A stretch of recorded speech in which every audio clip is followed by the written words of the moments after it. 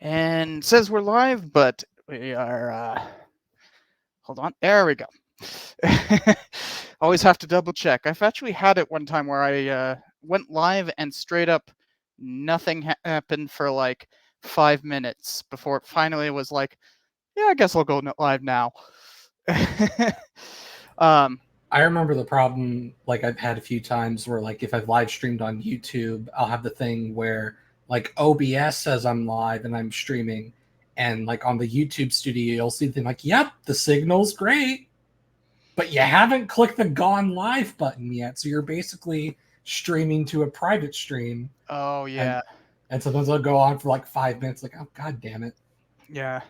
The, because there's like a, on OBS, there's a way of doing it like a test stream. And also, like I often use OBS to screen record, and that can end up, you know, causing causing it to come on. Okay, good. Now we have viewers as well.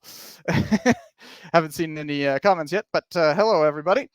Um, sometimes it takes a little bit for the notification to roll out as well because I don't have like when I start streaming normally through OBS, I have like a whole bumper screen where it's like, okay, well, there's going to be like, uh, hello, Cell Dwarf, um, and like it.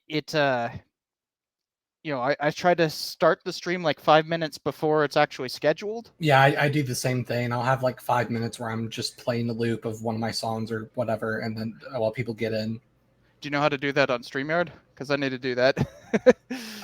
No, you're the only one who keeps on insisting we use StreamYard. I've never touched it outside of streaming with you. Oh, it's super useful. I mean, like for instance, it has it's currently recording right now, which is exactly why I wanted to use StreamYard rather than like OBS and like a Discord call or something like that. You Because can record with OBS. yeah, you can, but it kind of screws with the stream.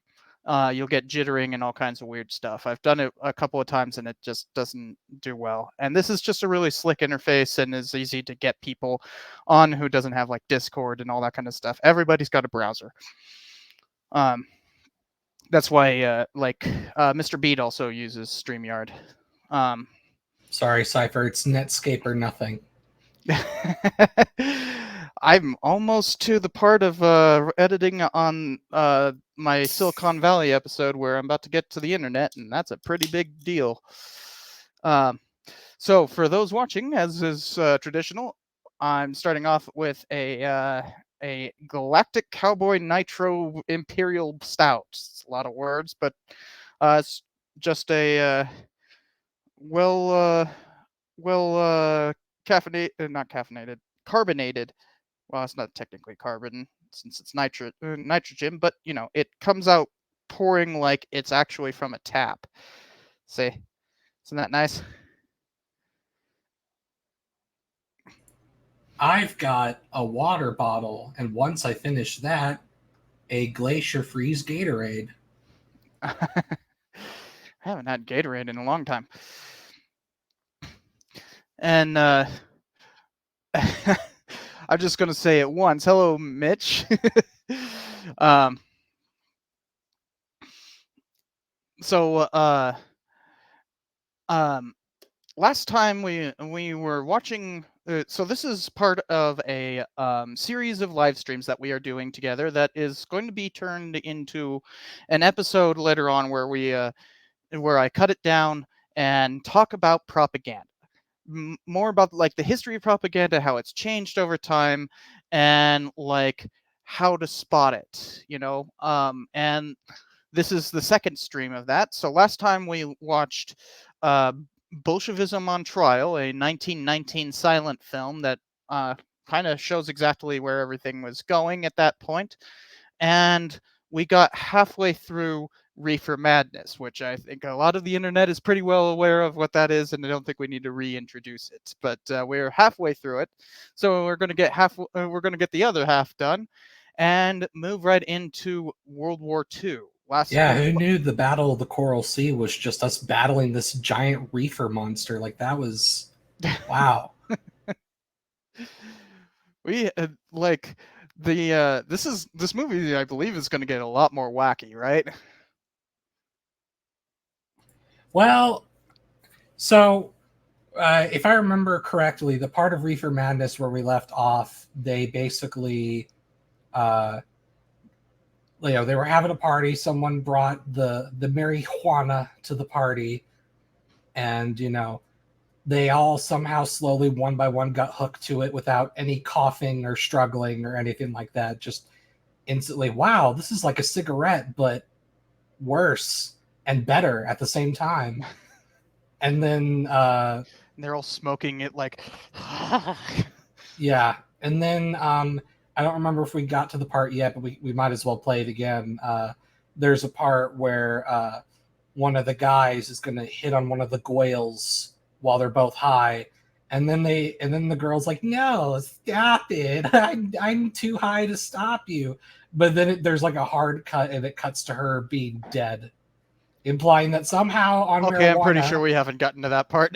Yeah, I it's don't going remember to. that at all. Well, you might as well watch it because it's hilarious. Because it implies that somehow under marijuana you'll become a rapist and then black out and then actually become a murderer instead.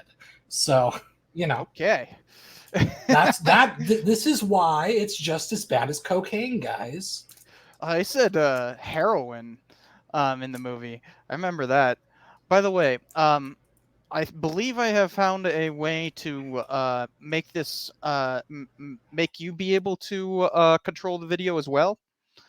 So let me know if that works. I am trying a new plugin for this app, and so I don't know if you have control of it. But that would be super useful if we can both pause the video. If there's like supposed to be like video controls, I don't have any at the moment. You have to mouse over it or like click on it. No, it just lets me full screen your display. Okay, well, I was hoping that would give you control of it. I guess not. And at least it's playing natively. Um, It's not playing at all. oh no, I haven't hit play yet. But so we left off. They had just brought the doobie to the party. Had just gotten a drug deal going where the mobster was somehow reluctant to give it to kids. Very strange, but Adults should have the freedom to take drugs, but I draw the line at corrupting the youthen. Yeah, it is definitely a strange movie, but it's also often regarded as one of the worst movies ever made. So here's to that. You ready to get in there?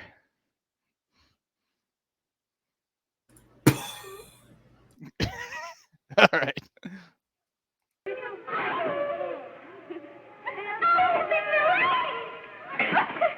Oh, wait. This is exactly what you were talking about. Yeah, this is like right where we stopped. It's sweet of you to help me, Bill.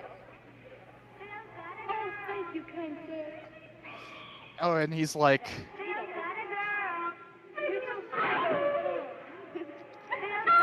The marijuana said kill! Kill! wait, he just randomly gets in a fight? Oh, because he's jealous, right? Yeah. Wait, he just pulls out a gun. And notice how it wasn't to shoot him, it was to pistol whip him. Yeah. Well, now they're shooting. Everybody's like, wait. This movie was made in the 30s, 1936, I think. Yes, 1936. Bill! Bill! Look! Look, somebody Jack, is died. she all right?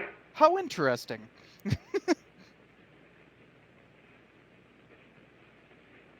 She's dead. She ain't drunk. Hey, get me some water. This man is dead Now drunk. listen, you two. I want you to get out of here. Get out of here and forget you're ever in here today. I'll handle this. Now get going.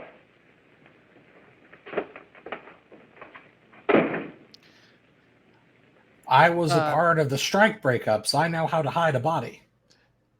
Mitch, that's actually an interesting question because this was during the Hays Code, but the Hays Code was actually not heavily enforced in the 30s. That was more a post-war and 1950s thing, and then it basically disappeared in the 60s, just in time for us to get the current rating system, although that has fluctuated over time, of course. But I think the current rating system came in was officially inaugurated in like 1968. So there was a period of time where the Hays Code wasn't a thing. But here, the Hays Code is pretty new. The first issue of the Hays Code was in 1932, if I'm remembering correctly. And it just generally wasn't enforced very much until late 40s stuff, specifically like Red Scare stuff, started talking about how we got to make sure that this isn't indoctrinating children into communism, and look at all these communists in Hollywood and all that kind of stuff. So that it wouldn't that wouldn't really take effect until later. And furthermore, this is specifically propaganda, so it's not just something that seems really badly produced. It is literal propaganda. We are keeping this stuff to actual propaganda, not just stuff we dislike.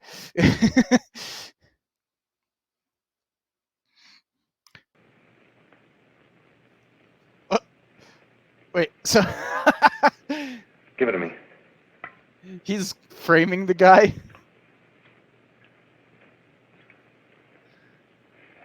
This is only halfway through the movie? What the heck is going to go on next? Honestly, there will be a lot you could skip shortly after this. Okay. Whoa. Scheiße. Harry. What have I done? Yeah. They lied to him. It's like, yeah, you blacked out while on the marijuana and you killed her. Harry. What happened? You killed her. Look at the face. He's like, It's better to let a druggie get in trouble for the deed. Look. After I scram, you call the cops. And this is your story. Remember it. These two kids came up here for a couple of beers. You're out in the kitchen, you heard the shot. He's literally like, when you got in within here, earshot. that's what you found. Just stick to that story. Also, I like how he can't even say, like, they were on marijuana. He's like, no, they were up for some wholesome beers instead. Harry, speak to me. Harry. Yes, Emmy Squire, you're supposed to be on frickin' pot somehow.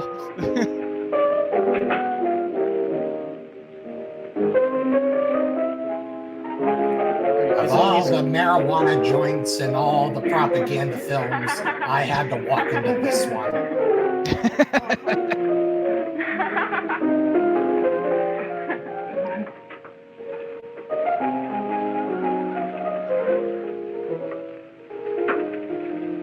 Isn't he supposed to be like screaming right now or something? I was just talking to a friend of mine. A cop. Sergeant on the homicide squad.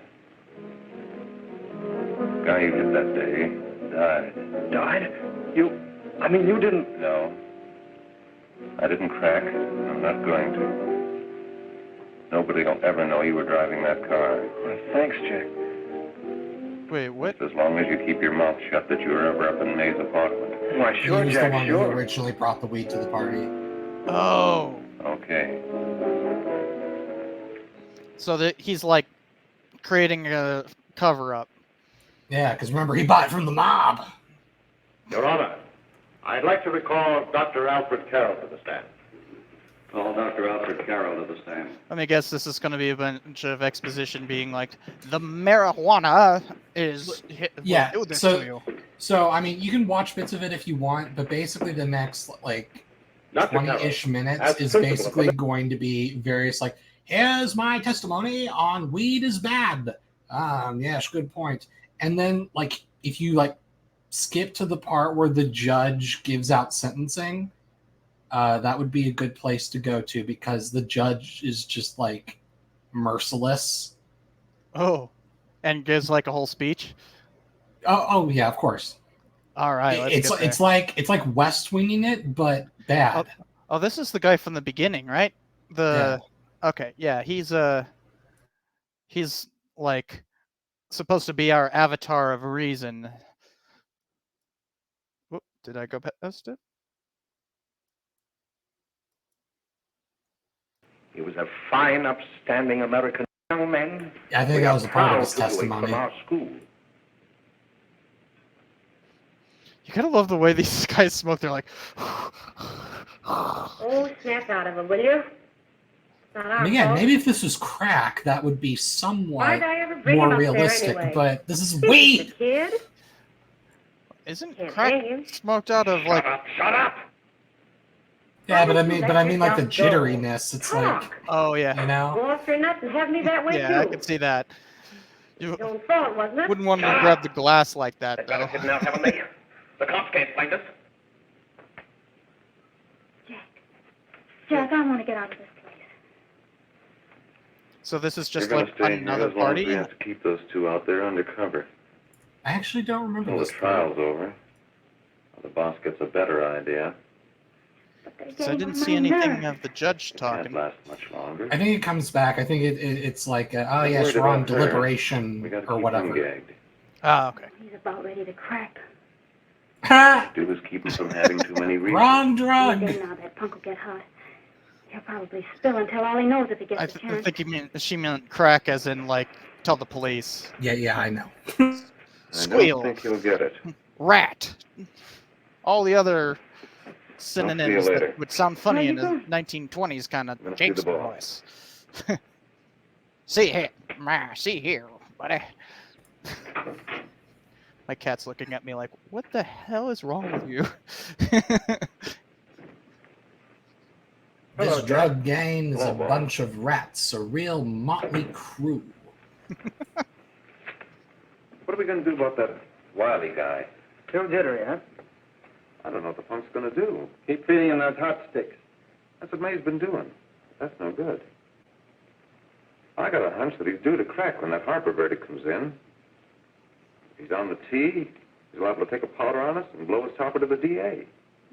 You mean you think we'd all be There's better off too if you many never, swing heard era about it? euphemisms for me to understand. Well, what are you waiting for? He's on the tee taking a topper and he's about to well, I get spill it on the stand, but like on the tee, what does that even mean? You, ladies and gentlemen of the jury, have a duty Ah, to okay, so perform. this is A duty arguments. to yourselves Yeah. and to our case you learned about the motives behind this trial. Another young woman. You've all heard what went on in that room. It would cease to be a decent. There is only. I suppose you all feel the same about this. and here's the jury deliberation. Do we need to see anything of this? Oh, 12 Angry Men. I love this movie. But he might have been insane when he did it. But there's a woman. He knew what he was doing. Wait, That's the plot twist. there's 3 women. Well, you know, we Supposing he still was don't insane. like the fact You that can women never can make me vote, believe but it or you anybody can't else. help We'll, take a mathematical first vote. probability. You Oh, draw straws 4. for juries.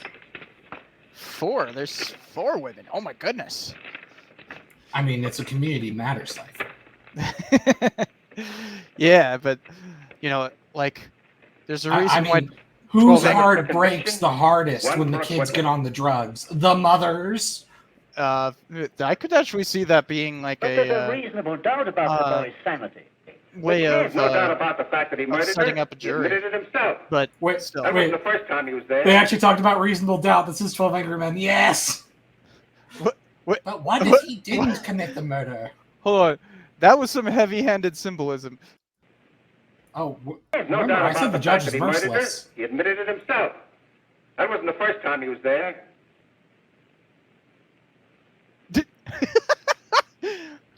He Wow, admitted the it himself, effects. and then suddenly the lamp string turns into a noose. We gotta make an example before boys like that contaminate all of our children. Yes, We can't have that'll every murderer solve hiding behind the everything. gag that he's And then insane. boys like that can Sure, they see red terminate before they all of kill our somebody. children. But whose fault is it? And they hand in a guilty verdict. Yep. Well, the decision must be unanimous, Joel. You alone may make the final decision. What is your verdict? We find the defendant guilty as charged. Oh. Oh, Willikers.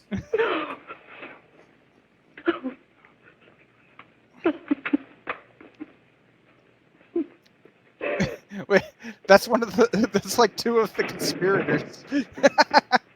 Why would they show up in court? No witnesses. He Murders gives the entire courtroom. No witnesses. Wait. They're just recessing before sentencing? That happens sometimes. Okay, this is. Stop that racket! Stop it! What's the matter with you? Give me the creeps. Okay, so this is like outside after the deliberations, right? Hey! Yeah. What do you want? Bring me some reefers. No! You're already in too deep, Mac. They're going to hang him. Blanche. They're So going he's to hang feeling him. guilty about Oh, this. come on, get a hold of yourself. That and the withdrawals. Here you are. Supposed withdrawals. What's that crazy laughing? Where's Jack? I want to get out of here. They'll pick you up and I hang mean, you if crazy you don't laughing break is down. definitely I a wanna side see effect. Jack. I want to see Jack. Jack. You'd better quiet him. I can't do anything with him. I'm a girl from the 1930s. What am I allowed to do? I've got to see Jack. We can't let that kid hang.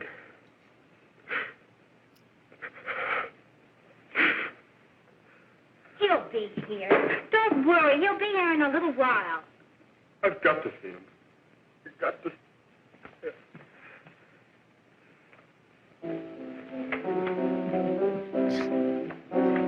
Piano, calm it down.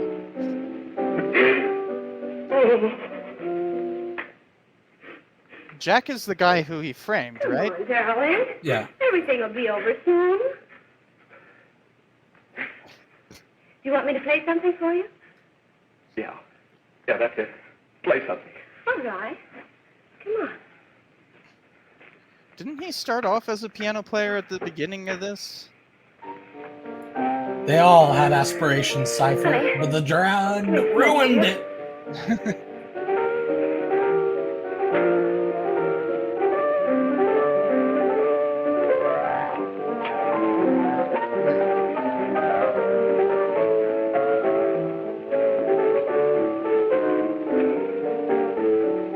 Right. Watch. she's No, gonna get you're the- supposed to slay the dragon, not puff it. So she's going to get like rapidly more crazy, huh? Faster. Faster. Invent rock and roll 20 years ahead of its time faster. That is the lamest fake playing I've seen. Play faster. It's just like. But if this aired on the first box TV, would you even notice? I mean, there were mechanical televisions at this point, but no CRTs yet. Yeah, but like, you know, they play this on TV later or something. Like, you know, you probably wouldn't notice. Funny thing is, this is actually pretty low resolution. This is only like it's supposed to be 480, but I think it's actually less than that. It was probably originally shot in 16 millimeter, so it'd be I know what you better, want. Yeah, like in the Yeah. theater. You want to kill me. this is the best digital version I could find. You're crazy.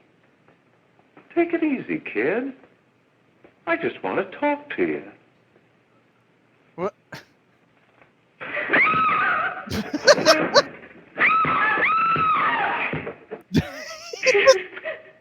Dear, the next door neighbors are fighting again. Just stay quiet and the screaming will stop. What's going on? Hurry! There's a terrible fight going on. Yes? She's like screaming with the shooting and then laughing.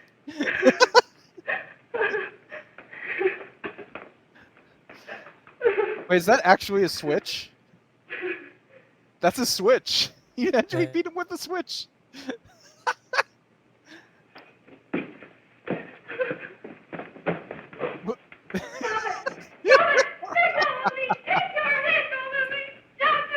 The drugs got him so hard he ain't even resisting arrest.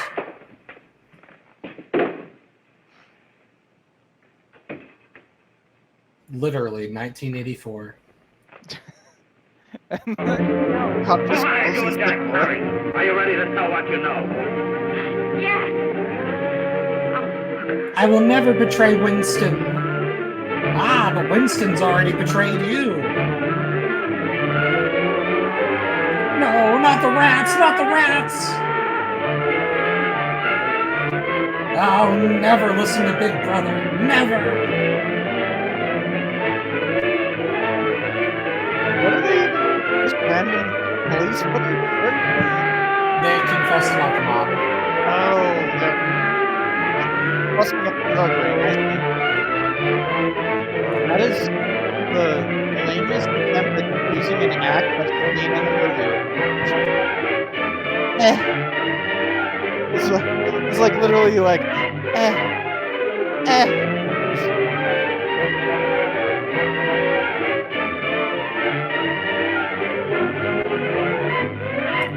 Well, we did it, Patrick. We ended drugs. Now we're in the judge's chambers. If we can gain some measure of leniency for my client, she's prepared to enter a plea of guilty and, in addition, turn state's evidence in the case of William Harper. I regret that this court is not prepared to bargain with justice. I'll tell anyway. I was there. I saw it. I know who killed Bargain Mary. with justice? And I'll tell you who We killed don't Mary Lane. negotiate It with wasn't Bill. druggerists. It was Jack. Jack Perry. He shot Mary, and then he put the gun in Bill's hand. We were all up at the apartment one afternoon, and Mary came in looking for her brother. Okay. Bill and I, we'd been in another room. No. And Bill came in, he caught Ralph with Mary, and they started to fight. But it was Jack who had the gun. He was going to hit Bill over the head with it to make him stop. But Bill Then did the gun not went off. puff. He only inhaled. I saw it. I can see it now. It was horrible. And Mary I wonder how many people in chat even got that reference. But you see, Judge, Bill didn't know he hadn't killed Mary. He was so doped up, they made him think he had. Ralph wanted to tell you, too. Oh, if they'd only let him. But this is the truth, Judge. I'm telling you the truth. After Jack saw the poor thing was dead, he put the gun in Bill's hand. This, you're right, It was Embassy. Jack's fault. This And is it some was my fault, too. truly great acting right I got here. all Yes. of them to come up to the apartment. An I'm just attempt as much was to blame. made. Here, don't cry, little missy. How about I give you some understand Puff wish Puff to the plead Magic guilty Dragon to a over charge here? of fostering moral delinquency in the case of William Harper? Yes, I'm guilty. These blows were made when I was governor of a small state. Prepare a statement for signature. And also an order setting aside the jury's verdict in the case of the people versus William Harper. In the interests of justice, I shall Oh, this direct is the like the big verdict of speech, right? not guilty. Oh, Hey, look, Teddy. Bully. Sign here, please.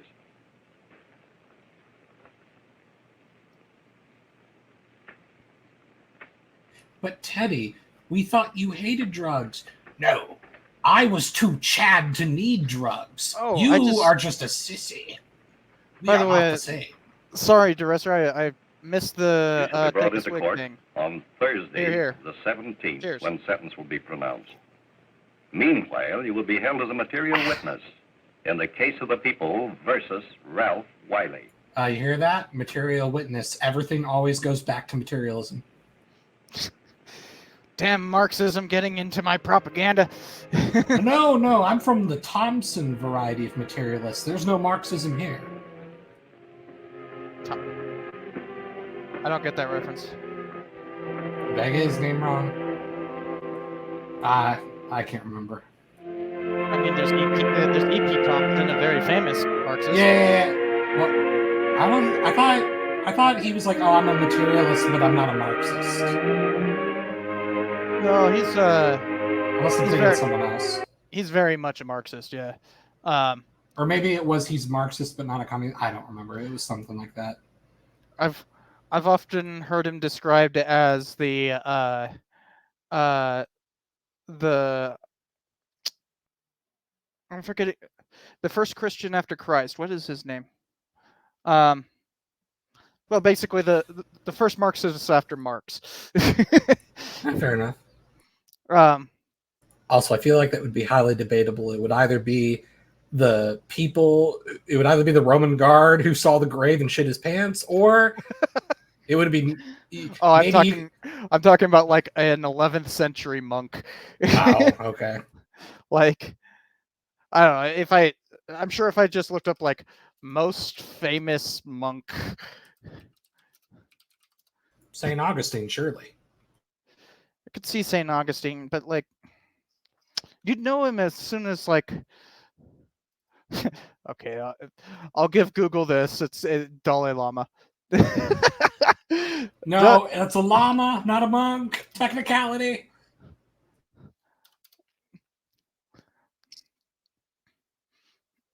What is his name? That's gonna bug me.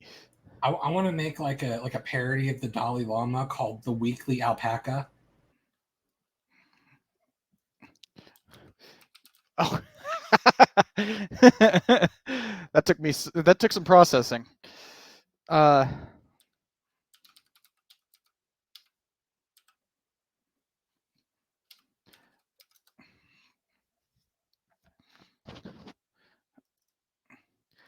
Okay, I'm not gonna find it easily. It doesn't matter. This is a weird tangent. Yes, I did. Thomas Aquinas. Thomas Aquinas. Oh yeah, I guess he would be a monk. Yeah. Yeah, Thomas Aquinas is often called the first Christian after Christ. Well, that's a little arrogant. I mean, it's several centuries, but fine. Yeah, there wasn't any Christianity in between then and there. What about all those people that you murdered for not believing in the Trinity? See, those don't count because they were heretics. Actually, I think like the Crusades hadn't even happened yet, right? No, not the medieval Crusades. I'm talking about like how. Oh no, the like fifth Crusade happened while he was alive. So yeah. I was referring to the groups of Christians like before and like during the first years where it was legalized in Rome, where like you had the Arian Christians, you had the stuff like that, where they basically all got murdered. Whoopsie. Well, you gotta break a few eggs, Look, God, Jesus, and the Holy Spirit are one and the same. What don't you understand about this? Okay, but like, what if they're just like a team of people? Like, is that weird? No, murder. We're monotheists, even though we believe in 3 deities. It's like the Hinduism thing, but for 3 instead of 1 million. Close the video. Well, no, I didn't close. I just switched out because we're off on a really random tangent. Let's get back to the thing. But basically, Thompson isn't. It was definitely a Marxist, though.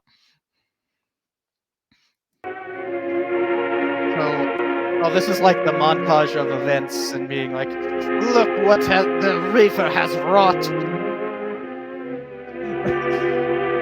What a wonderfully subdued bullet wound. No. Oh yeah. No.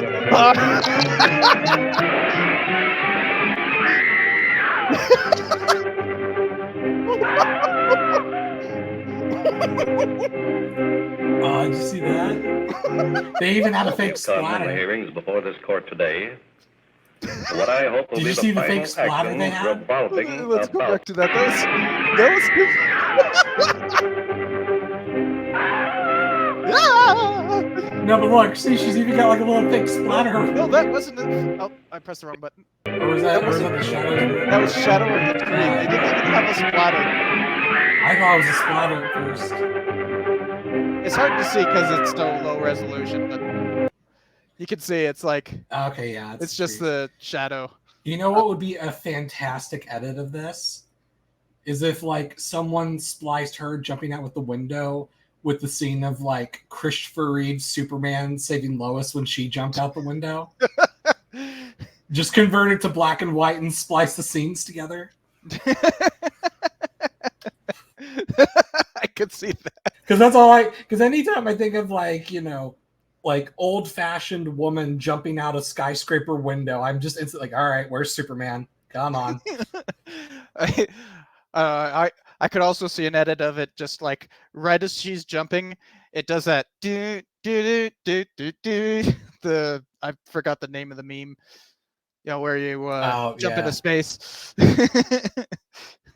Tyler Byler Rodriguez says Superman doesn't save potheads. That is not true. See what Superman would do if it was, let's see, Golden Age Superman. What would probably happen was he would save the pothead from death, but then just bring him straight to the jail for the policeman to put him behind bars. Yep, I think that actually happened with. Okay, no, it wasn't Superman. It was Green Lantern. I mean, it happens with a lot of superheroes. No, but like it happened to Speedy, Green Arrow's sidekick, who was caught doing heroin. In it actually was a big deal because it was like such a big violation of the comic book code that they straight up didn't stamp the comic, so it couldn't go to newsstands. And at that point, that's where comics were sold. This is like 1968. Golden Age Superman would save the pothead, bring him straight to jail. Silver Age Superman would save the pothead, maybe not take him straight to jail, but give him like a serious like PSA type thing and then let him go on his way and give him another chance. And then Bronze Age Superman would still kind of give him a PSA, but instead of the general drugs are bad, don't do it again, he would have a compassionate heart-to-heart talk with the man, give him a hug, and it would be a comic issue that would make DC readers cry and say, see, this is what comics are all about. Except for like in the next issue, the frickin' pothead ends up getting shot in a gangland thing. Well, you know that's just DC for you. DC could be excessively dark in the Bronze Age. DC drug comics. But they actually did do one in with the. If you ever get a chance to check out Green Lantern, Green Arrow, was a series of 8 comics, I believe, in like 1968. That's the one I'm referring to, and that was kind of the first like, whoa, comics can actually like do some like serious like meaningful heavy lifting. Oh yeah, because like I know that like I mean Green Arrow has always kind of been this way, but if I remember, it wasn't that kind of like the comic where Hal Jordan's like, "Yep, I'm a Republican. Well, I'm a hippie," and then they have like their political differences with it. Yeah.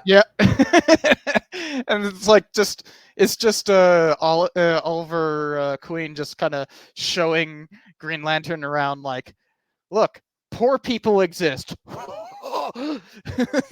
I mean I assume you saw, of course, like Justice League Unlimited when that was out. Like, as like cheesy and like like West Weenie it is, I still kind of get like irrationally passionate over the scene where like Green Arrow's in the Watchtower and he's like, you know what? I consider myself an old lefty. The government should help the people what they can't do for themselves. And it gets in like this giant West Wing tirade. And every time I see it, even though it's very clearly cheesy and granted, I go, yeah, that's right. Yeah. Yeah. You tell him, Green Arrow. Green Arrow's always been my favorite. Like, of all the mainline superheroes. Yeah, it's always been Green Arrow. Like, I was super excited when they announced that Green Arrow was getting his own TV show, and then it's it was on the CW. And actually, like, for it being CW, you know, like, which is known for like kind of soap opera kind of stuff. Like, I think the first episode has him like straight up kill a dude. You know, it does the you have They basically turned him into disappointed like the city or whatever. they turned him into a less depressing Batman, basically. Yeah, but he kills people throughout the entire first season. It's so weird. And it's like it has nothing to do with the like crusading Green Arrow that like they did walk back some of that stuff later on and try to make him a little more empathetic, I guess. He's like the father figure for all the rest of the DC kind of, they call it the Arrowverse. But like that's not him. He's supposed to be a crusader, you know? He's like you know, he's the one who when Justice League comes and is like the literal apocalypse is nigh, and he's like, yeah, but I gotta go deal with these like robbers over here who are you know, taking this old lady's purse. Well, yeah, that's why, like, yeah, because he had that same role in JLA Unlimited where they even openly say it, like he's the guy who's trying to keep them in check from getting like too big in the head. Yeah. He's like, yeah, like the part where like the government has no reason to be afraid of us. He's like, you've literally got a Death Star laser in the sky aimed at the planet, and you know what? If I don't have superpowers, and I'm scared of all 8 of you. Yeah. And Superman is like, I'm not going to kill you, but I want to. I'm not going to kill you, but I want to. And then there's like even within the comics, he is often like the one who kind of checks the power of the big guys. Like in what's it called? It's like literally one of the most famous Batman comics. But basically, it's the one that like Snyder recently, like a decade ago, tried to adapt where like Batman and Superman end up coming to blows and everything. But unlike in the movie or any, I mean, that movie was freaking terrible. But I say the chat was paused. No.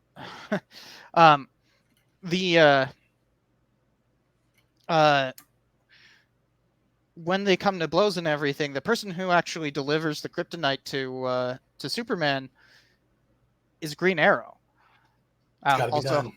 Also, like, I mean, come on, Green Arrow. It's in the name. Superman will never suspect it. You know, that was actually the idea, was that like Superman would never suspect Green Arrow. Oliver, your arrows are always green, but I've never seen them glowing and appear radioactive. Wait a minute. Is it Dark Knight Returns? Isn't that the name of the movie? Well, the movie you're talking about is Batman v Superman. I don't know. But maybe it's just Dark Knight comic.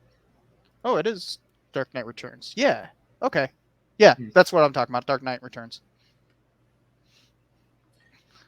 So, Green Arrow, what do you think of Captain Atom over here? What do I think? I think I marched against him back in college. Yeah, I absolutely love Green Arrow. But let's finish the movie. Right, drugs. The more important thing. And suicide. Yeah. absolutely bloodless suicide. I don't think the police will trust in her self-righteous suicide. She's probably just pulling a little Tay. Well, I don't know about you, but I cry when angels deserve to die. We've come in the hearings before this court today to what I hope will be the final actions revolving about an unhappy and unfortunate case, one whose horrible tragedy will forever remain with me.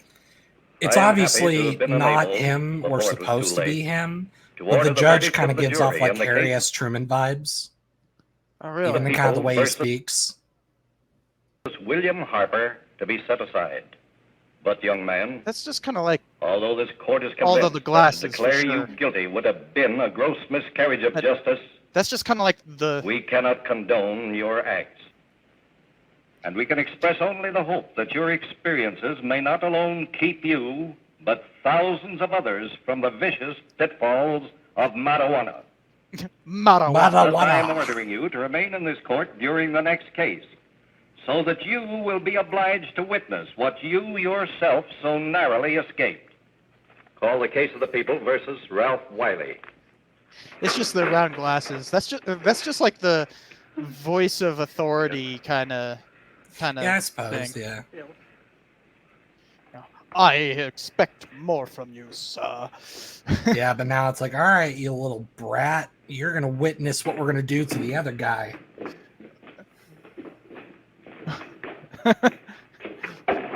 Wait, is he supposed to be high right now? Oh, he's withdrawing, Your man. Honor, in this case, the state waives trial of the defendant, Ralph Wiley. It is recommended, Your Honor, that the defendant be placed in an institution for the criminally insane for the rest of his natural life. Defendant counsel joins the state in this request. Since counsel for the defense, as well as counsel for the state, seem to agree on this, I see no reason why the request should not be granted. That happened right here, to your neighbors. And then It is not too much to say that in your hands lies the possibility of averting other tragedies like it. Remember, you get caught being high on marijuana, you get institutionalized. Because it is only through knowledge that we can safely protect them. Failing this, the next tragedy may be that of your daughter, or your son, or yours. This could happen to yours, you! Or yours.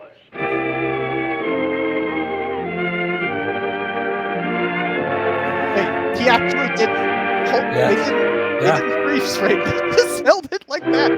You know, back in my day, we were into moonshine. Moonshine was it. We knew what it was. But then it changed. It was a new drug, and the new drug was scary. And I didn't understand it, and it scared me. It'll happen to you.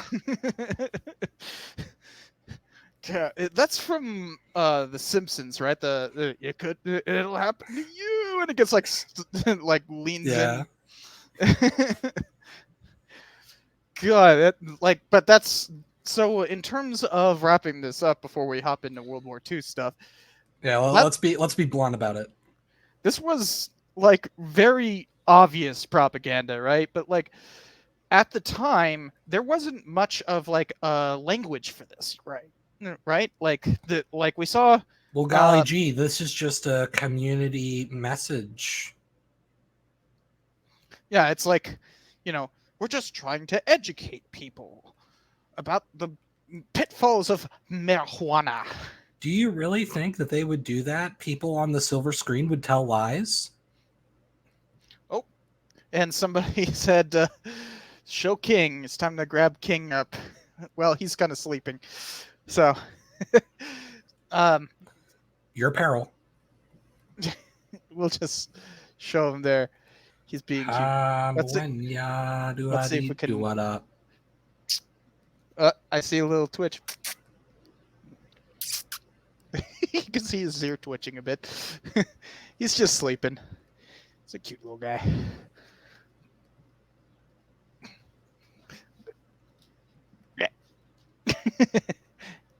Yeah, there you go. There's King. He's having a nice little nap. He's gonna go back to sleep now. Don't you believe it? So, back to the topic. The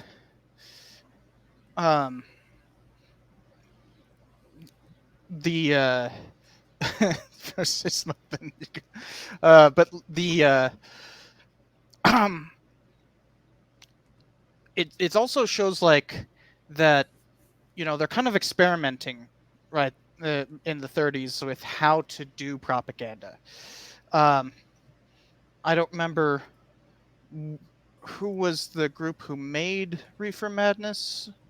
I think when we looked it up, it was like a private church-funded thing. Yeah, because it wasn't like any major studio or government. Yeah, but it is a propaganda film because it is like it is created with the purpose of pushing policy, Yeah. and by a group dedicated to that purpose. I'm trying to look up what the group was. Production company GH Productions.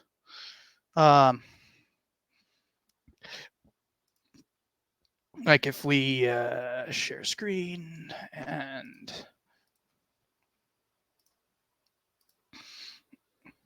oh, I didn't know I could share screen and video.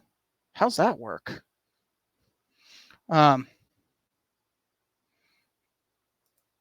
So you'll see here that that it's GH Productions. So look up what GNH Productions is. Put in the date.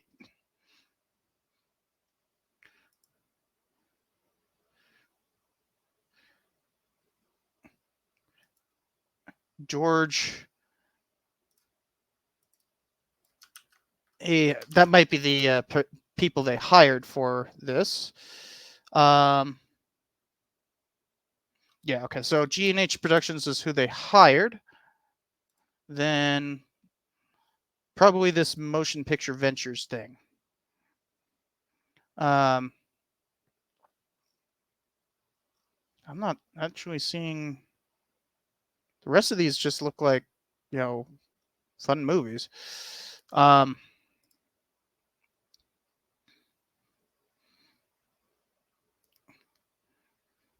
remember. Oh yeah, church group under the title "Tell Your Children" was the original financiers. So yeah, it's a church group. And so you can see that they're like experimenting with what you know what propaganda can do and how it can shape public opinion. They're just doing it really poorly. It's work in progress. Though, I mean, when was the marijuana? 36, I think. Was it literally the same year? Because Reefer Madness. Oh no, it Madness. was. I mean, Yeah. So get this: the Marijuana Tax Act, the one that basically made it impossible to buy because you had to get a tax stamp that the government wouldn't issue, so they effectively made it illegal through a tax. Was signed into law in 1937. So Reefer Madness probably had an effect, you know? but I'm just a farmer using hemp to make rope. Why must I be punished so? So I'm sure that you know, there were specific exceptions for like hemp. Although total production of hemp fibers had decreased by 500 tons per year, blah blah blah blah blah blah blah.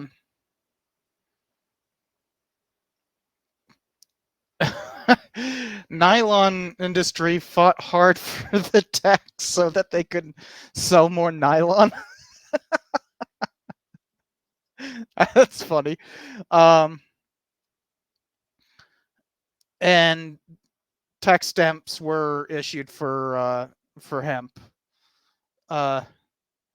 Although the last commercial hemp fields were planted in Wisconsin in 1957. So it did have an effect on the hemp industry as well. So yeah, kind of fascinating that bits and pieces of this ended up not actually ended up actually affecting policy, exactly what they wanted to do, right? First, they came for the marijuana, but I said nothing because I don't smoke that shit.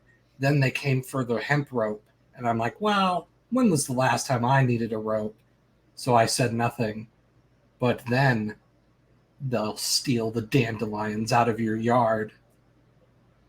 And I wept. And Tyler, I will point out that Birth of a Nation is not a propaganda film. Not at all. Just because the message is dislikable or repugnant does not make it propaganda. It was a an adaptation of a book called The Klansman by Thomas Dixon, which, interestingly enough, was actually the point of the Bolshevism on trial. But the difference being that it wasn't made with by a production company that was financed by some church group trying to push policy changes. It wasn't about policy changes whatsoever. But did you consider it led to the policy change of movie night on the White House lawn? Moving movie night from the White House lawn to the green room, yeah. Yeah, so there we go. Propaganda, just not the kind you're expecting. But just because it has policy effects, just because it wishes to change minds or anything along those lines, does not make it propaganda. Just because it has a message that we dislike does not make it propaganda. It's about who's financing it, what the goals of the movie is, and essentially how it's formatted. This movie, for instance, literally starts with like, "You will learn drugs are bad," okay, and ends with the same thing, with them literally pointing at the camera. It could happen to you. Like this, that is propaganda. The Bolshevism on trial thing is about trying to stoke up fears during the Red Scare. That's not what Birth of a Nation is. Birth of a Nation is a repugnant movie that just happened to come out in 1915, and that's about it. It was really popular. Yeah, you can't just say things you dislike are propaganda. That's a terrible definition. That sounds like something a propagandist would say. Plus, propaganda can be damn good, which is a perfect segue to our next batch of stuff, because World War II propaganda reformulated the entire movie industry. And that's where we are going to go now, to World War II propaganda. And specifically, what I would argue is literally the best propaganda ever created. And that is Why We Fight. I figured that we'd just go with the first one. Each of these is, I believe, an hour. Yeah, it's an hour. So 3 a.m. stream, let's go. Well, it's only 8 for you, right? Yeah, it would be 3 a.m. in 7 hours. Wait. Then again, with all the tangents we would have, it would probably be more like 12. And then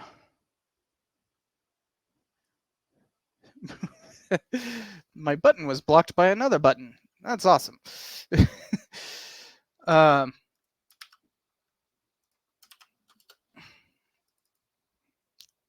Oh wait, no, that was Divide and Conquer. That's the wrong one.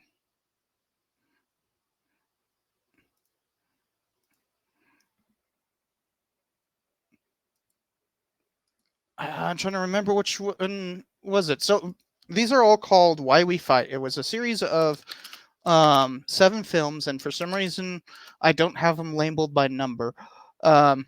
Prelude to War. That's the one. Okay. And these were quite a game changer for Hollywood. So while the U.S. Army paid for their production starting in 1942 and ending in 1945, um, they would go on to have a huge effect um, our on our collective understanding of film, because a lot of the cinematography in this came perfectly in time after there'd been so much kind of innovation throughout the interwar period. Starting with and I will just pause it there while I explain stuff. Starting with the um, stuff like Birth of a Nation, um, which kind of gave us a cinematic language to use. It was kind of the thing that was the first Hollywood blockbuster.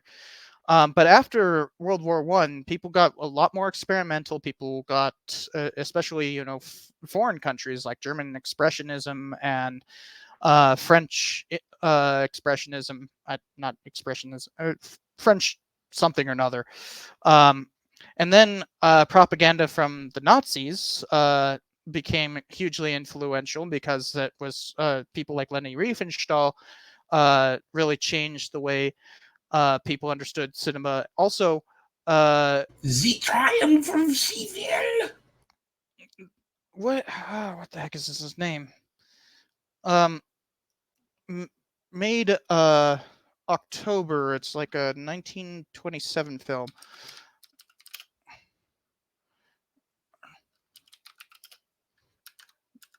1928. And it's based off of an American book, but it's actually a Soviet film. Sergei Eisenstein. There we go. Sergei Eisenstein kind of was also doing a lot of like experimenting with expression and propaganda. Reason why we haven't watched any of that stuff is this is in foreign language. I don't want to. But plus, if we went and talked about every single propaganda film we could think of, we'd be here for years. And now the pro-Uzbekistani government propaganda film. Oh, God. And so people like Eisenstein, with Battleship Potemkin was Potemkin is kind of his most famous one. I prefer October. It's a really good film. But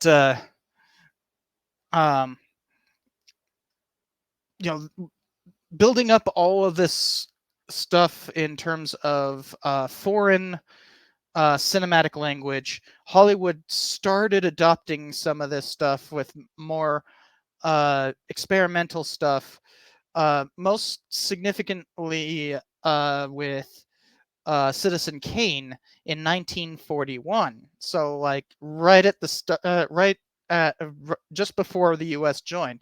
That same year, later after Citizen Kane was Maltese Falcon, often considered the first noir film. So this is the art history that goes into this film. All this like experimentation and trying to figure out how to do cinema. And the Why We Fight series, you guys will recognize, is kind of how we think of film now. Like it just is cinematography now. Like this is our basic language now. It had such a huge effect on the industry that it basically rewrote how we do cinema. Beyond that, it also is just really good. Like, this is going to be mostly like a history documentary. But keep in mind, it is paid for by the U.S. Army. It is directly to try to gin up support for the war, and get people donating war bonds, doing their part, and all that kind of stuff. Good. It's a good thing, obviously, but like, it is propaganda. It's just the most effective propaganda I know of, at least. So, without further ado, well, Tigerstar, do you have anything to add to that? I mean, is it as effective of propaganda as only you can put out forest fires? Yes. You'll see. I don't know. Smokey the Bear is iconic. I don't think we're going to see any Smokey the Bear in here. So I don't think. Like, have they ever done any like documentaries? Like, I'm sure the Forestry Service has. Of course they have, but I can't think of any. But keep in mind, this is the first film of 7. And in fact, the first film is called Prelude to War. The next one is called The Nazis Strike. The next one is Divide and Conquer. The next one is the Battle of Britain, then the Battle of Russia, then the Battle of China, and finally, War Comes to America. So each film has like a larger purpose of like understanding the war. And like, this one is just going to be like, this is why there's a war in the first place, right? But by the end, they're talking about like, literal troop strengths of entire continents, like doing all this like really like kind of fascinating analysis. The one, basically, it's when it says comes to America, by the way, it's not talking about the United States. It means the New World, both continents. Like, it's talking about the entirety of the Western Hemisphere. So, still basically the United States. Actually, a lot of it is about a lot of the last one is aimed directly at Mexico. Which, again, Monroe Doctrine. It's basically the United States. And Panama. It has a lot of stuff about Panama. But like, this one is mostly about why is there a war in the first place.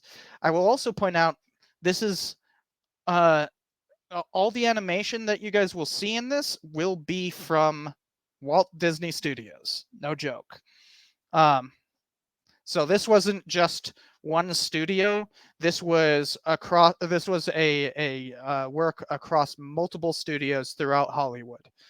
I believe even in one of them they actually have Ronald Reagan speak. So he shows up at one point. Not in this one, I believe. Well, that's why it's important to fight the Nazis. Let's show Hitler that it's bedtime for Bozo.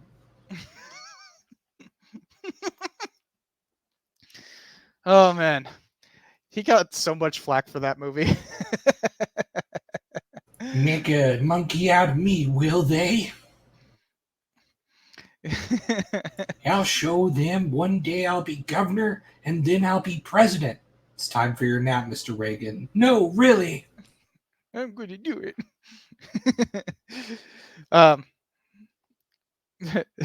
Tyler says the monkey outacted him.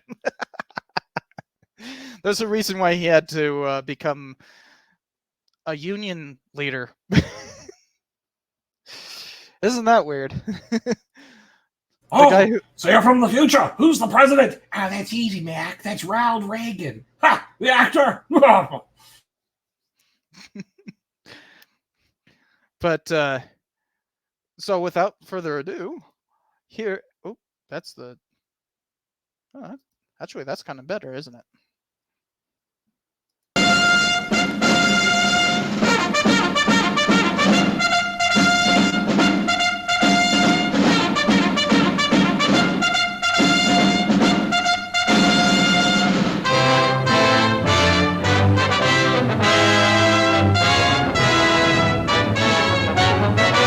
So you notice, like, already, I mean, it's not making any qualms about being propaganda. It is like in your face. This is propaganda, but watch.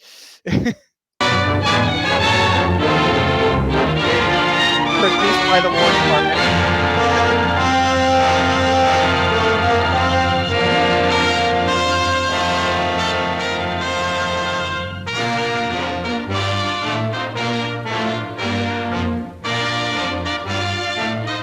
Alright, so this is just gonna say, like, hey, this is part of a series and all that.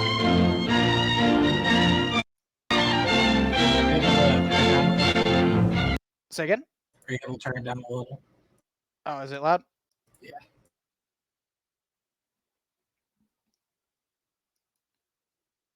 How's that? Much better.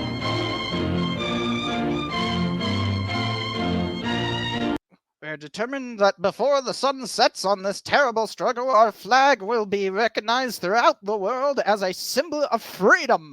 On one hand, of overwhelming power. On the other, I think it says the other, where thumbnails is blocking. No compromise is possible, and the victory of the democracies can only be complete with the utter defeat of the war machines of Germany and Japan. You want Total and Krieg? What's weird is, like, there's no mention of Italy. Like, Italy's still in the is like, in fact, when this movie came, let's see exactly when this movie came out. Like, what's the actual release? Okay, May 27th, I believe. The Sicily campaign hasn't started yet. No, the Sicily campaign is 1943. Yeah, that's nowhere close to the Sicily campaign. So it's, yeah, like, Italy is absolutely, like, part of the Axis and, like, to be feared.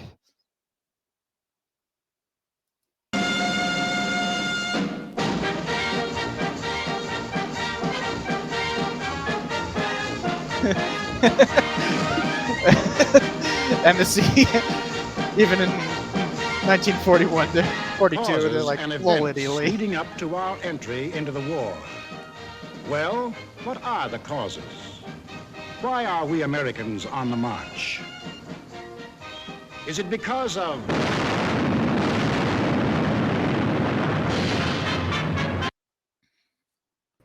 What happened? I had to refresh because I was hearing like doubling of my audio for some reason, even though I was muted. It's gone now. I just had to refresh the page. Like, it is now? Yeah. Okay. I was hoping, yeah, because I have the second screen ready to, like, share. Like, I could go whoop, but you know, that shouldn't affect it.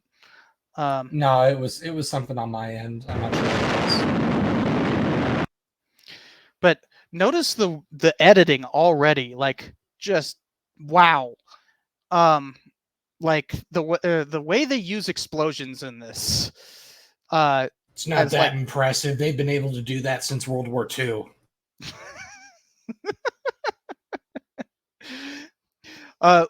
Like, they're literally using it as punctuation points, which is just wow. Why are we Americans on the march? Is it because of...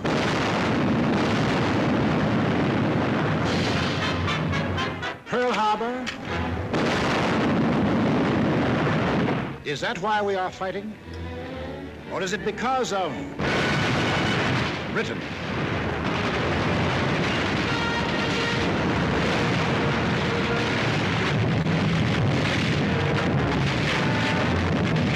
Oh, I love that image.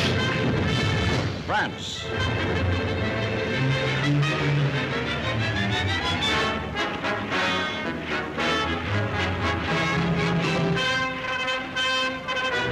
Now listen here, Mac. I'm fighting for my lady back at home, and her name is Lady Liberty.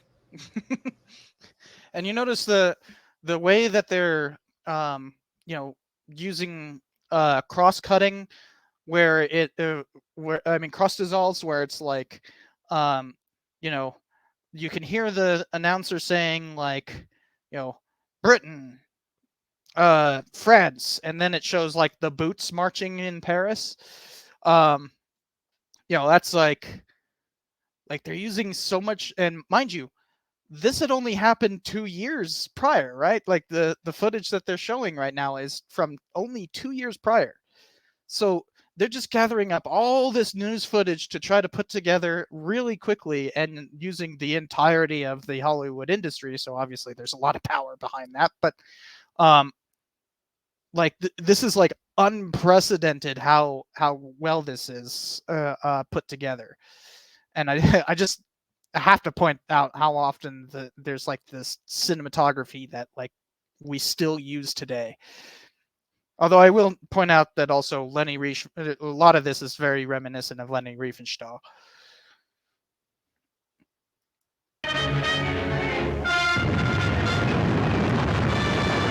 China.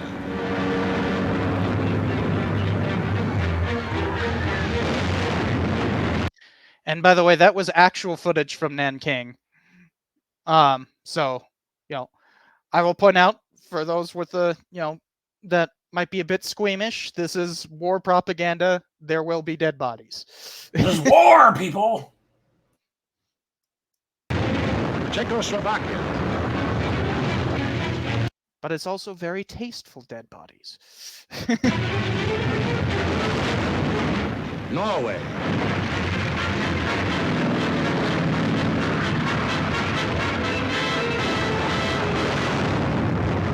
Poland.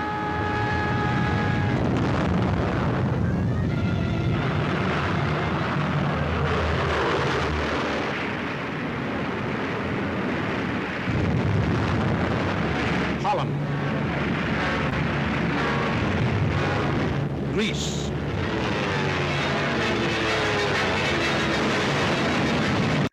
So you see what they're doing here. They're like setting up that this is like an aggressive. This is not just, oh, poor us. The Japan attacked us in Pearl Harbor. Now we're in this fight. It's like this has like been a global war already, and it has been absolutely axis aggression, right? That's kind of what they're setting up here. But what they're doing is making it really engaging, really fun to watch, but also like startling, right? You're supposed to be scared of the Nazis. And this is at a time when, Nazis have successfully been pushing a lot of propaganda in the United States, like Leni Riefenstahl would get played all over the place. And, that's why you have people, using that cinematography because it was already so popular.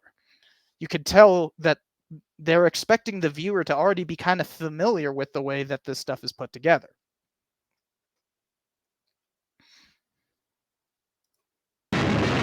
Belgium. Albania. Yugoslavia. Or Russia.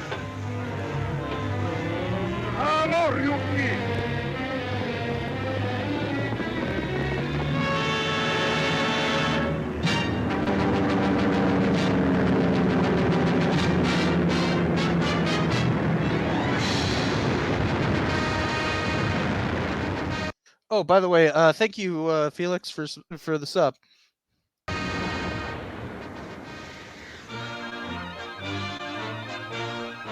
Just what was it made us change our way of living overnight? What turned our resources, our machines, our whole nation into one vast arsenal, producing more and more weapons of war instead of the old materials of peace?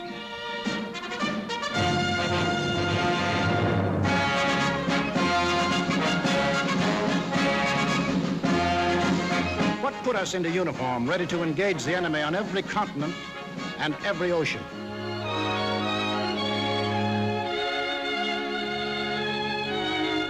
Oh, I just noticed. Did you notice that they actually had a flag in Iceland? Enemy on every continent and every ocean. I mean, Look, Yeah, we did occupy Iceland. Yeah, but before the war. So it's interesting that they're admitting it.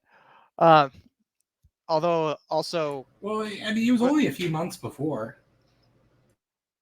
I thought it was late 1940. Well, so the British took it from the Danes in 1940, and then to relieve British troops, we agreed to occupy the island in like spring 1941, I think. Oh, okay.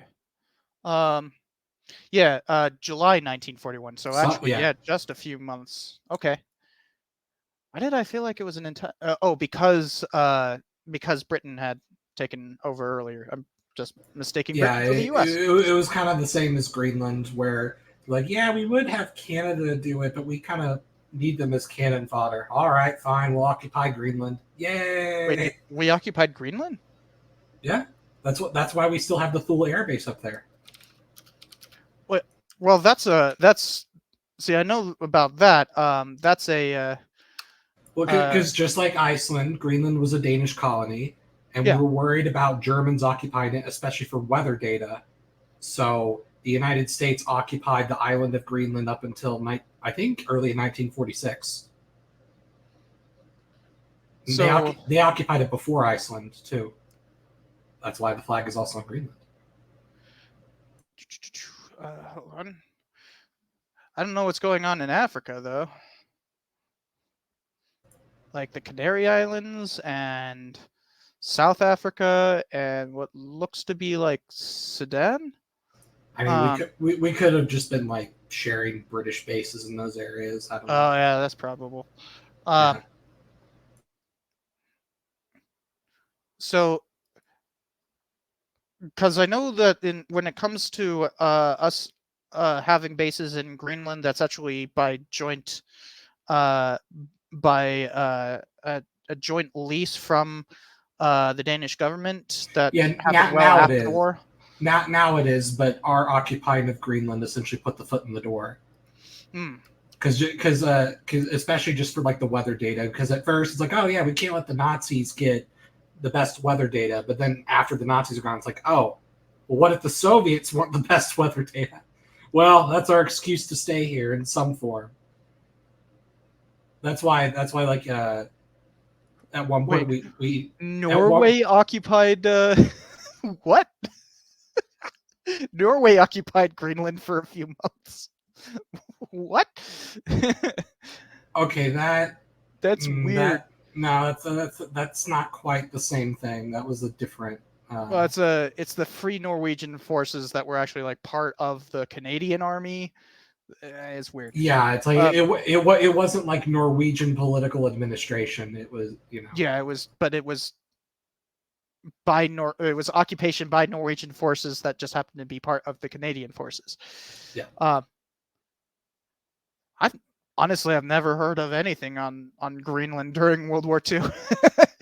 This is fascinating. It's actually really interesting because like that weather data was so important, specifically because of the weather patterns at the time.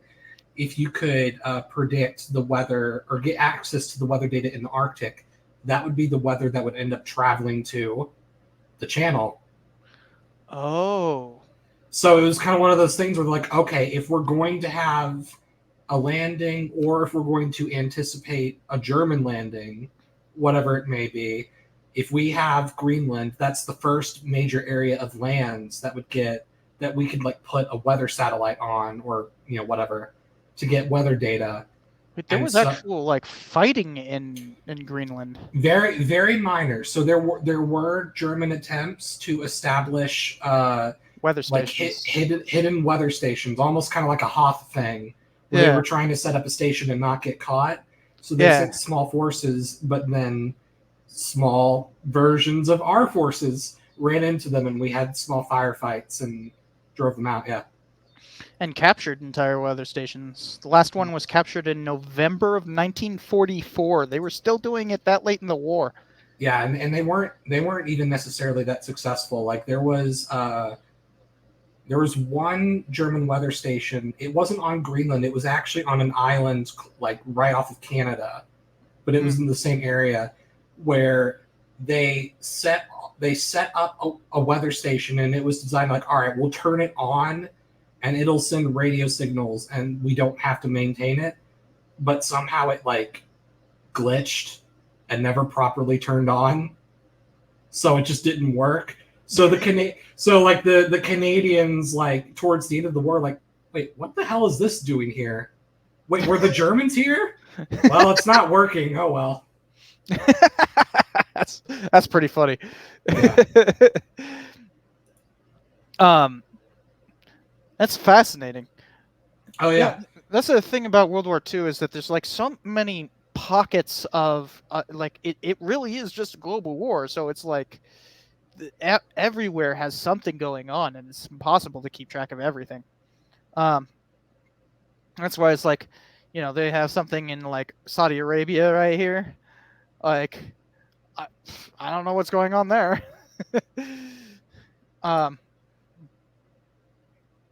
I'm sure there was something, but but let's keep going. This is a fight between a free world and a slave world. What are these two worlds of which Mr. Wallace spoke? The free and the slave. Let's take the free world first. The slave world is called Dixie. Oh wait, no, sorry, wrong war. I noticed that the slave world is focused on Africa.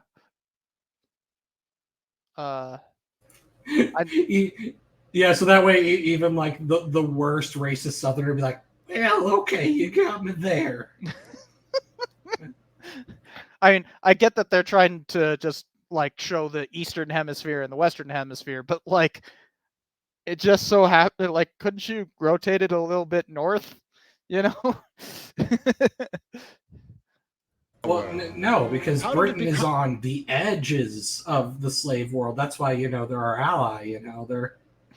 They're resisting. I don't know. I got nothing. Become free only through a long and unceasing struggle inspired by men of vision. Moses, Muhammad. See, this is something I pointed out in my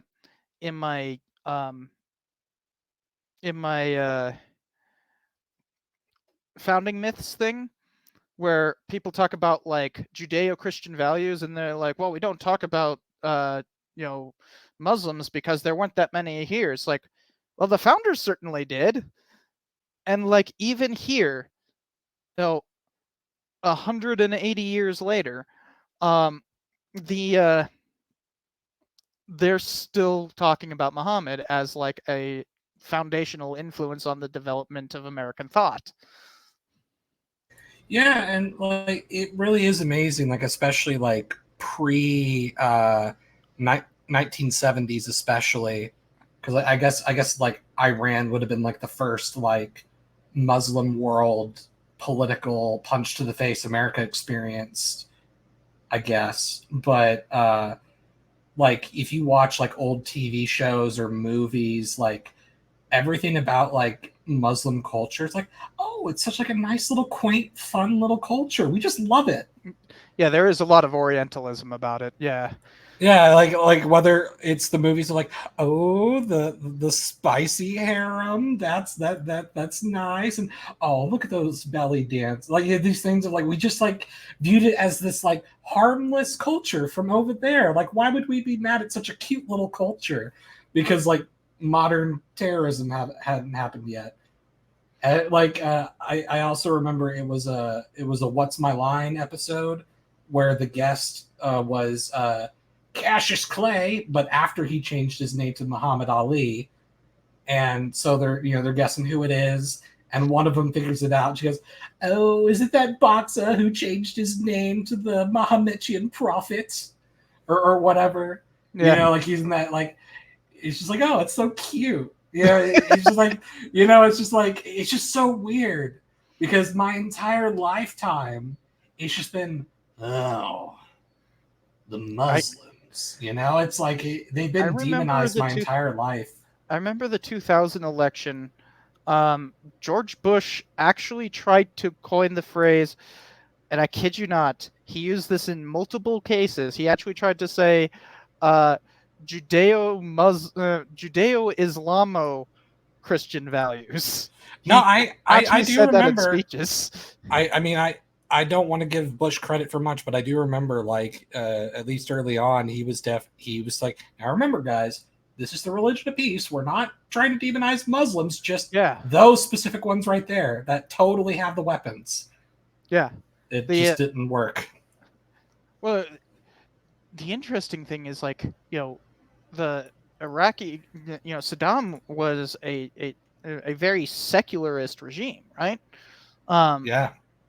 Obviously he had particular views on Israel, but but for the most part it was secular. Um, and like I remember that being a big talking point about, like, look, we were attacked by, like, the big term back then was Islamo-fascists. Um, and I that's mean, not, for the Ba'ath Party, I think you could make a case for that. yeah, well, Ba'ath Party in Syria, definitely. Um, but Ba'ath Party in Iraq, not so much. I mean, as fascists, sure, you could definitely say that, but Islamo-fascist doesn't quite work. Well, yeah, that's what I meant. Yeah. Um, yeah, the Islamic part doesn't work for that. By the way, Ba'athist Party already exists by the time this movie was made. Ba'athist Party goes back to the 30s. And you'll notice that, like, they have citations in this movie. Notice that? Whoa. Yeah. And mind you, that actually is useful, having like a page number for a Quran, because Qurans are supposed to actually have exactly the same number of pages. Because they're supposed to be written in exactly the same way each Oh, time. that's interesting. Well, Yeah. like I knew it had to, like, be written with, like, the exact same translation and wording, but I didn't realize it even had to be the same page. Yeah, it's supposed to look exactly the same page to page. Because an interesting thing about Arabic is that you can actually do some really interesting calligraphy with it. Oh yeah. Like the Ismaili design, the way that they write their mantra, I don't remember what it's called, is like in the shape of like a tiger. It's really cool. Oh yeah.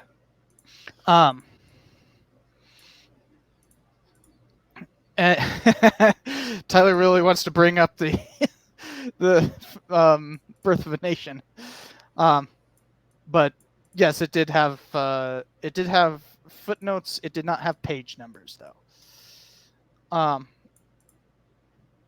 It just said, Woodrow Wilson. Anyways,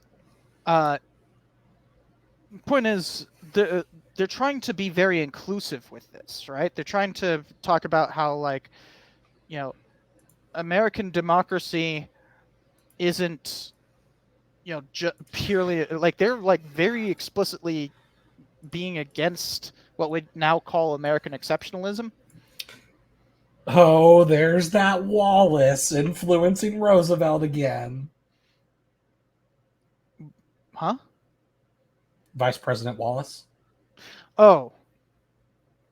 Why am I...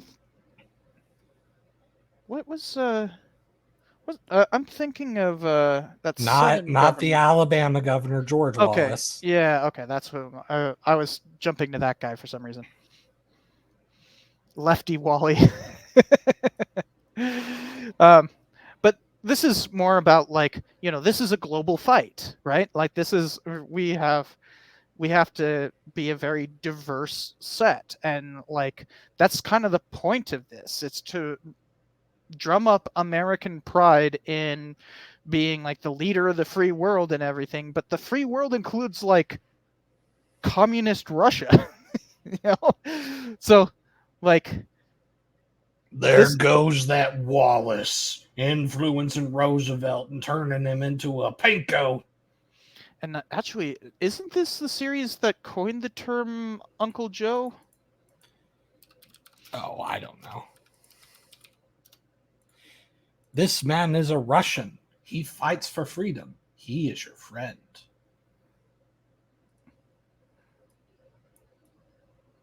Oh, come on, give me the. I want to like just a quick thing on its origin. Ah.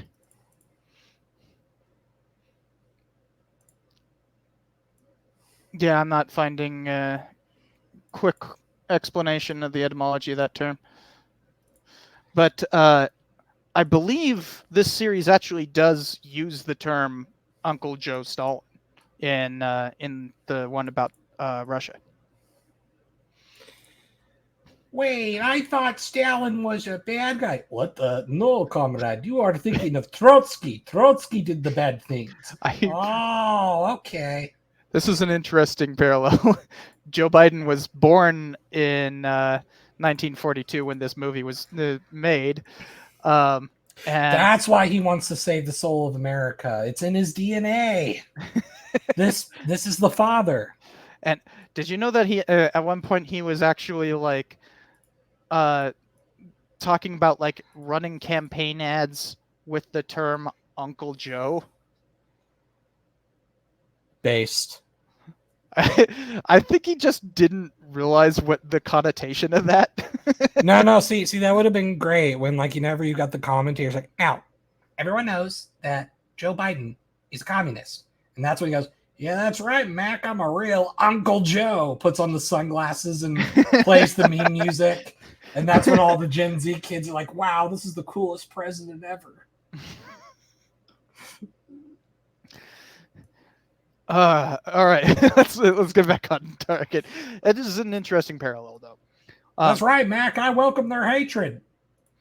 But like American propaganda being about like inclusiveness, it's amazing. I don't know. Sounds pretty woke. Can't have that in high school. Absolutely not. Confucius. Wait, what's that say?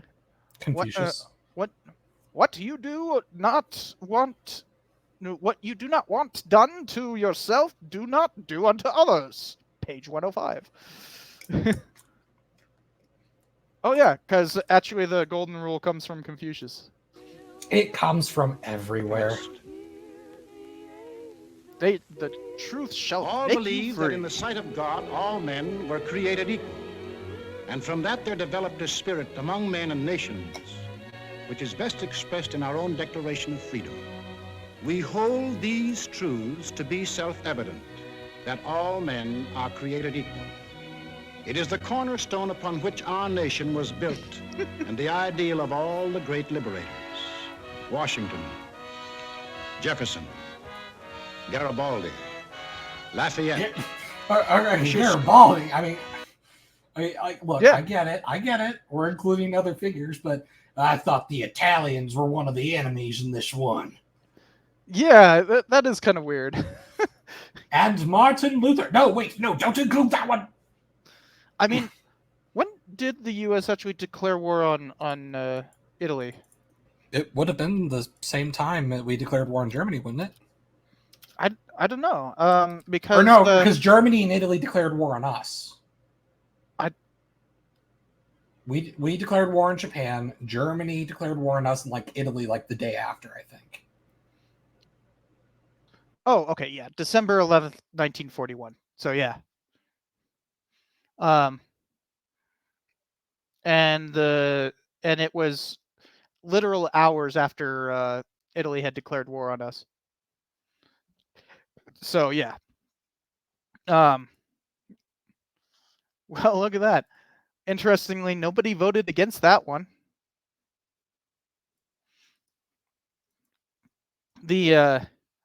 If we go here, you can see nobody actually voted against it. That's not true of the declaration of war on Japan and the declaration of war on Germany, where both had votes against it.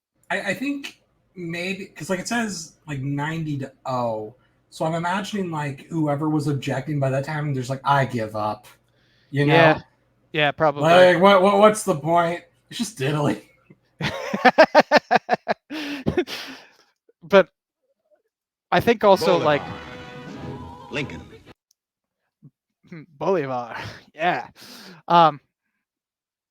but like I think they're also just trying to be like, look, these are the great liberators, you know, and like we'll see how far it goes. Although, why is well, Garibaldi was involved in the 1848 stuff. Yeah, but he failed in that one. The thing that he Yeah. actually succeeded was conquering southern Italy in the name of the Sardinian king. So you could argue that he's not in that his most famous context a liberator, but even Bolivar has his detractors in South America, you know, like and not just like because of like reassessing the memory, but like at the time, right? So you know, obviously, you know, they're just trying to be as inclusive as possible. Yeah. Lighthouses, lighting up a dark and foggy world. That government of the people, by the people, for the people. We're just going to quote him shall now. not perish from the earth. Fighting, living, dying. For what? For freedom. That for which men have fought since time began. When I eat for freedom. When I shat for liberty.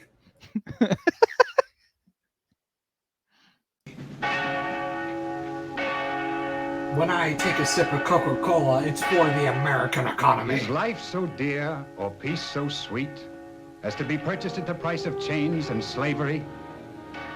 Forbid it, Almighty God.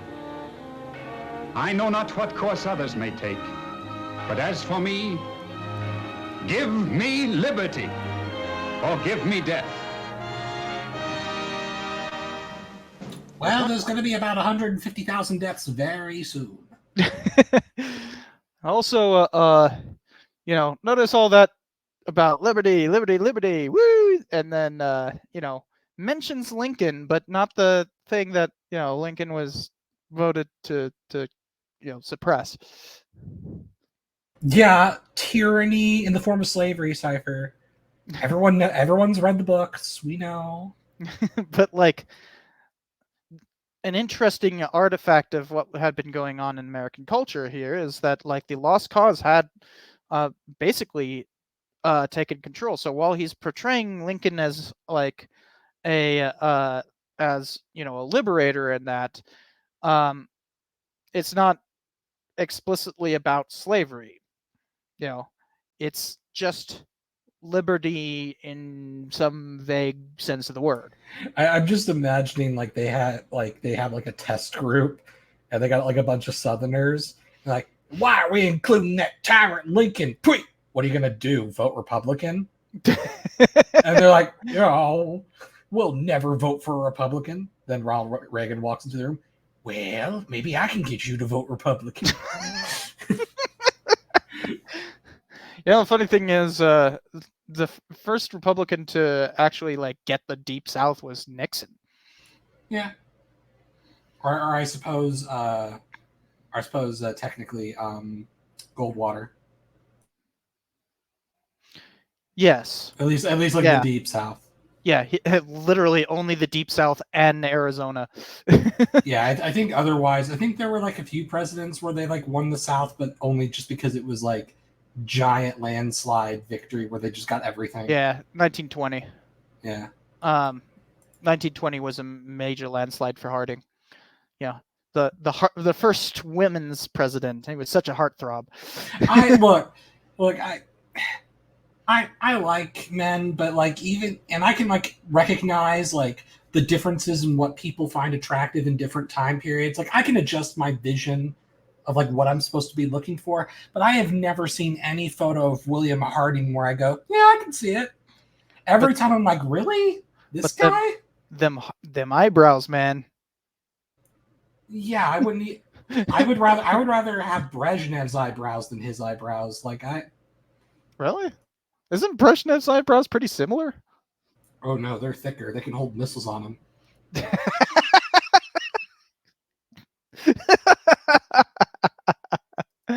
I mean, look, you have to admit, when Brezhnev gave you a stare with those eyebrows, he put the fear to the hearts of many Soviet citizens.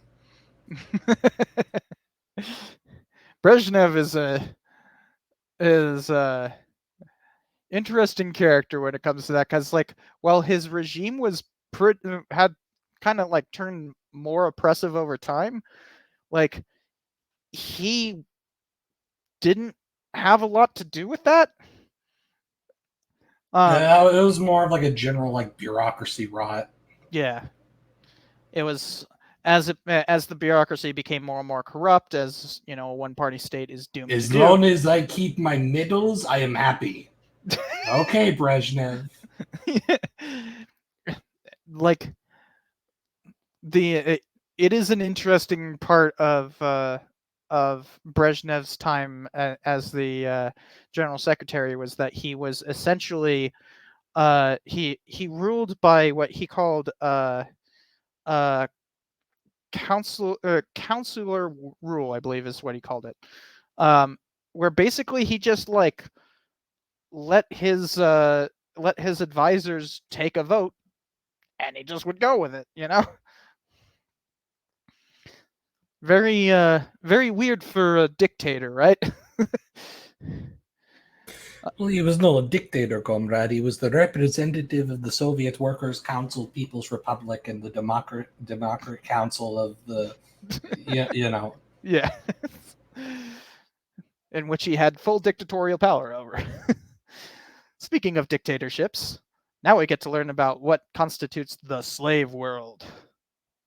What of this other world?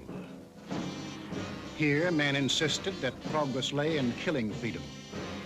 Here, they were putting out the lighthouses, one by one.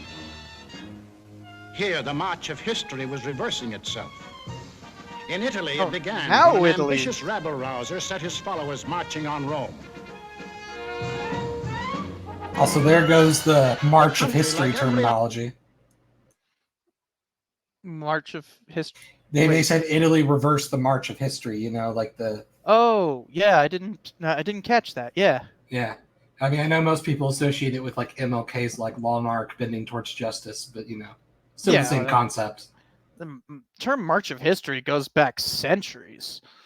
But in the sense of it meaning, like, progress. Yeah, no, I mean, like, that, like, I wouldn't be surprised if that was something that Edward Gibbons coined or something like that. You know, his whole idea that like Christianity ruined everything and turned the march of history backwards and all that kind of stuff. I could see him coining it. Also, one thing I want to point out, a lot of people, when they are using like a bunch of stock footage of these events, are just getting it from this film. Like, this is the primary place where people are getting all of this stock footage. So if you guys, if anybody in the chat wants to find a good place to find all of this footage, this is public domain because it is government propaganda. They can't, the government cannot have a copyright. So if you want to go and find this footage, it's in the National Archives. You can just go and get it. I'm gonna pirate it anyway, just to point a middle finger. I don't think you can pirate it. Oh, right. That's illegal. Buccaneer it, corsair it, privateer it. No, I mean like how can you pirate something that's public domain? Don't tell me what to do.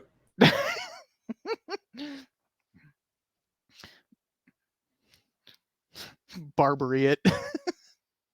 The country after the last war was torn by political unrest, hard times, unemployment. Two courses were available to the Italian people. They could solve their problems in a free, democratic way, or they could let someone else do the solving for them. To be a little fair, Italian democracy has never been very successful. Yeah, especially after the war. Like, it was known as the years of lead. You know, maybe our democracy would be better if we had more parties. Meanwhile, in Italy, where they've got like 27 parties.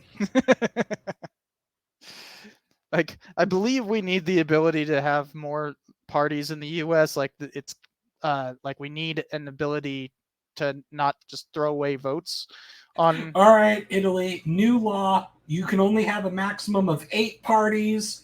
Look, we'll have a Big Brother style competition to determine which 10 of the 27,000 parties are going to make it. But this has to be done. And the weird thing is, like the biggest third party in the U.S. is the Libertarian Party, which is essentially just Republican Party with extra, conservatism. Hey, look, Gary Johnson got like almost 3% in New Mexico that one time in 2016. They're on their way up. I actually voted for Gary Johnson, but I was in California. Yes. There's it's an episode of William F. Buckley's Firing Line, which all of his episodes are on YouTube. As much as I want to punch that man in the face, it's still like just interesting to watch to see like the mindsets of the time. Yeah. And he had it was Ron Paulson on no, not Ron Paulson. What's his name? Ron Paul. But it had Ron Paul in like 1984 or whatever, before the election against Mondale, where he was like the libertarian candidate. And in 1984, you've got like Ron Paul, where he doesn't look old yet, and he's just talking about like the his typical Ron Paul talking points and all this stuff. And William F. Buckley is like, yes, well, the Libertarian Party has never gotten more than nay but 3% in the vote. Now, I grant you that the last election you had higher numbers than usual, but do you think this uptick will be enough in 1984 to win the election? And Ron Paul is like, oh, yeah, like Reagan has betrayed the conservative movement. So many of us former Republicans are disappointed in Reagan in 1984 that we guarantee that we're going to win enough dissatisfied Republicans, and we're going to, even if we don't win the election, we're going to win a state or two this time, damn it. And then the next election will be just as competitive as the two main parties. And it's like, so optimistic back in 1984. Yeah, well, Ron Paul still believed we're going to get past that 3 to 4 to 5%. It's going to happen any day now. Ron Paul is an interesting libertarian figure, because he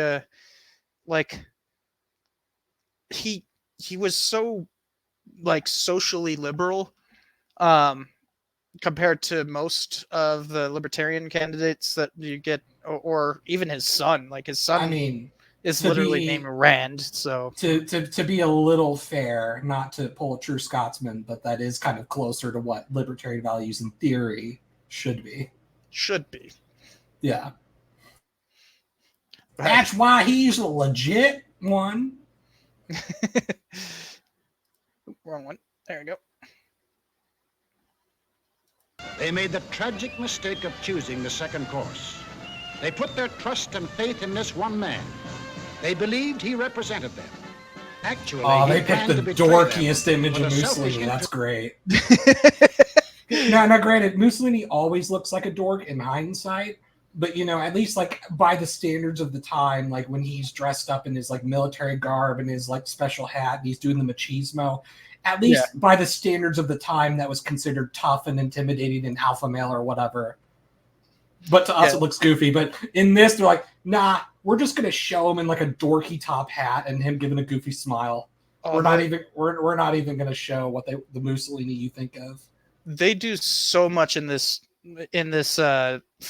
series to just use the most sarcastic. Like I remember I used a clip from it in my 10 Soviet myths video, and like I didn't add the sound effects. A lot of people were like, "Why are you adding the sound effects?" It was actually the sound effect. I just showed little trumpets coming in, and it goes, wah, wah, wah. Making fun of like Nazis getting turned back by the Soviets. And it like, they're saying like, they're surging over through Ukraine. They're surging through there, and they're getting defeated here, and they're getting defeated here, and then it goes like this is actual like U.S. propaganda. That's right. They did the meme first, folks. Of himself and the group back of him, just as he had earlier betrayed those who first supported him. In He's Germany, Italian, another so he has to even talk more with his forceful hands. demagogue set his followers marching from the Munich beer halls. He too had the sinister opportunity to take advantage of post-war chaos. Is that actually 1922? I don't think that was actually 1922.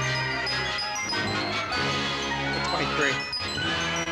But he also had certain distinctive German characteristics to play on. To start with, the Germans have an inborn national love of regimentation and harsh discipline. That is why the Volkswagen is so reliable. We're just going to be kind of racist to Germans now. An inborn national love of regimentation. You have to admit it's at least progress from calling them Huns. Like, we're working on it. I don't think they're better than that in this. This is full on propaganda. They will pull out every stop possible. He could give them that.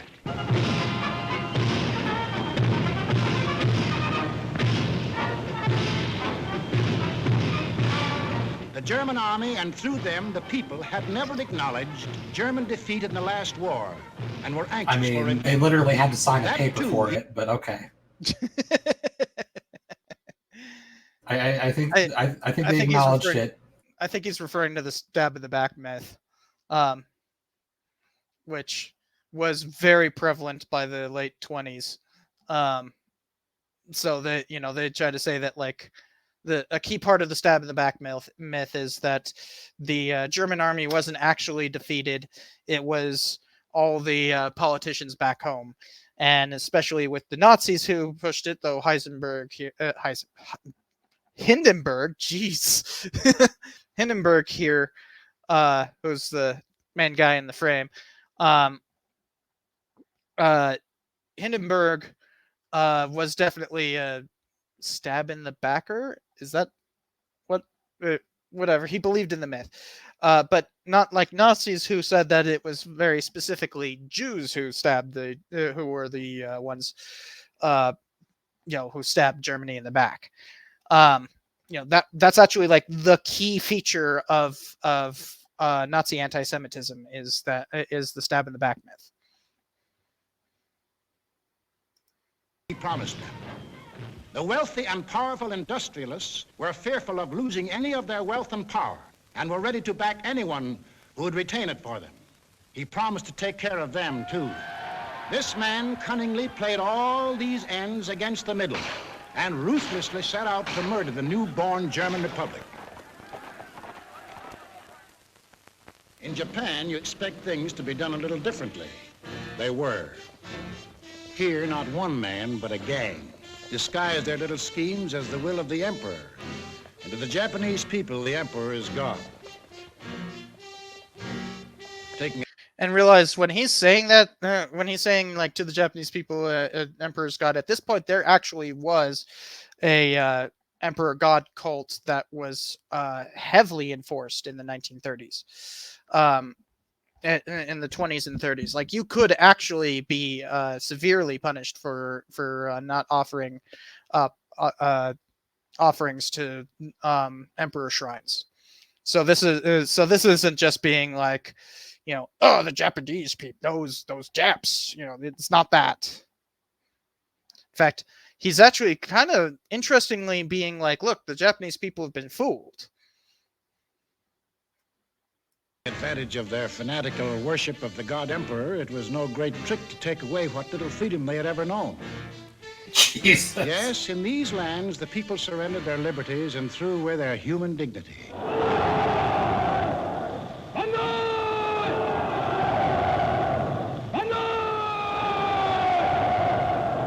They gave up their rights as individual human beings. Yeah, so they're literally trying to portray these like not just that they've been fooled, but like have now like become evil incarnate. And became a part of a mass, a human herd.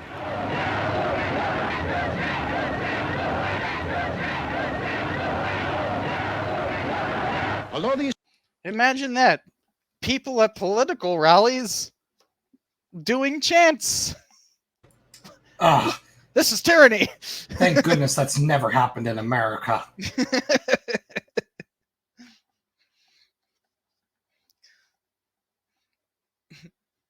Like, yeah, but dehumanization, that's a key part of propaganda, right? So we are seeing a very clear uh you know representation of what propaganda is, and also like a pretty effective version of it, especially given it's 1942. countries were far apart and different in custom and in language, the same poison made them much alike. Each got a new uniform. In Italy, the new bosses wore black shirts. In Germany, the shirts were brown. In Japan, they hid behind the uniform of the army. But really, they belonged to a sinister secret society. Their symbol was a black dragon. The other fellows had to have a symbol, too. Germany... Wait, a dragon? Marijuana's involved in this? My God, it's worse than we thought. The reefer has taken over Japan. That explains it. The Nazis drugged their citizens with marijuana to give up their freedom.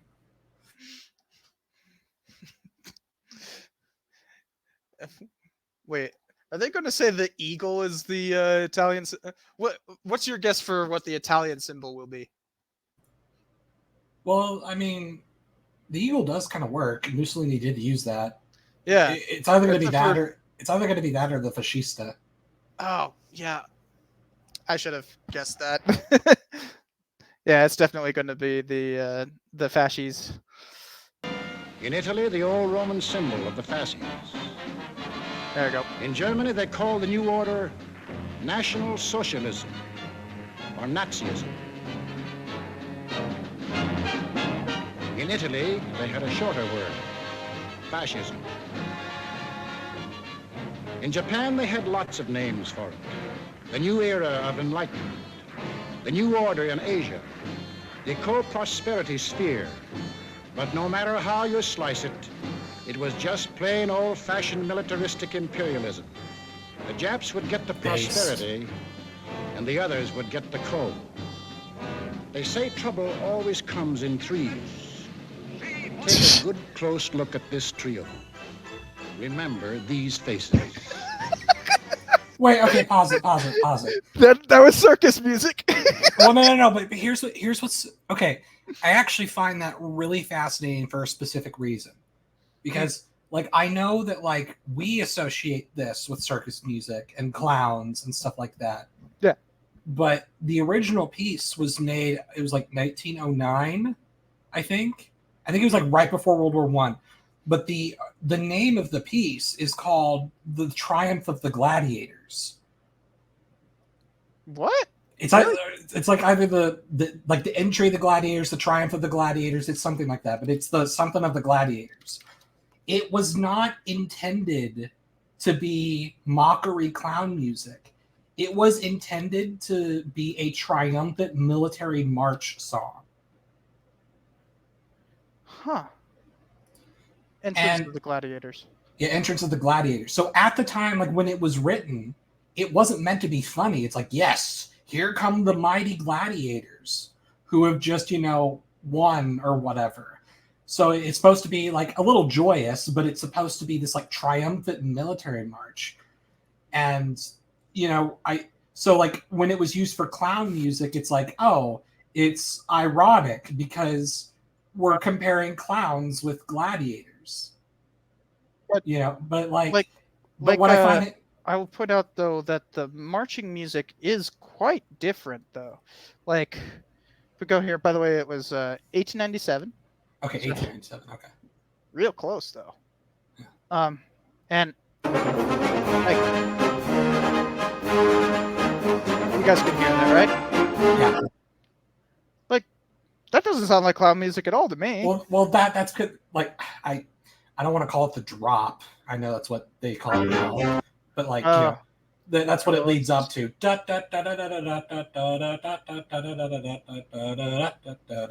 Like that's what it builds up to. Yeah, I'm not seeing that in the sheet music. Well, that's just the first page. Yeah, I'm wondering, can I just see the rest of it? No, of course not. Yeah, I mean, you can find it on YouTube. Yeah, I'm just trying to figure out where to skip to. Because I'm wondering if it's also like the way it's played. Well, again, because like I was saying, like part of like why they used it in like circuses was like the irony of like, we're supposed to think of mighty gladiators, but we're looking at clowns being stupid. So like that was like a part of the joke, right? But what I find interesting is that was, I guess, done early enough to where even by 1942, people could still think of it as the clown song instead of the gladiator song. I didn't realize that like mental switch of what you think of when you think of the song had happened that early. Yeah, I'm wondering. I'm pretty sure it had already happened because I mean, just look at the way they were using it. Well, that's why I'm saying like that's why I found it fascinating because I thought that would have been like just like past 40 years type thing. I didn't think it would happen that early.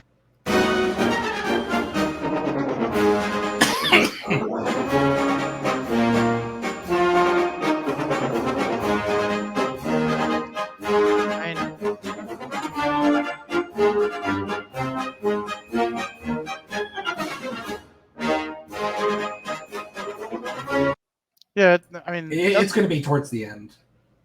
I didn't see that on the sheet music. Because it definitely is the same piece.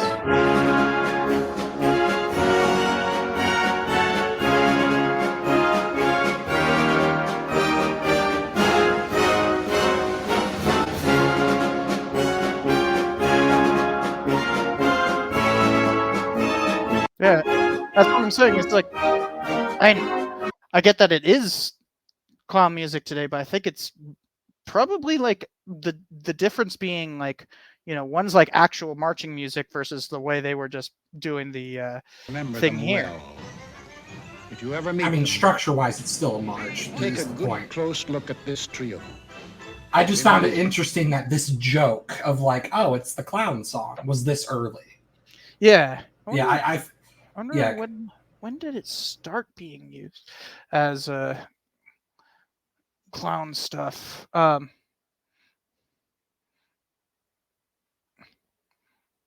Published a version ranged the title Thunder and Blazes. It was during this period that the piece gained lasting popularity as a screamer march. So that's like,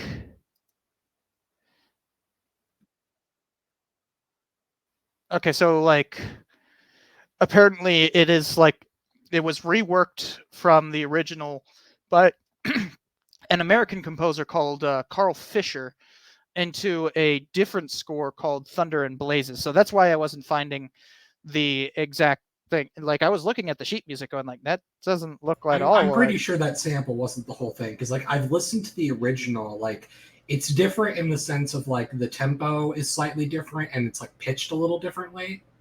But like it's definitely in there somewhere, at least unless the YouTube version I was listening to was not actually the original, but because like the one I saw, it was like 4 minutes long, and it was like towards like the middle end or something like that. But like yeah, it was definitely changed for circuses because like screamer marches are specifically like when you alter a song and like speed it up and add oomph to it to like get the audience riled up. That's right. You can see with this sheet music here, it is significantly changed for so like yeah, it's the it's called like Entry of the Gladiator Thunder and Blazes. Um but I thought it was Fisher, not Few Kick. Um yeah, Fisher. That's the original composer. Few Kick? Yeah, that's who made March of the Gladiators. Oh, okay. He's like Czech. Yeah. But you can see this the Thunder and Blazes thing is the that's just the original. See, that's what I'm saying. Like it's not. I think that sample in Wikipedia just didn't have the whole thing. Well, like here you can see like right there is the part that we're talking about. That's the funny circus music right there. You can see it. I don't know if you guys can really see it that well. I can't read music, but oh, okay, yeah, but that's the dun dun da da da da da da da da. Like you can see it right there. But the so that's like it changed in 1901. So like that was the change right there, and it was American. Although yeah, because it was the American circuses that. Yeah. Yeah, I guess the whole point of the rabbit hole, it's just that like the fact that like the association of the song had changed to that joke that early on, I thought was interesting. Because I thought that it happened really quickly. I mean, yeah, the original song came out in 1997. The Thunder and Blazes one came out in 1901. So yeah, because like in my mind, I thought it was like, oh yeah, like circuses played Triumph of the Gladiators the same way that like a sports game would play We Will Rock You, but then like 50 years later, you've got kids who are like, oh, that's like the football song.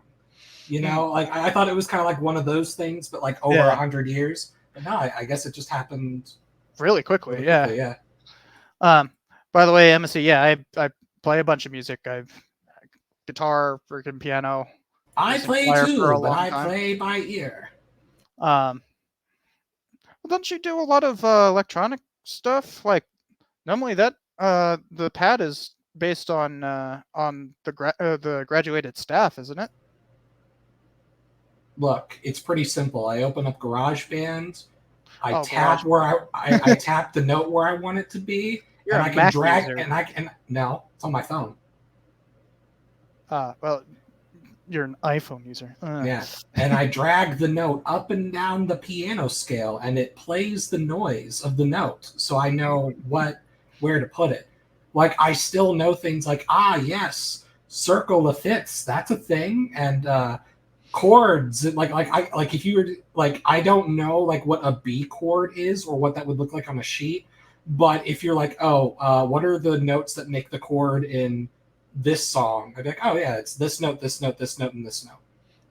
Yeah, I just don't do a lot of people play by ear. And for any music snobs who have a problem with that, Paul McCartney did the same thing. So it's a lot easier to do on guitar or on bass. Well, even easier on bass. He has 2 less chords.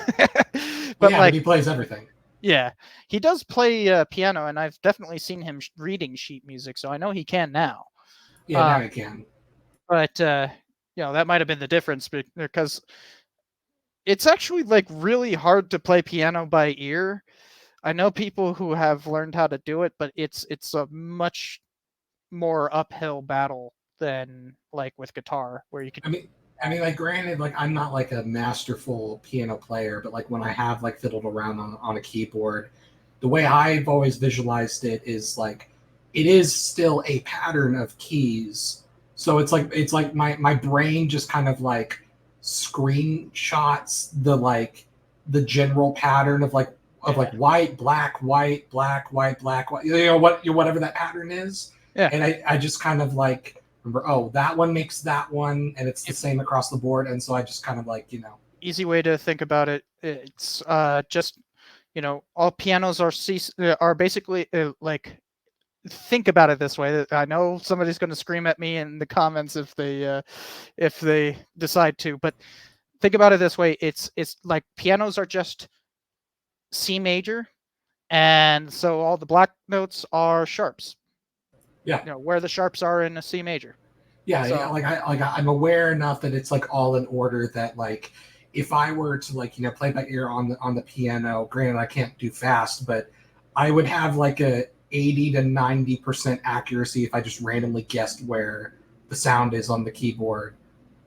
do you have I forgot what it's called, pitch perfect, whatever it's called, where you can like remember a tone exactly at the perfect pitch? I have never been tested. I have never been tested to see if I have that, but I do feel like I can. I think it is just called perfect pitch. Yeah, I've never like taken a test, but like I feel like if I'm not pitch perfect, I'm at least like I'm legally able to drive, so to speak. The psychological term is absolute pitch. Yeah. Me. Now, granted, that doesn't mean like I can like sing pitch perfect or anything like that. No, it's more about recognition. I don't have it. No, I'll tell you, like when I was like, even now, but especially like when I was a kid, like there's this thing that like radio stations will do where pop stations will do this all the time. If there's like a song that is super popular to where like 4 maybe 5 years later people are still requesting it on the pop station, sometimes they'll play a shorter version of the song, or if they didn't make a shorter version of the song where they like they just like speed it up, they slightly speed it up. And people will call in and complain, and like it's never like a full step up, but it's still just enough where both the note I'm hearing and my inner drummer that's always keeping track of the tempo is like, wait a minute, that's too fast. Yeah. I've always been able to notice stuff like that. I can often do that, but it's also because I'm classically trained.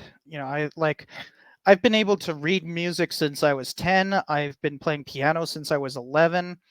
I'm 34, so I've been doing this for decades. So like, while I don't have like natural pitch perfect pitch, I mean, I do, I just have the brain for it because I've been training for it for so many years. And one of the things I want you to discuss more on that. I need to go grab another beer, and you know what I'll do? I'll go grab some of my actual music, the music I've written, while I'm in there. It's the weirdest thing. I keep my piano in my kitchen. I mean, where else are you going to put it? It just happens to be, it's next to the stove and everything because that's where I could fit it. It's where the breakfast nook should be. It just doesn't have a table, so that's where the piano went. It also is really useful when I'm just like sitting there boiling water. I'll just hop on the piano. Anyways, I'm going to go grab a beer and grab some sheet music while I'm there. But like, I want you to talk while I'm gone about your music, and specifically your channel, and introduce people to that. I'll be back in a sec. Yeah. So aside from the history maps thing, I just make music when I'm bored. And I also have a second music channel. It's linked on my main channel. It's just ETS music.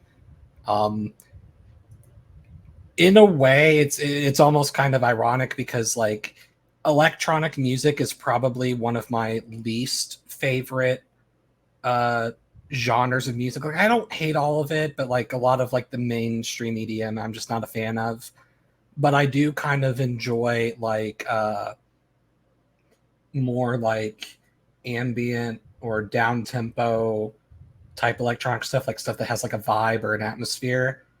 And but like if I had like unlimited ability and resources, I would totally be making like rock and metal music all the time. But I can't, nor do I have the ability. So it's just kind of like my brain is basically like, well, if I can't make the thrash metal and grunge albums that I want to make because I don't have a studio, my music brain is going to keep kicking me until I release it somewhere.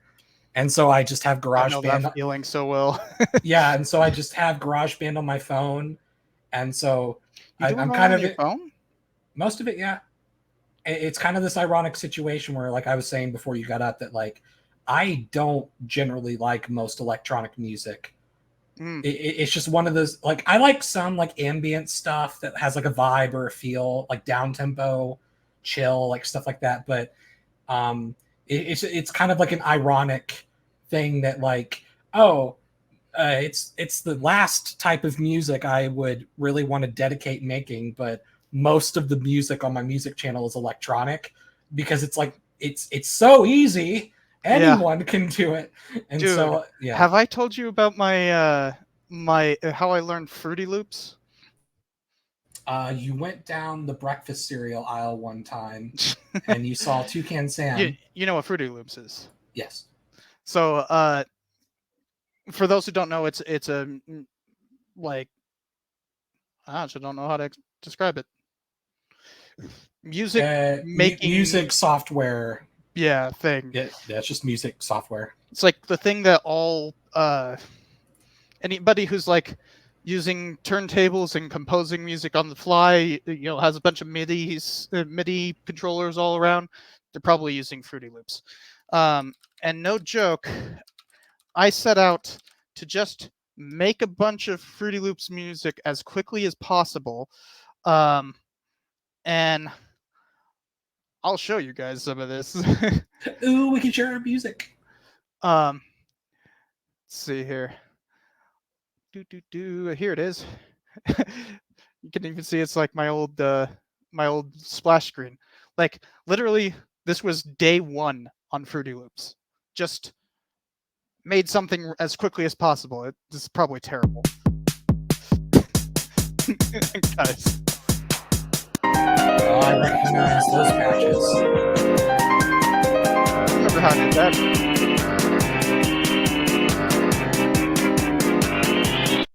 What? Oh.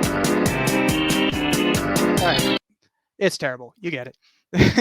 Oh yeah, some of my old music is absolutely terrible too. That was day one. You can also tell I was kind of like, okay, well, I don't want to learn how to do all of this, so I literally just recorded through the MIDI controller on my piano. Just literally, I forgot the term for it. Futzing around in scale, so that like piano was actually just me playing it, but like compressing it to be a lot faster. But by the end, I'm like, I think this one's better than the last one. So I like was already remixing stuff.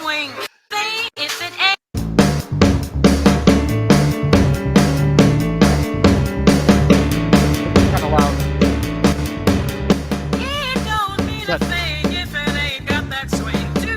So you can tell I'm already like remixing stuff, and this is literally the first week. You need to hire a better engineer. The drums are way too loud in the mix. Center the mix. It's in 1 week. That's what I set out to do. I was absolutely in the same boat. Like mixing tricks are like things that you just learn over time later. Yeah, and I was a lot of it's just really simple advice. I was just trying to be like, look, it's not actually that complicated to learn this stuff. And they're like, oh, you don't know what you're talking about. You don't do any of that. You just play piano. And it's like, look, because I play piano, I'm going to be able to convert and that I compose. But yeah, like, come on, there we go. And I compose. This is handwritten. You can see that. Well, plus it's like most music software, whether it's GarageBand, Fruity Loops, whatever. You open it up, there is there will usually be for lack of better terms, like a timeline of like the notes that are being played before you click the play button, and all of them show a sideways piano key loop. Yeah, because they know that that's like the most efficient way to map out Yeah, so like, yeah, if you're good at piano, that's going to lead you to like anything. Yeah. And like that's why I was able to learn it in like a week. I managed to make 5 songs in 1 week. Some of them are, I mean, like they're at least listenable. None of them are good, but like they're at least listenable. I mean, they didn't take the time to actually like write, but as you guys can see, I have been. Some of these are like this is from high school. This is literally paper from high school. And even I was still a history geek back then. Look at that. That's as in the Battle of Vicksburg. That's what it's named after. Like so I posted 2 songs in the private chat. The first one is one I made when I was bored. You know that like violin theme from the Civil War documentary? Yeah, the first one. You know the violin theme from the Civil War documentary? I'm like, what if I turned it into a disco song? I took the fucking Civil War Ashokan Farewell violin and added a disco beat over it.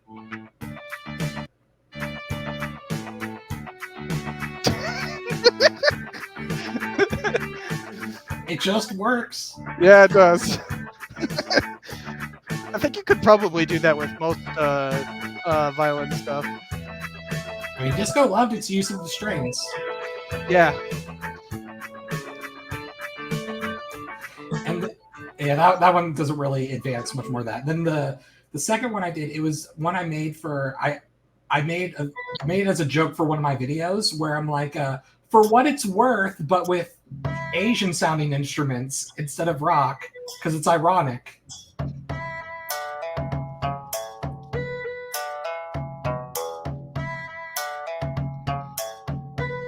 Neil Young. Oh my god, it took me forever to realize for what it's worth.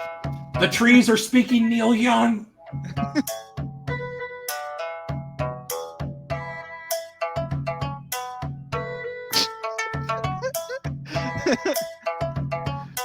That's funny. Yeah. And you can't read music at all, right? No. I mean, I guess like I vaguely remember like every good boy does fine. Oh you know, like I remember that, but then it's like, but it's still just like, okay, what's an E? That's just like that's just reading the staff. But also, here's another example of just like how much of a freaking geek I was. This is high school. An ode to President Garfield. Still think he's one of the best presidents. Yeah, you're saying that because he had such little time in office to do anything. But he actually did do something in office, you know? Like, I guess. That's the difference between like all the other like short-term presidents. He didn't live long enough to see himself to become a villain, but he also was there long enough to be a hero. Yeah. Later on, I tried doing stuff that had all right, pause it for a little bit. I tried to be like more like, oh, I'm gonna make a real album with like guitars and stuff, even though I can't play. This song, I decided to do the prog thing and be like, oh, it's like more than one song in a song or whatever. So skip to like 2 minutes in. So I just did like a silly little string intro, fake string intro or whatever. It's about here? Yeah, about there. Yeah. But this one I'm like, oh, I'm going to make one of those generic early 90s alternative songs that makes you feel nostalgic for a time that you never actually lived in type songs. It's like the tones on the guitar are terrible and I cannot play very well, but I'm like, yeah, this is like, I'm making real music now. There's like instruments and stuff. Oh. And I even did a solo that took me like, it's not even like a hard solo, but like because I can't play, it took me like 50 fucking tries. before eventually I'm like, all right, that we're doing that one. I'm not doing it again. Wait, you're not like actually playing guitar? No, I am. Oh, okay. I would say, like, in hindsight, I think a mistake I made is, like, I designed a lot of these songs with the assumption of, oh, someday I'll hire a singer to sing over them. So that's why, like, there's a lot of, like, parts where, like, the instruments are kind of, like, low, because that would be the part where, like, a person would sing, but, like, no one's there. So it's just kind of like awkward. But yeah, but it's like, oh, it's like that 90s sound or whatever. After the second chorus, it's my badly attempted solo. About where? 4-minute mark, maybe? Yeah. No. It'll be after this chorus or whatever. Also, what do you think of my photoshopped album cover? I was noticing that. It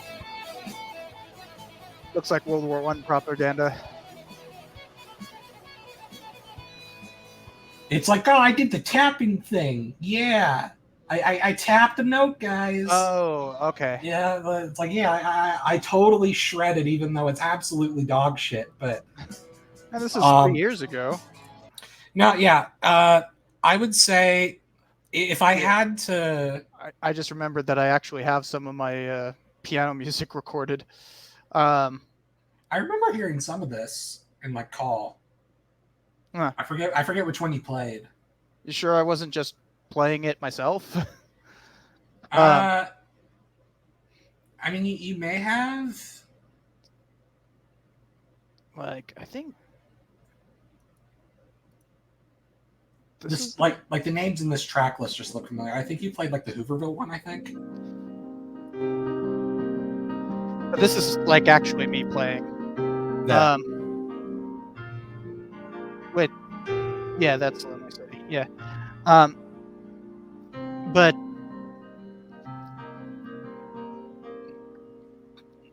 this is such a hard thing to do because you're really bouncing on this part.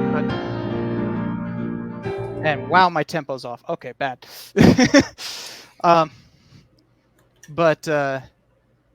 Yeah. Music. So for those who want to actually look that stuff up, the Emperor Tigerstars is ETS music. I promise I got better than the stuff I actually showed. And mine is it's not good. It's like, this is literally, I think I recorded this for I did a biography video, an autobiography video, and I think I recorded all of this as like backdrop for that. Because I also have like ones that, oh, this is like the guitar stuff. Like I did actual songs for the guitar. Oh, you can, that's bad. So bad. Why must our old creations haunt us? Where's the one that has all the music from?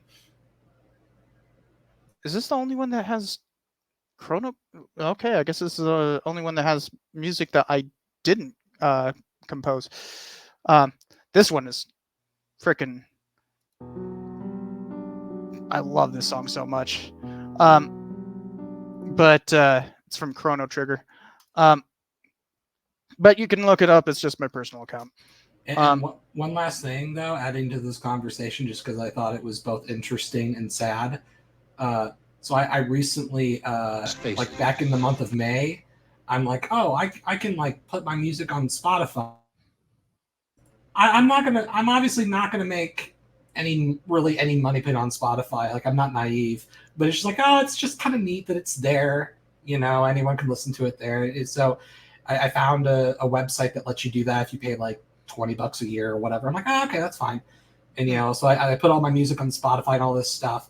And I guess in terms of Spotify revenue, I guess they're like 2 months behind or whatever. So like I just recently got like my Spotify earnings for my first month on Spotify in the month of May. And just so you can get an idea of how bad streaming is at paying. So in the month of May, I had all of my songs had 371 streams. And that got me a grand total of $1.31. For 371 streams, that's not bad. Yeah, it's like about 3 streams to a penny, and I'm guessing that means it has to be a full stream, not just a 2-3 seconds and skip it. Huh. Because like on YouTube, it's way lower than that. It's like, I mean, way lower percentage wise. It's like what, 50 streams percent or something like that. It is, but at the same time, like you're not getting like ads in the middle of the song, right? And people are also paying Spotify Premium. But you're not getting ads in the middle of a song on YouTube. That's too short of a time. You know, songs are on average like 2.5 minutes. You're not going to get multiple ads in 2.5 minutes. You decide to listen to November Rain and they put an ad in the middle. God damn it! I mean, I remember Pandora used to do that all the time. That would drive me nuts. But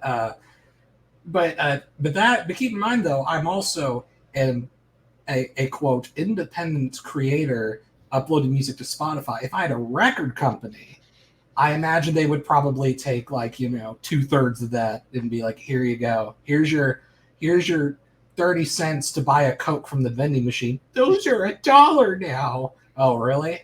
Huh. Wait another month then. No. Yeah, I remember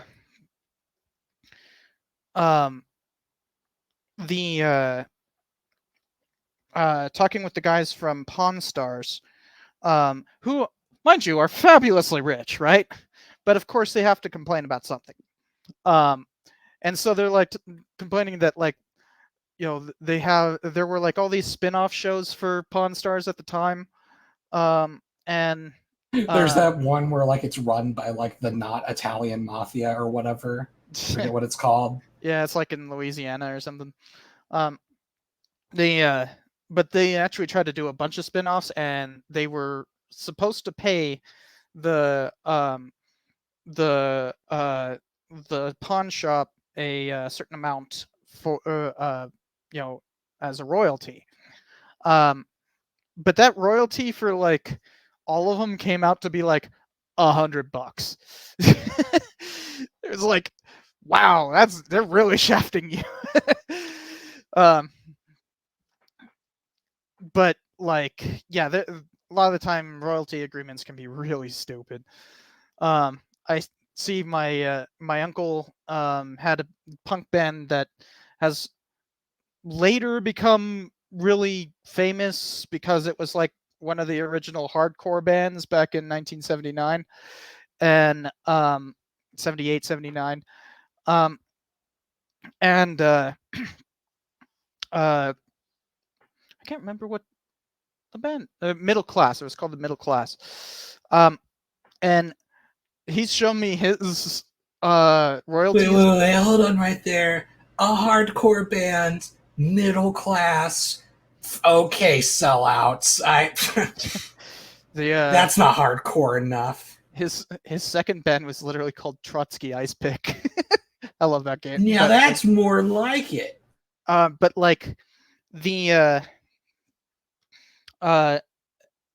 Middle Class have had one song that like kind of blew up after the fact called Out of Vogue. And so like you've even like heard this in just like kind of, it's supposed to be like a grungy scene in the 1970s or 80s LA, and then you just hear like really terrible music, that kind of thing. They've used it in TV shows and whatnot. And literally all he's made since like CSI used it or something like that, all he's made the entire time since like a major TV show used it was like $30. out of like after 20 years of it actually like receiving royalties. It's like $20. That's the nature of the business. And cheers, Tyler.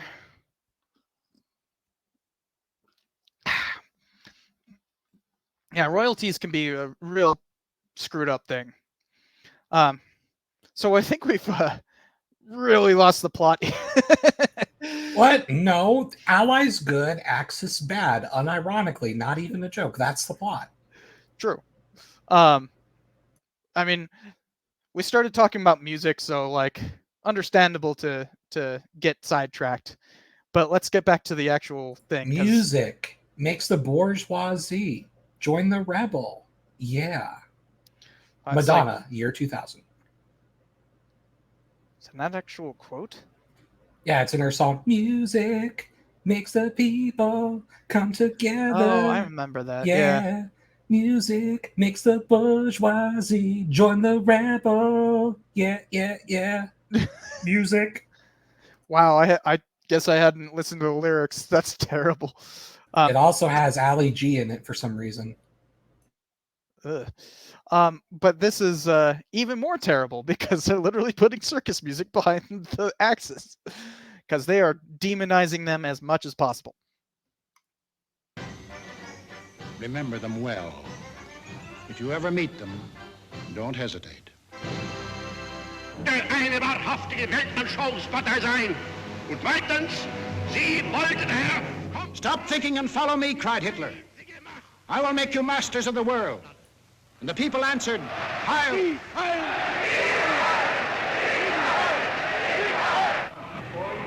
Stop thinking and believe in me, bellowed Mussolini. I think they're being a little loose with the translations. The people answered, Duce, Duce. Stop thinking and follow your God Emperor, cried the Japanese warlords. And Japan will rule the world. Look at that face. Did you see that face? I mean, that's a face. Warlords. And Japan look at that guy. That guy, like, that guy in the middle, he's freaking just... happy. Like, yes! Don't even know who he is, but... will rule the world. And the people answered, Banzai, Banzai. Each system was alike in that the constitutional law-making bodies gave up their power. The Reichstag in Berlin, the House of Deputies in Rome, the Diet in Tokyo. And these elected representatives became collections of stooges, rubber stamp organizations. It's not exactly applauding on cue the words of the leaders. Each system did away with free speech and free assembly. Each system did away with a free press and substituted a press controlled by the party. Through their ministries of propaganda, each took complete control of the theater, the movies, the radio, every cultural activity and every channel. You notice how they like made a spider web out of like radio towers? That was smart. Of information was controlled by the most important members of the party. Each did away with free courts and trial by jury and substituted courts and judges run by the party. Each abolished labor unions and the rights of bargaining for wages. Fertig machen zur Meldung! Achtung! Abteilung 6, 310 mit 1-3-114 beim Grabenbau. Danke. That was way too fast for me to understand. Lassen Sie weiterarbeiten. Weiterarbeiten! And under the pretext of patriotism established a system of forced labor. Each enforced its decrees by an army of secret police who held the... I should probably mention like how that forced labor was you know, who they were. But realize this is 1942. The like our understanding of the Holocaust was pretty nil. Also, mass executions had just started literally earlier that year. Well, no, this is March, so I don't know when the final solution was decreed, but it started sometime in 1942. So, you know, I mean, they were already killing people on the Eastern Front with Einsatzgruppen by this point anyway. So. Oh yeah, yeah. I mean, that started immediately in 1940, and the horrors of their eugenics was pretty well understood as well. In fact, there were a lot of American societies that celebrated it. To bring this from one propaganda to a propaganda commercial that's become a meme, America walks into the room of Germany, sees all the eugenics and the racism and all the other stuff. Ah, wait, what? No, not you. Where did you learn this from? I learned it from you. Yeah. I have a video that I have the script for it. I haven't recorded it yet, but I will be talking about the eugenics movement in that. And when our eugenics were so fucked up, even the Nazis are like, okay, maybe we don't need all of this. I mean, they took it and ran with it. Yeah, but they didn't do single drop of blood though. Yeah, they did. Did they? Yeah, that was in the Nuremberg laws. I thought they only went up to fractions.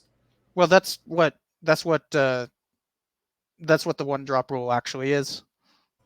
Is it? I thought like there was a point in the United States where it's like, oh, you have any at all, no matter how small, you're already. So the one drop rule was created by Mississippi in 1890, and that was specifically if you have one person who was identified on the census 3 generations back. So like literal grandfather law is what it's called. But that's where we get. So technically 1/8 was what qualified as one drop, but it was designated by the census, and Okay, I had heard it was just like, oh, you have any, no matter how far back, you're already corrupted, so to speak. Yeah, but basically, if you have one drop, that 1/8, that continue, then you are black, and then that means that your son is black, and your daughter is black, and your grandson is black. Because like I don't remember like at what point like fraction wise the Nazis are like, all right, you're infected, but we're not going to call you Juden. It's the Nuremberg law. Well, no, I know the Nuremberg laws established the precedent. I'm saying I don't know, because I know that there were different classifications depending on how much blood you had. The big sit down at the WWII conferences, kind of when they rubber stamped the final solutions, and that was in January of 42. So like while this was being made, so obviously knowledge of that was kind of slow to trickle in, especially as we started liberating the camps. So like while we had inklings, it wasn't clear in 1942.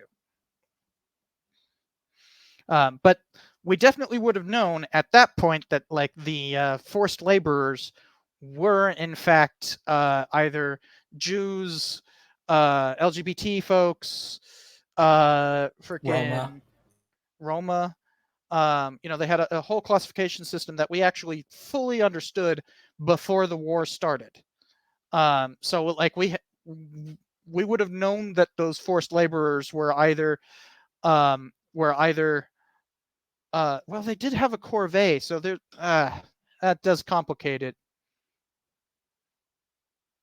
Still, if you want to demonize Nazis, it's real easy to go further. Anyways, power of life and death over every individual. And for the few who still believed in freedom and said so, there was a ready answer.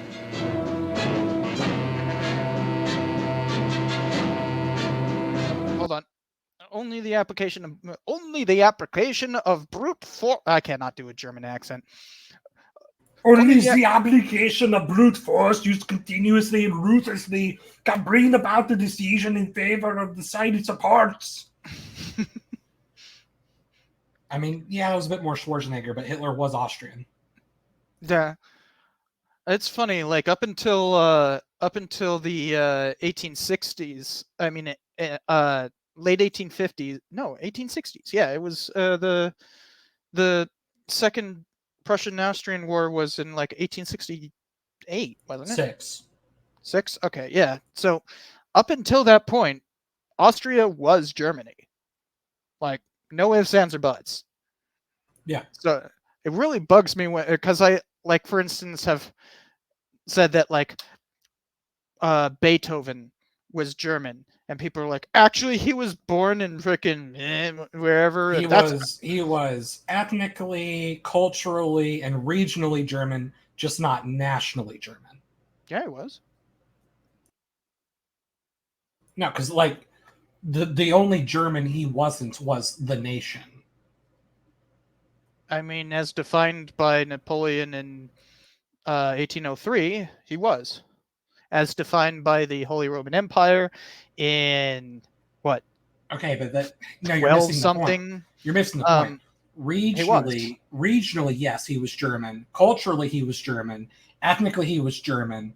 I'm saying that people conflate the nationality of the German state with the general region, culture, language of Germany. That's what I'm saying. So Germany was declared a nation. Well, one. Okay, so you're thinking of like nation state, which that didn't exist. That's what I'm saying. Like Napoleon formed the Confederation of the Rhine, and it was a collection of German states. If we were to say that he was a German national, that would be 100% accurate.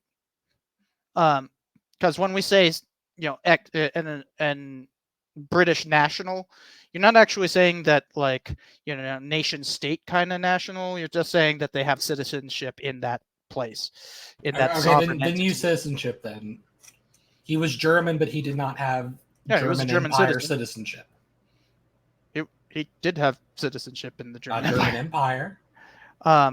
Well, Beethoven dead? It was called the Austrian Empire by the time he died, but it was called the German Empire when he was born. No, they still called themselves the Holy Roman Empire or the Confederation of the Rhine or the German Confederation. German Confederation is after he was born. I'm saying that's the progression. The Holy Roman Empire would often refer to everything north of the Alps as the German Empire. North of the Alps, you say? Yeah. Never mind. The joke's lost. Oh, but like people get so stupidly nationalistic and like Beethoven was an Austrian. It's like, yeah, that's Germany. Like, get off your frickin' high horse and learn some goddamn history.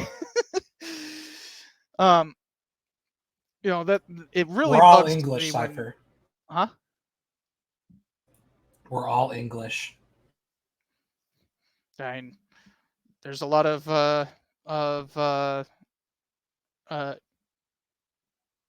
Amish. There we go. A lot of Amish people would absolutely say that without any compunction. All right, whatever. Let's get back to the propaganda. Con una mazza si può imporre silenzio ai più grandi intelletti del mondo. The greatest intellect in the world can be silenced with this. That is an exact translation of the words these black shirts cheer so lustily. Sage nur so viel. Wenn ich das Wort Kultur höre, dann greife ich schon nach meinem Revolver. Whenever I hear anyone mention the word culture, the first thing I do is reach for my gun.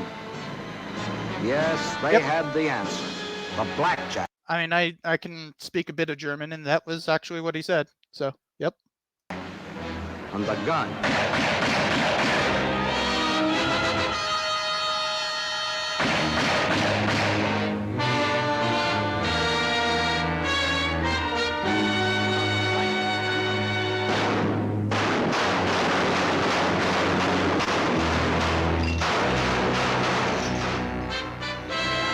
The nipple. Are they pretending that Hindenburg was like anti-Nazi? Well, okay, Hindenburg. No, I get that he's weird on it, but were they pretending that Hindenburg was anti-Nazi? Like, why is that why they were shooting his portrait? I guess. I'm confused by what that's supposed to mean. I mean, I guess. I mean, the Nazis definitely did kind of like crack down on some of the whole imperial German aristocracy thing, sort of, but not to the same extent as like the minority groups. Yeah, like weren't most of the kings left in power? No, the kings were all deposed by the revolution. You mean the German Revolution of all the German monarchs were deposed during that. There was like weird things in terms of like a lot of them were left in like symbolic power, and some of them still had like veto power and that kind of thing. Yeah, maybe for like a year or two, but like no, those were all very like, quickly deposed. One of the big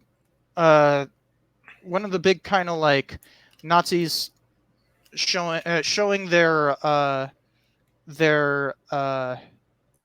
early willingness to not only usurp the Prussian democracy, but the democracies of other states within Germany, was specifically a coup against one of the monarchs. Well, I think it's in like because 1933. Like, well, no, because like there were, well, firstly there were still pretenders that still had like certain amounts of loyalty to them, but for all practical purposes, none of the monarchs were on the throne past like the early 1920s. There were also a few of the. I'm mixing up things. There was a coup against a monarch in 1930, like 1 or 32, just before the Nazi takeover. That would have been. It's either Romania or Hungary. It's one of those two. I thought it was something in Germany. No, I mean 1933 is when Hitler, took power. Yeah. But it's like the Bavarian coup of. Well, no, there's the Bavarian Soviet Republic, which was when. No, that's 1919. That's what I'm saying, though. There was a coup against the Bavarian Soviet Republic that put it done by the Freikorps, but Corps was the Germans involved in the Romanian coup or something? I mean, it was a fascist coup, so I know that they supported it. I forget what his name was, but it was like the king of Romania died, and because the heir was a little young and B a bit wishy-washy with the generals that wanted to keep power. They're like, screw this kid, we're gonna take over and establish a fascist dictatorship. Antonescu, I think, is his name. I think it's Antonescu, unless that's the communist one. I'm not even going to try to spell that. Antonescu.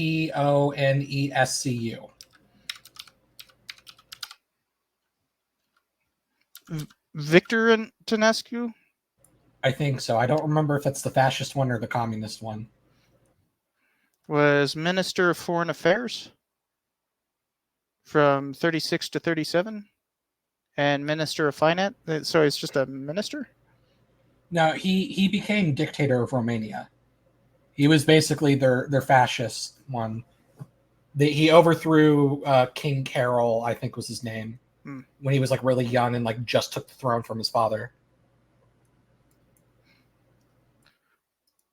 Oh yeah, so I was thinking of a coup within. It's called the Prussian coup. It's in 1932. But that wasn't against a monarch. No, it wasn't. That was against. It was just the Prussian government. Yeah, because all of the former, what would have been the former kingdoms and duchies that made up the German Empire, just became the equivalent of states. and Prussia was just, the largest and most powerful state. It would be like if someone led a coup in California. Okay. I'm mixing up a bunch of stuff. All right. Well, still, I don't know why they're shooting up frickin' Hindenburg's thing, because, like, I mean, he essentially frickin' gave Germany to Hitler. He didn't want to, but yeah.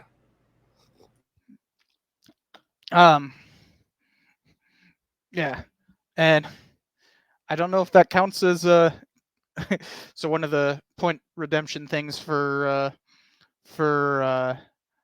this is tell the fact, history man. You want to do the honors? So you just have to say Honors of what?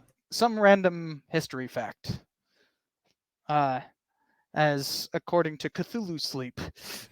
So, in the year 1904, every 60 seconds, a minute passed in Africa. What? No. But the spirit of it is that, so we're talking about Hindenburg and everything. Weird thing was that he was essentially a figurehead, except for when he, pulled strings, because the even today the German Republic has like it has like a president and a chancellor, and the chancellor is really the one with power, and Hindenburg was the president. Hitler actually ran for president against Hindenburg, I believe, in 1932, right? No, he was running for chancellor. No, he ran for president as well at one point, and specifically against Hindenburg. Like maybe 1931. Oh, so he did. Yeah, 1932. It was Hindenburg, him, and the communist guy. Yeah, and it's a largely ceremonial position. But it does have certain powers, and that's how Hindenburg was able to like.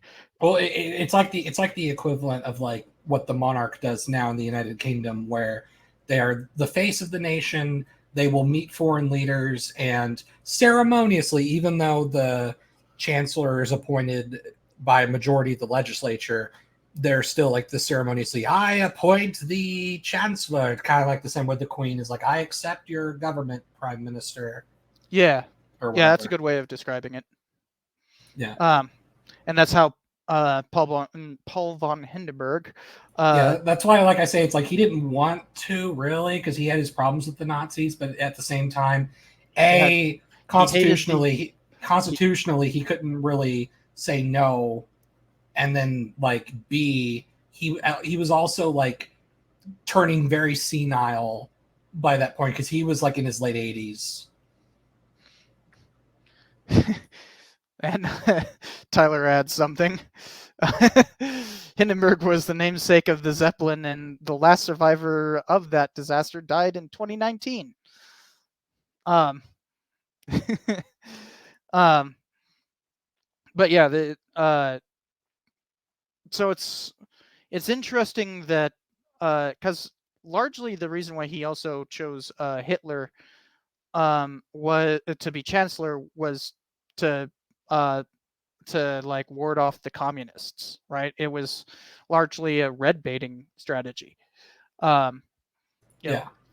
And the other thing, this also falls under presidential powers in Weimar Germany, and I don't know about Germany now, but I think to limited extent is even though they're not in charge, they are in not every case, but in many legal cases, a final stamp of approval for laws. So for example, like he didn't have the power to respond to the Reichstag fire decree the way Hitler did as president, but he was still the one who said yes. Yeah. It was kind of a rubber stamping thing, but but he could decree a chancellor ceremoniously. Well, I think because Hitler's rise to chancellery was like because there was a power vacuum or something like that. Well, okay, so like there was still an election, and it was one of those cases where no one had the majority, and it was between like Hitler's Nazis and von Pappen's conservatives, where like they're like, oh, we got to keep the communists out of power, so we have to coalition to keep the communists out of power. And just like in any other parliamentary system, you know, you make a coalition between multiple parties. You have to choose, all right, which party member is going to be this cabinet member, yada, yada, yada. Mm-hmm. And they thought, oh, well, we'll have conservatives take most of the important cabinet positions, but then we'll make Hitler the chancellor as a part of the coalition deal, because they thought that they could contain him. Which nope. Yeah, no, they couldn't. Yeah, because well, the Nazis actually had the plurality. They Alfred Hindenburg. I didn't even know who that was. Anyways, the very much an American historian. But basically the point is that it's like he didn't like Hindenburg didn't like pick Hitler, said, all right, you're the chancellor. It was more that because of the coalition of the election, the party members between those two parties appointed Hitler, like, all right, you can be chancellor. And then Hindenburg did the ceremonial, yes, I accept thee as chancellor of the da-da-da-da-da. You know. But it wasn't like Hindenburg was like, I specifically pick you. So maybe it's like, because notice that a lot of this propaganda has been about like depicting the people under fascism as being swindled, right? That standard like kind of kleptocracy kind of view of fascism.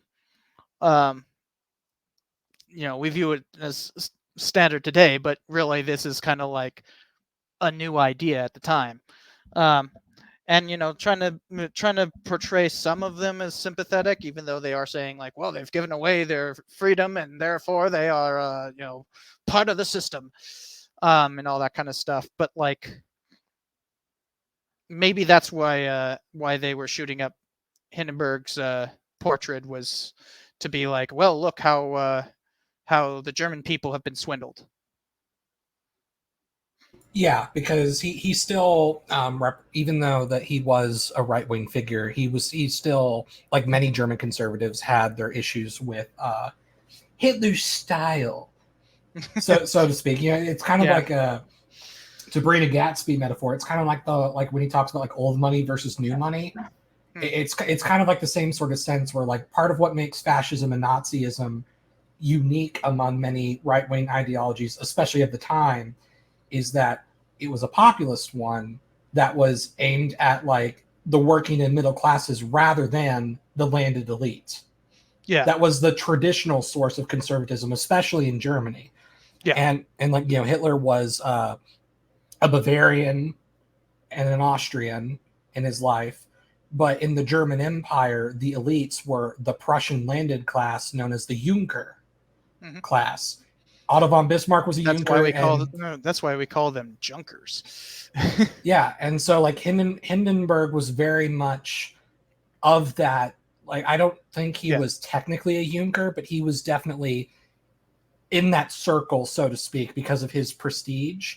And so, while there were many like conservatives who, like, you know, maybe it's like, oh yes, I sympathize with the Nazis about being stabbed in the back, but you're going about it the wrong way. You're going with the working class people, and you're like, you're being a little brutal instead of refined, you know, sort of thing. Or like, oh, you don't even have any royal blood. What would you know about, you know, how we should run things? We're the guys who ran things. So there was kind of like that dynamic between many of them and the Nazis. And so even though some of them would kind of cautiously go along with the Nazis because it was better than the communists, there was absolutely animosity, especially not only Hitler, but Goebbels especially. Goebbels despised the aristocracy. And if you look at like a lot of like Nazi propaganda, he would lean more into the populist side of the Nazi propaganda, and he would makes sense given Goebbels so was like in charge of propaganda. So like people like Goebbels within the Nazi Party would be more willing to say things like, "Yes, the old ways also let us down. They didn't, their hearts were in the right place, but they weren't tough enough to get the job done, or whatever." Mm-hmm. Sort of thing. So I think we've made sense of why they showed that, though. It's essentially trying to build up like, hey, we don't hate Germany, we hate this kleptocracy. Yeah. All right, let's get back into it.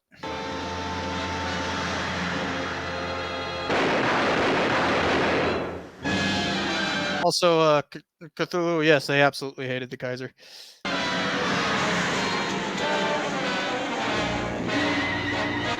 And the Kaiser hated them Japan. Too. Oh, yeah.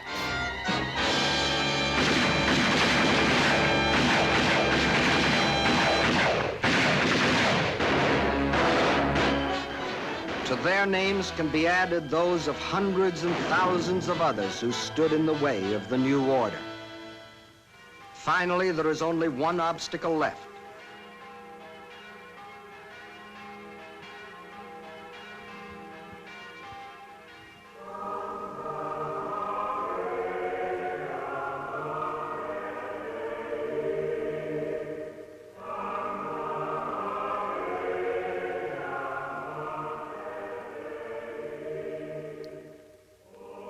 The word of God and the word of Führers cannot be reconciled.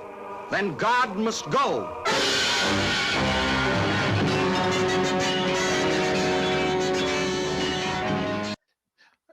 You always gotta love how propaganda wants to make the Nazis into like, atheists. To be fair, there were several contingents within the Nazi Party that supported trying to emphasize a more like traditional German, almost like pagan type of religion that they hoped one day would supplant Christianity. But they weren't exactly trying to attack Christianity. And in fact, just the ones who disagreed with them. That's true. Yeah, there were definitely political prosecutions of religious leadership, but for instance, in Italy, the Pope actually had a pretty friendly relationship with Mussolini. The Italians were still very Catholic, and same with Franco in Spain. Yeah. So this is pure fear mongering on the propagandist part, but it's propaganda, and pretty effective at that, right? Like, if the Nazis would have won, maybe by the time the Nazis win and it's the 1960s, they'd be attacking Christianity. Who knows?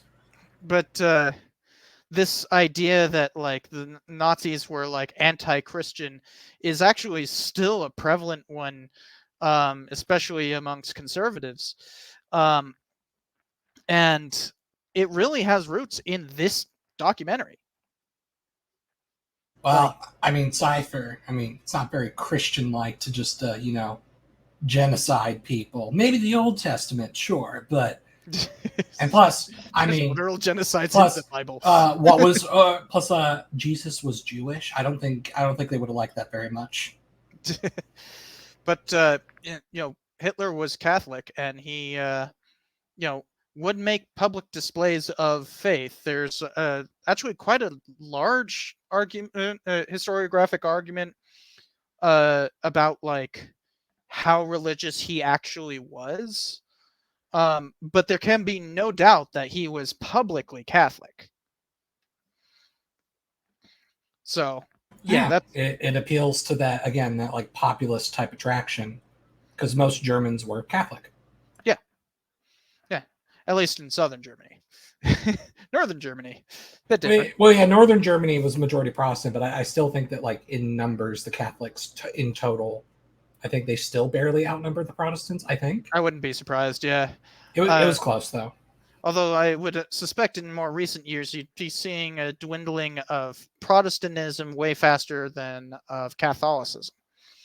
That's a good question, actually. I'm not sure. Yeah, that would take a lot of research I want to do right now.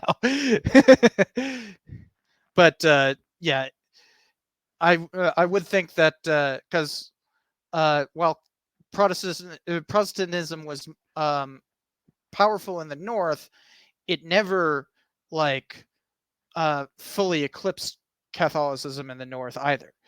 So, yeah.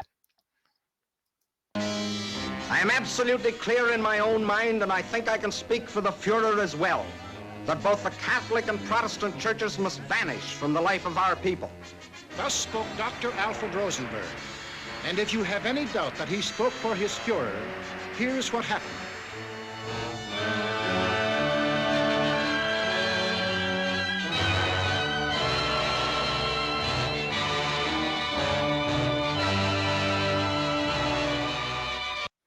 Hold on. Wait a second. Is that true? Yeah, I think he did require swastikas on the churches.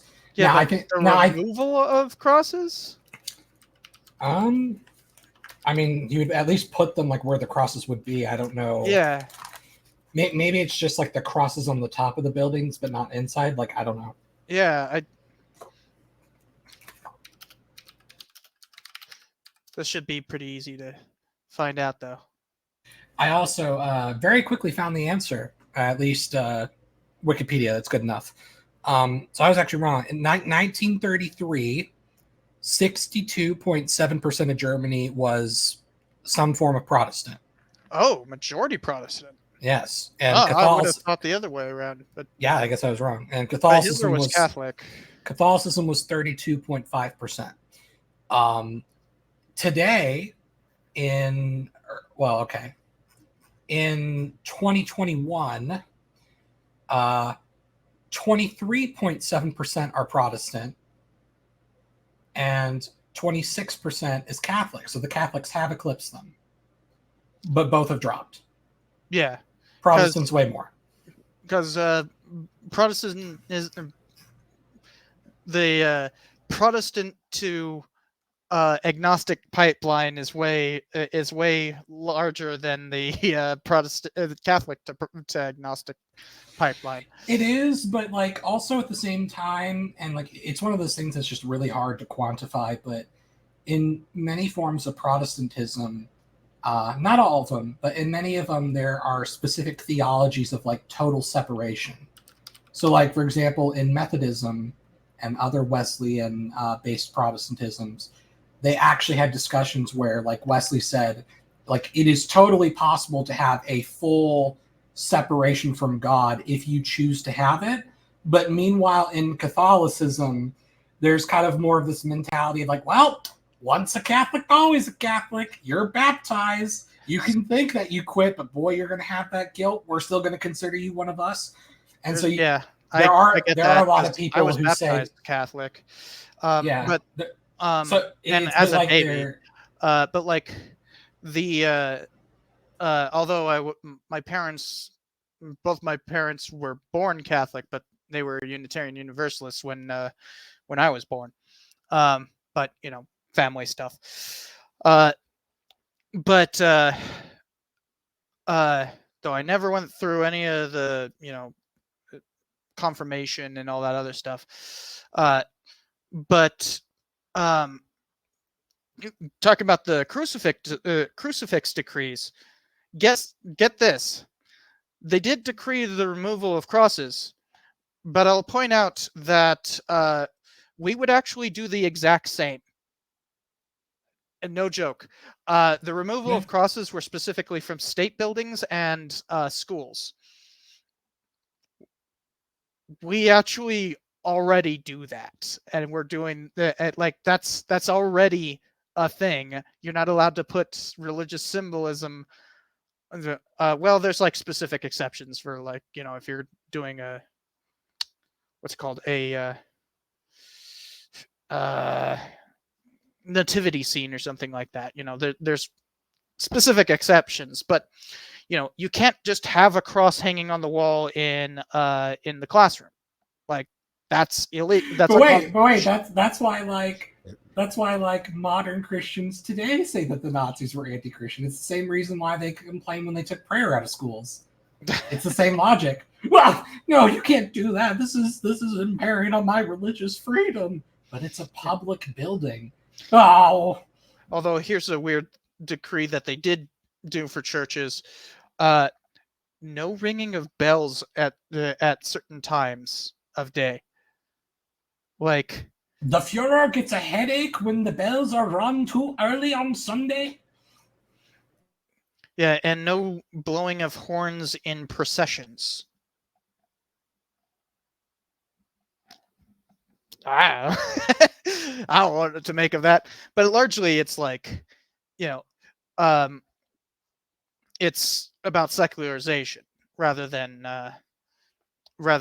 like anti-Christian stuff. So that's just, the propaganda doing propaganda things right there.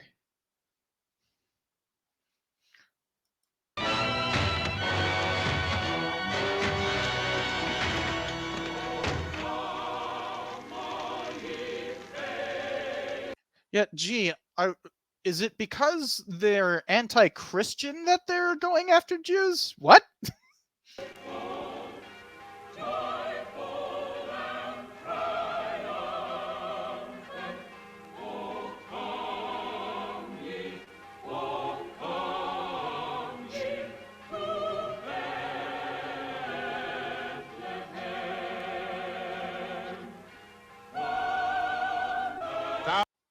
And you know why these ministers and pastors and everything were being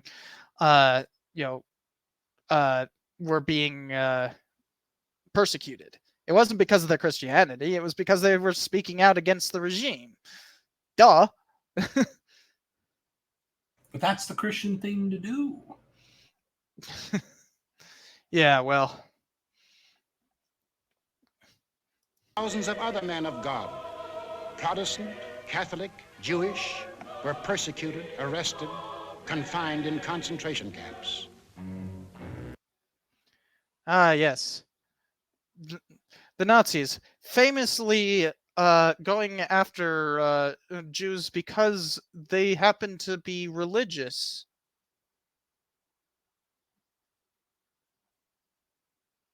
The fuck? That's a hot take.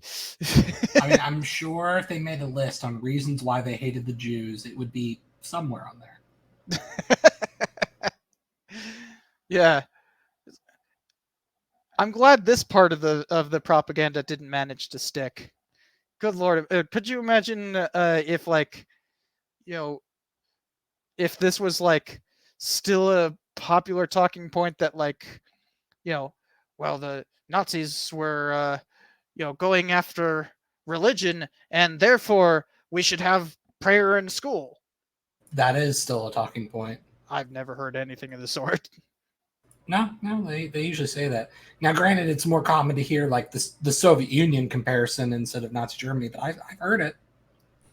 I've never heard it as a Nazi comparison. Definitely Soviet Union for sure, but not a Nazi thing. Our Führer is the intermediary between his people and the throne of God. Everything the Führer utters is religion in the highest sense. It is only on one or two exceptional points that Christ and Hitler stand comparison. For Hitler is far too big a man to be compared with one so petty. Every day in all German classrooms. Notice though, when they say, damn, he called Jesus a bitch. Notice that when they said Hitler is far too big of a man, they found like the most like him like hunched over like this.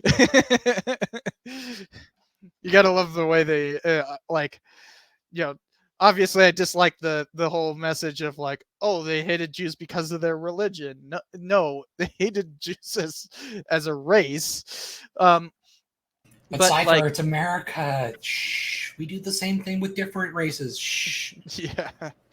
We're trying to win over the people, not lose them.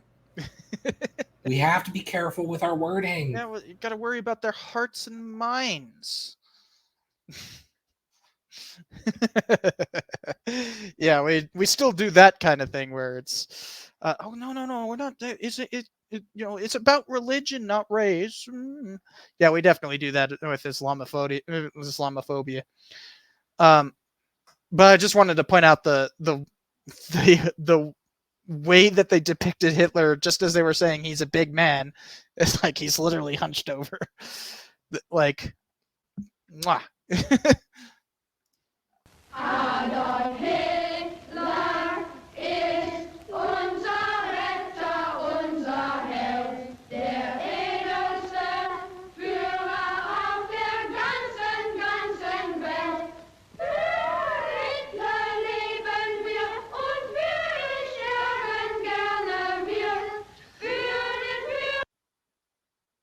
What, hold on, that's not what they're saying. Hold on. It showed the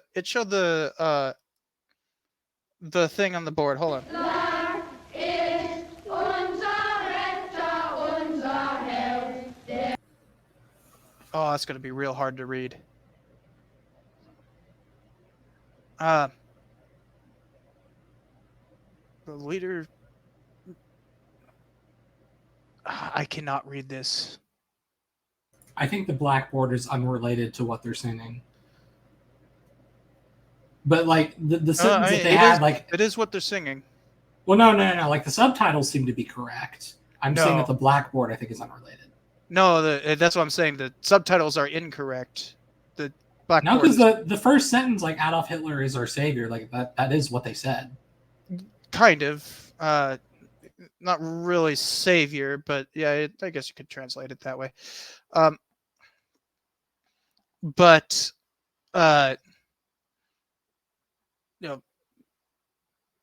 but also I can't read that.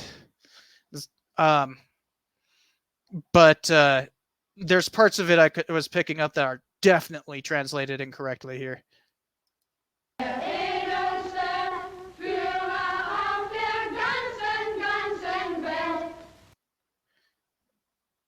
So, guns meaning like strength, like no, they're talking about how strong he is.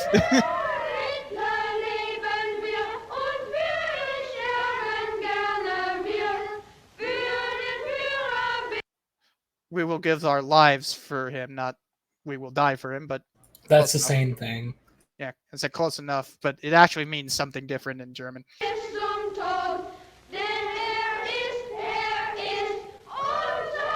I can't make that out. Yes, take children from the faith of their fathers and teach them the state is the only church. And the head of the state is the voice of God. Or well, it's like, hey, I can write a book about that.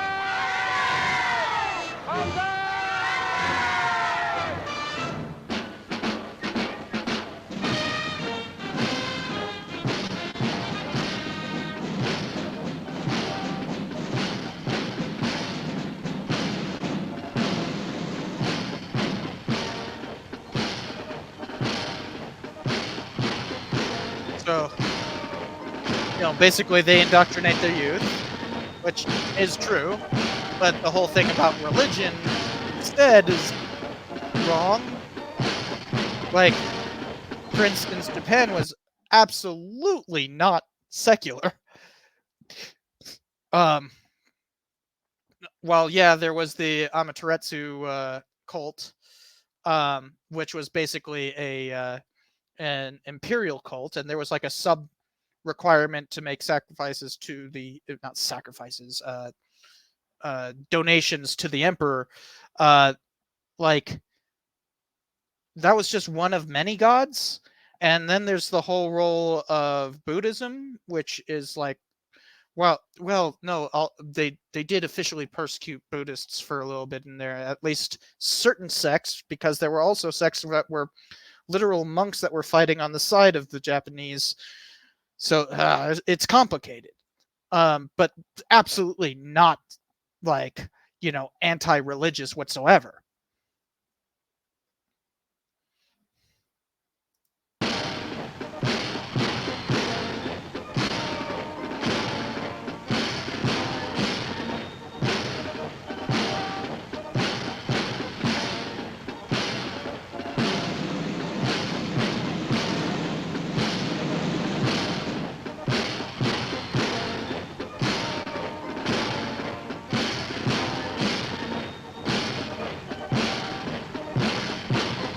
want to see again in the eyes of the youth the gleam of the beast of prey.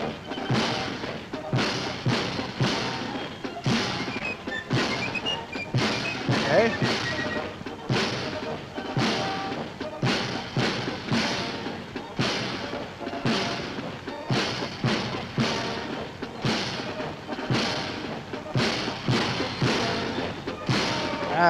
See what they're doing with editing there, where they're juxtaposing like basically scouts, Boy Scouts turning into like soldiers.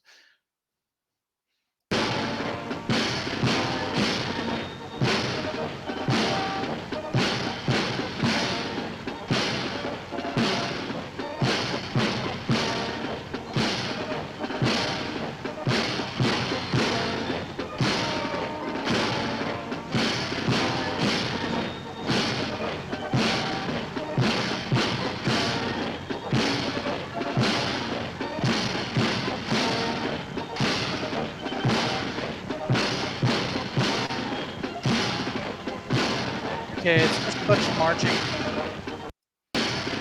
We can skip forward a bit. Wow, this goes on for a while.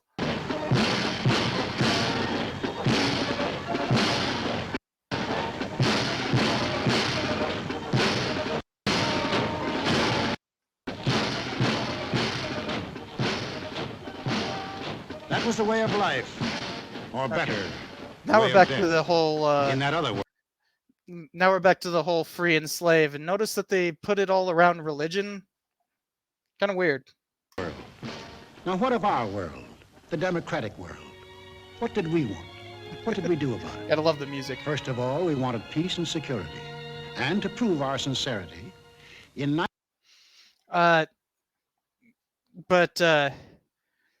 like, you want to say anything about that, like, juxtaposition? And I'm also noticing how late it is, so wondering if you're getting tired or something. I mean, there's not really much to add. They're just like, yeah, indoctrination. Like, yeah. So the indoctrination part makes sense. It's the religion part doesn't. You're on Central Time, right? yes. Okay, so it's not that late. It's 10:30 there. I mean, I'm probably going to stay up till like 3 in the morning anyway. I'm not planning that late. I've got nowhere to be. But you're good with continuing because it's 9:30 here. It's actually not that late here. We could probably like start to wrap it up though, because I mean, yeah, I'm thinking because that seems like a good stopping point, but also, if you want to go for like another hour, we could probably get to another good stopping point. no, I think we could wrap it up in like the next like 15 minutes ish. Okay. Yeah. The thing is, I don't know where. I don't remember all of. I've actually watched all of these, but it's been years. But you notice how good it is. The problem with the whole religion thing, but it's propaganda. What do you expect? But like, it's smart propaganda, if anything. Yeah, and like the imagery, the like kind of little cute. I love the circus music.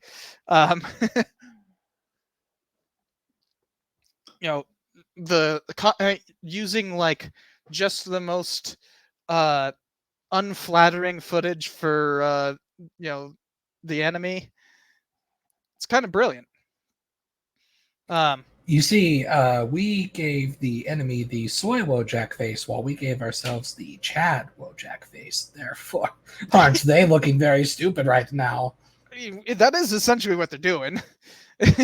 You can't beat the classics. I'm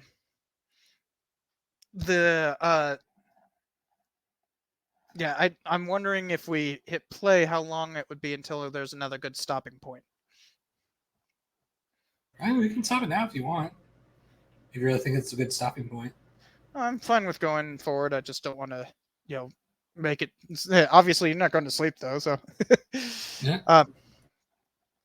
So let's go until we find another good stopping point, and that'll be the where we end it for the night. But what about Congress? I'm guessing this is going to be like look at our institutions kind of thing. Yeah, and a bunch of more of the yes. The Reichstag may have burned down in 1934, but symbolically it was already gone. Actually, one of the later ones is all about how like Germany is inherently Germany since 1868 or 66 or something like that has been like inherently expansionist and inherently like anti-democratic, and so like basically weaving the whole story that the Nazis aren't um, so unique, that they're just a new permutation on an old German theme that has been around since the Prussian Empire. So, yeah, you can probably detect that in the undertones here. They kind of mentioned it earlier, but that will be an entire video later on in the series. But we won't be watching the entire series. We're just watching this one. We initiated the Washington Disarmament Conference. This resulted in two vitally important treaties. One, to reduce the size of the British, Japanese, French, Italian, and American fleets. And the other, the Nine-Power Treaty, which guaranteed... I'll point out that the Washington Treaty disproportionately disarmed Japanese. They're a smaller nation than us, Cypher. Of course, they have to disarm more than we do. Small nations get small navy, big nations get big navy. It's only fair. So, Great Britain? That's not what I meant by small. I meant small as in how much we like them. Yeah, it was like nearly double the reduction in force that we were demanding of Japan, and they walked the hell out of the Washington Conference because of that. That was in 1922, by the way. The integrity of China, and incidentally, one of the powers signing this was Japan. Later on, in 1929, we signed the Kellogg-Briand Pact, which was supposed to abolish war as a means of settling international disputes. This pact was signed by 47 nations, including Germany and Japan. President, I have the honor of handing you the London Naval Treaty. Faithful to our treaty obligations,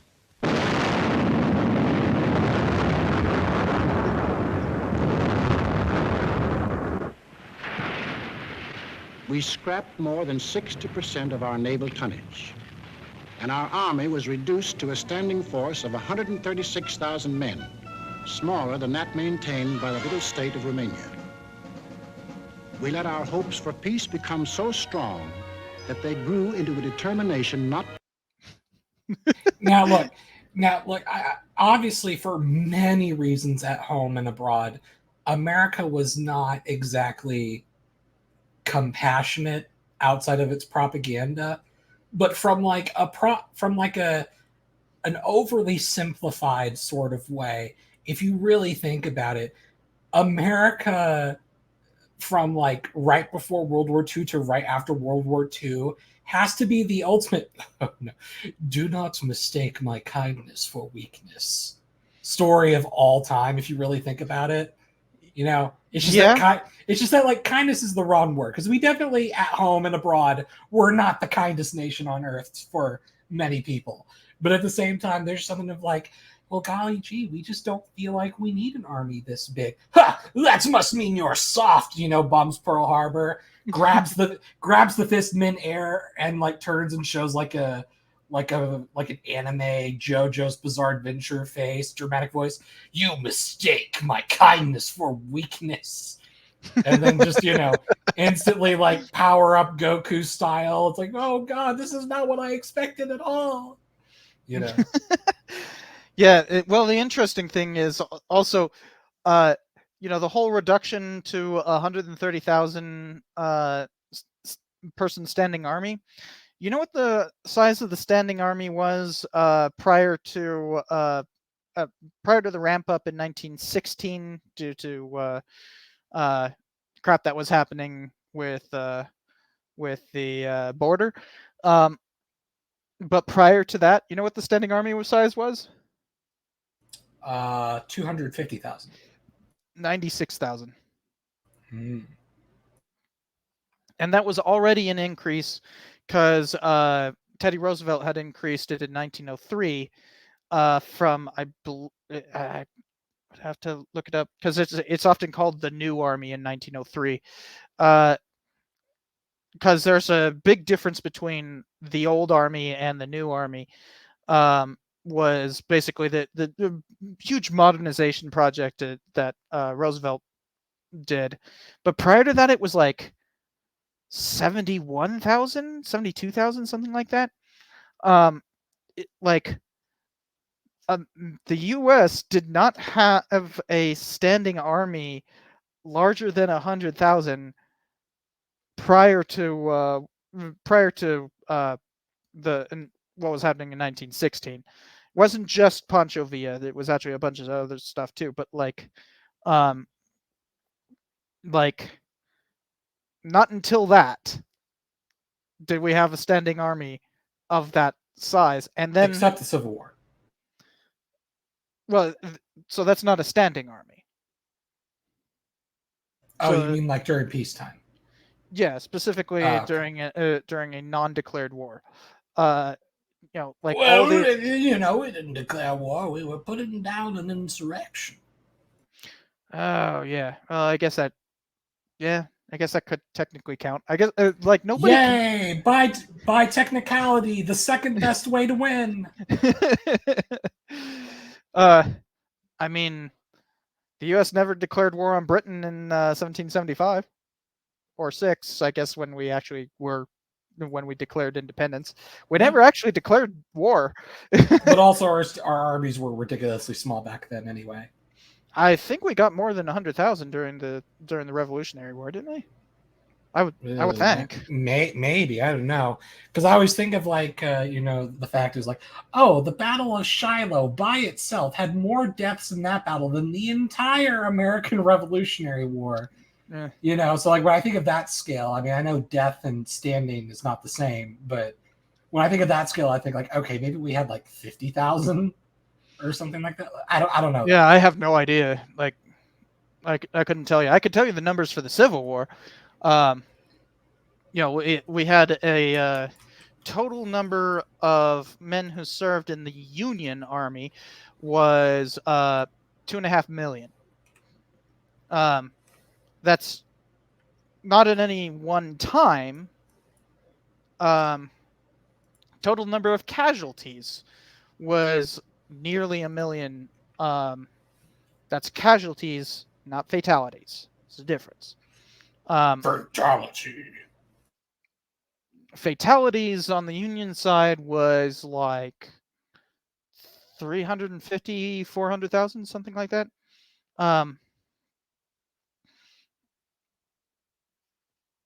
Like the total number of Union soldiers who died in the Civil War was like the total number who had served in like all previous wars combined. It was like not died, casualties, who had been injured or died. Like 1 million people had served in the army total up to that point. And suddenly it's like doubled. And mind you, the U.S. had been around for almost a century by that point. So yeah, it was the U.S. also always had this huge opposition to having a standing army up until World War II. So like having it down to, I think they said 148,000, not a big deal. Not a big deal at all.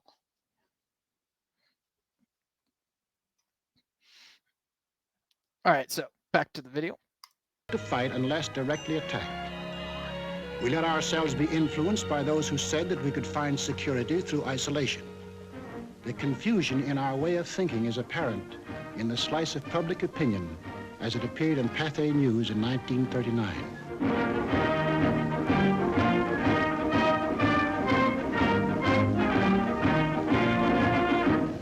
Another war, not for me. This time America should keep out, and I know I will.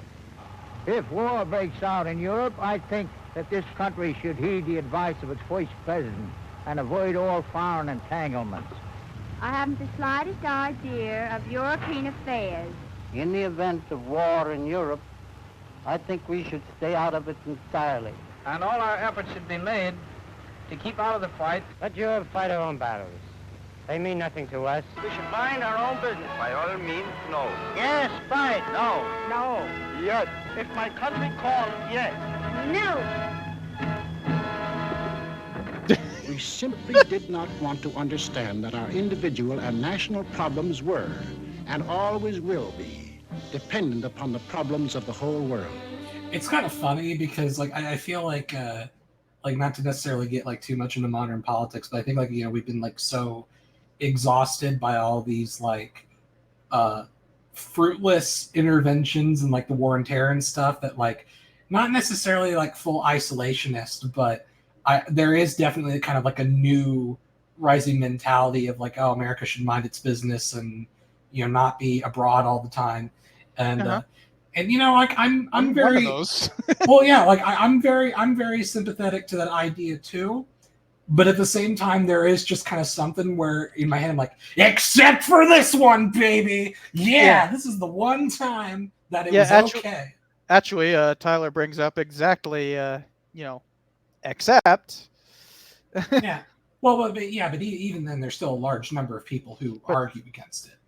Well, screw them.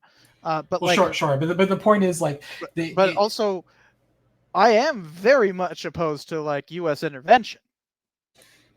Yeah, like as a general concept, it's just like World War II is just like the best exception ever. There's something about World War II, and like obviously the Allies. Good war.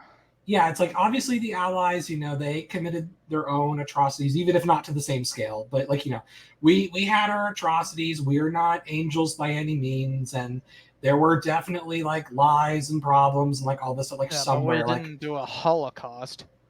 Yeah, it's just one of those things where it's like, yeah, we weren't perfect, but at the same time, this is the closest thing to an almost cartoonish level of good versus evil, good with an asterisk, versus evil, that you could, like, compared to every other war, it's almost like, in a way, psychologically liberating.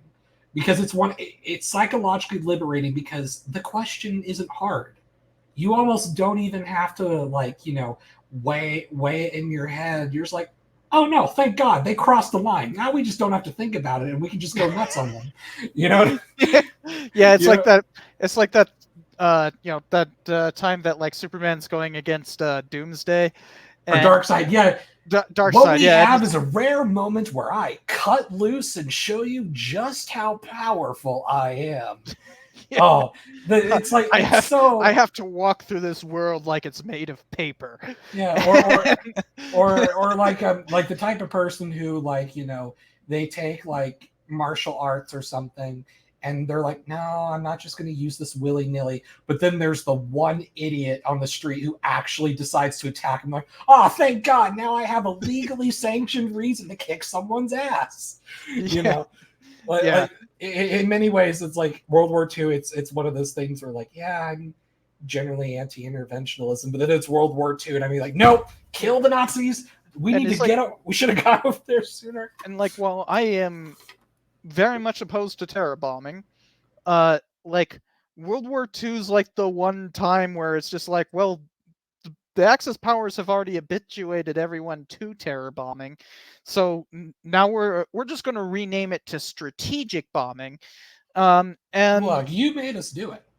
Yeah, basically, it's like, you know, it's the freaking, you know, the guy who is, you know, the martial art, going back to the martial arts metaphor. It's like, you know, guy like punches him twice to like try to get at his wallet, and then suddenly not only is he like beating the crap out of him, but now he's like, manipulating his arms and like, why are you punching yourself, why are you punching yourself, why are you punching yourself, kind of thing, like embarrassing the opponent, not just beating the crap out of him, but like literally humiliating them. There is a short story. I read it on Reddit of all places, but I doubt it came from there. But it was kind of this like interesting cheeky story where it was like, oh, humanity eventually unites like sci-fi Federation style. We're the planet Earth, and we make contact with alien life, yada yada yada, and then we find like some sort of like imperial alien race type thing that like, oh, they're going to try to take over the planet, and they send their equivalent of diplomats to us, and they're like, all right, humans, we're warning you now, like we're going to wage war with you, we're going to conquer you, we're going to enslave you, all this sort of thing. And the human delegation's like, all right, so we have this thing called the Geneva Convention where we have rules of warfare. Do you agree to these terms of the Geneva Convention, like rules of warfare and stuff like that? And the aliens like laugh in her face, and they're like, why do we have to listen to your stupid rules? Like we're trying to conquer you, we're not playing nice here.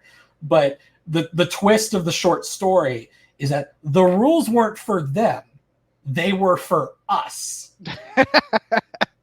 so like, I'm not locked in here with you, you're locked in here with me. Yeah, so like, at first the aliens are like, oh, cute, they're like attacking us at like night. Is that what they were so concerned about? But then like as like time goes on, they're like, sir, one of our planets just got like clouded in a bunch of like poisonous gas, and we just lost like 20 million of our people at our factories.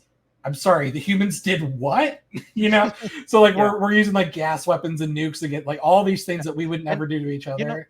That's an interesting thing though, is that the Allies absolutely had like nerve gas and multiple types of poison gas that they could have used, like weapons of mass destruction they easily could have used.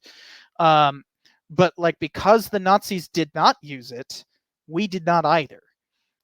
So it was like, escalate it, escalate to war crimes, which you can argue terror bombing is a war crime, like kind of like definitively it's a war crime. Yeah, but it's a different category though, because like in a way, like gas weapons were almost like the nuclear weapons of the day, in the sense that like they were about as bad as you could get. Yeah. Well, I mean, there's certain like VX gases, although VX gas wasn't available yet, I don't think. I think that's a post-war invention.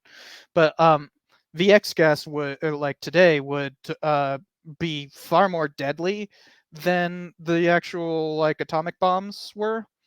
It is one of those things where it I mean, I don't know if miracle is the right word. It is a big relief that they were not used, at least on the front lines, to the extent that they could have been. And when it comes to the nuclear bombs, to quote a YouTuber called the Fat Electrician, it's never a war crime the first time, or in this case the second time either. Right? Yeah.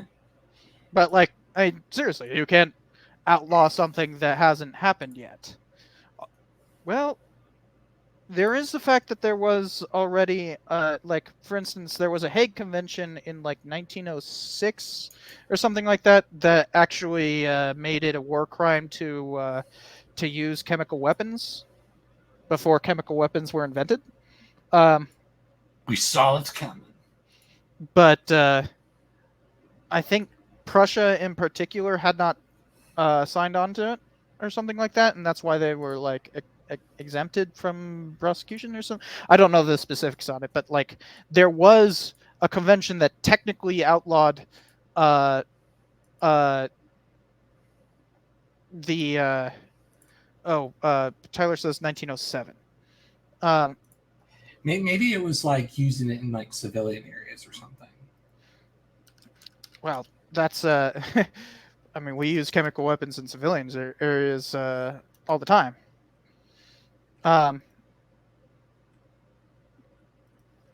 Okay, chemical.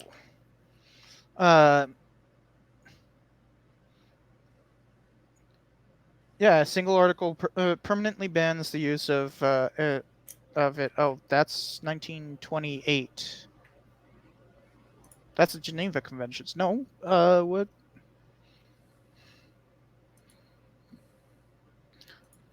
Well, anyways, the point is, we habituated like the we. Oh man, I was talking about the Axis power, and I said we. No, the Axis powers habituated the world to terror bombings. We just changed the name to strategic bombings and did exactly the same thing, but did it better. So it's one of those things of like, if you punch me, I'll punch you harder. Yeah. It'll like. I mean, think about this: Japanese never used terror bombing on the U.S. Like one thing that the Michael Bay version of Pearl Harbor gets horrendously wrong is that it shows them like targeting civilians and a hospital. That did not happen.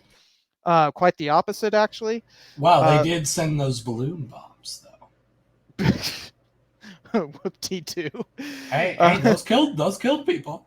Like 5. hey, look. Is it not a terrorism if only one person dies? I mean, I guess the intent was that, but we're all, by the time that was happening in 1943. Yes, I'm aware the scale's different, but technically. But also, by the time, well, their intent was to ignite forest fires and cause a lot more death. But that's terrorism. By the time it was happening in 1943, we've already been bombing the mainland of Japan. So. No, that doesn't. That wouldn't make sense of us retaliating because we're already doing it. Oh no, I didn't say it was retaliation. I'm just saying that, like, they did. I would argue that is technically a form of terrorist bombing. They did, just very silly. Cthulhu, yes, they did do it in China, but China is not the United States. They did a lot worse than terror bombing. Actually, they did straight up genocide. One might call it a sexual assault of sorts. Yeah, there was that too. But I'm talking about Unit 471, I think it's called. The experimental one. Yeah, but did like biowarfare, did mass executions, and then there was also a big, basically genocide campaign in one of the provinces south of the Yangtze that they actually it constitutes actual genocide, not just like mass killings or anything, but straight up like trying to eliminate the Han population. Did you like you remember like World War Z, right? Yeah, like the book. Mm-hmm. I never read the book. The guy who wrote the book wrote what was called the Zombie Survival Guide. It's actually like an entertaining read, even though it's written like a manual.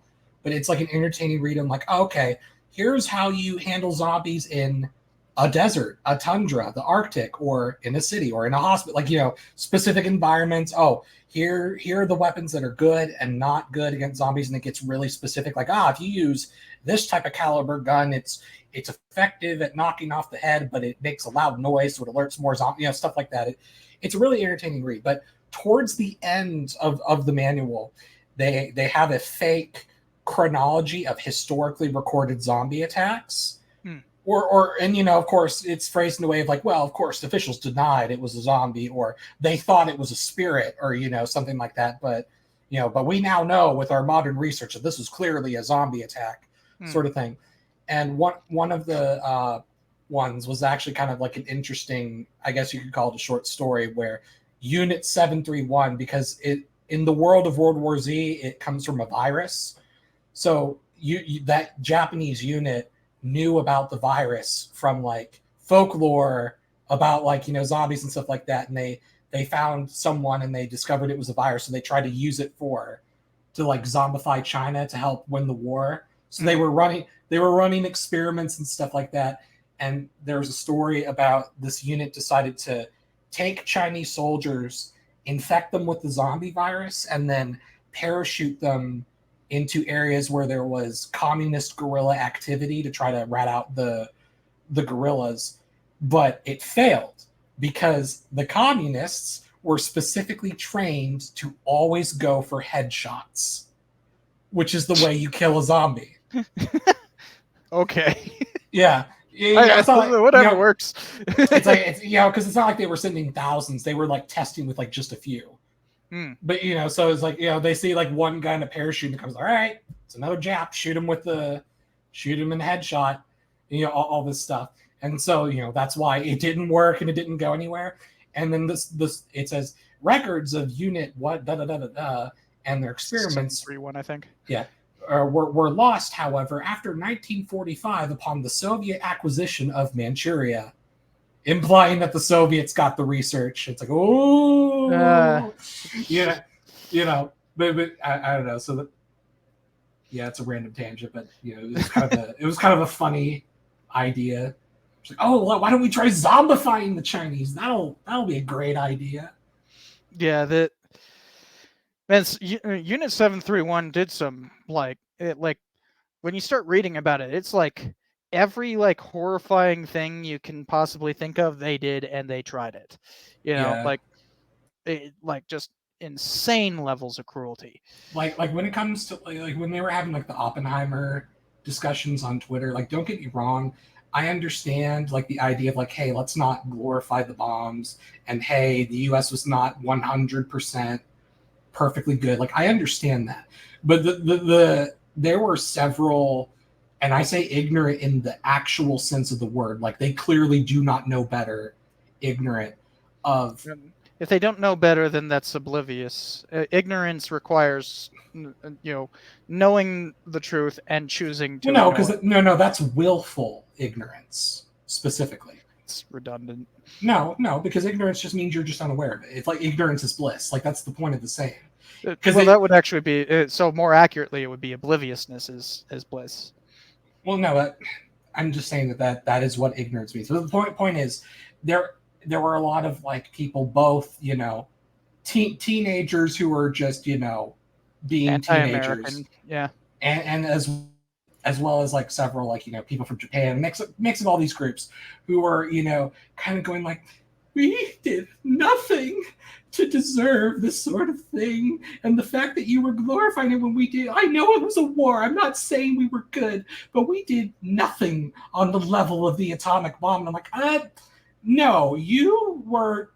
You were. Although I like, had one person who, because I did a tweet that was like, look, the Axis powers habituated everyone to terror bombings. That does not make, that does not make killing civilians any more righteous, especially on the horrific level of the nuclear bombs.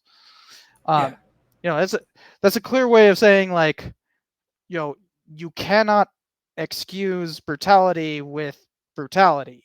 Yeah, and that's a totally understandable argument, but the fact that it's partially because like I had responses where they were literally just like, here's pictures of Japanese soldiers throwing kids on bayonets, and it's like, one, block, fuck you. Two, like, because some soldiers did bad things doesn't mean that you get to frickin' kill 200,000 people. Yeah, and like I understand that, but it's just specifically the wording of like Japan did nothing wrong other than normal war stuff. It's like, yeah, we attacked Pearl Harbor, but like we didn't have any atrocities to the level of like the atomic bombs, and that's like the one take where I'm like, okay, shut up, like and and again, I say part of it is ignorance because it's like either teenage anti-American whatever. They don't know any better. But also just like, there is the whole like Japan really did not own up as much as they could have. Yeah, and they still avoid teaching the atrocities to this day, where there are so many people who legitimately to this day are fully ignorant. Yeah, and there's ones who straight up like deny the rape of Nanking, right?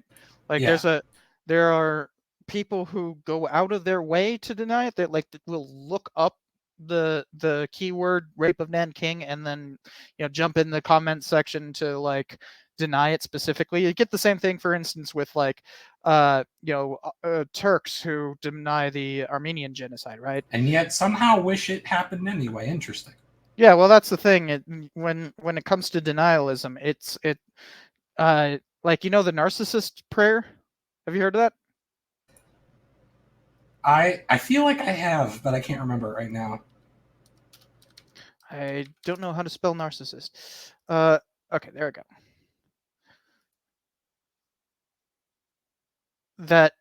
So the narcissist prayer goes, that didn't happen, and if here I'll just share that.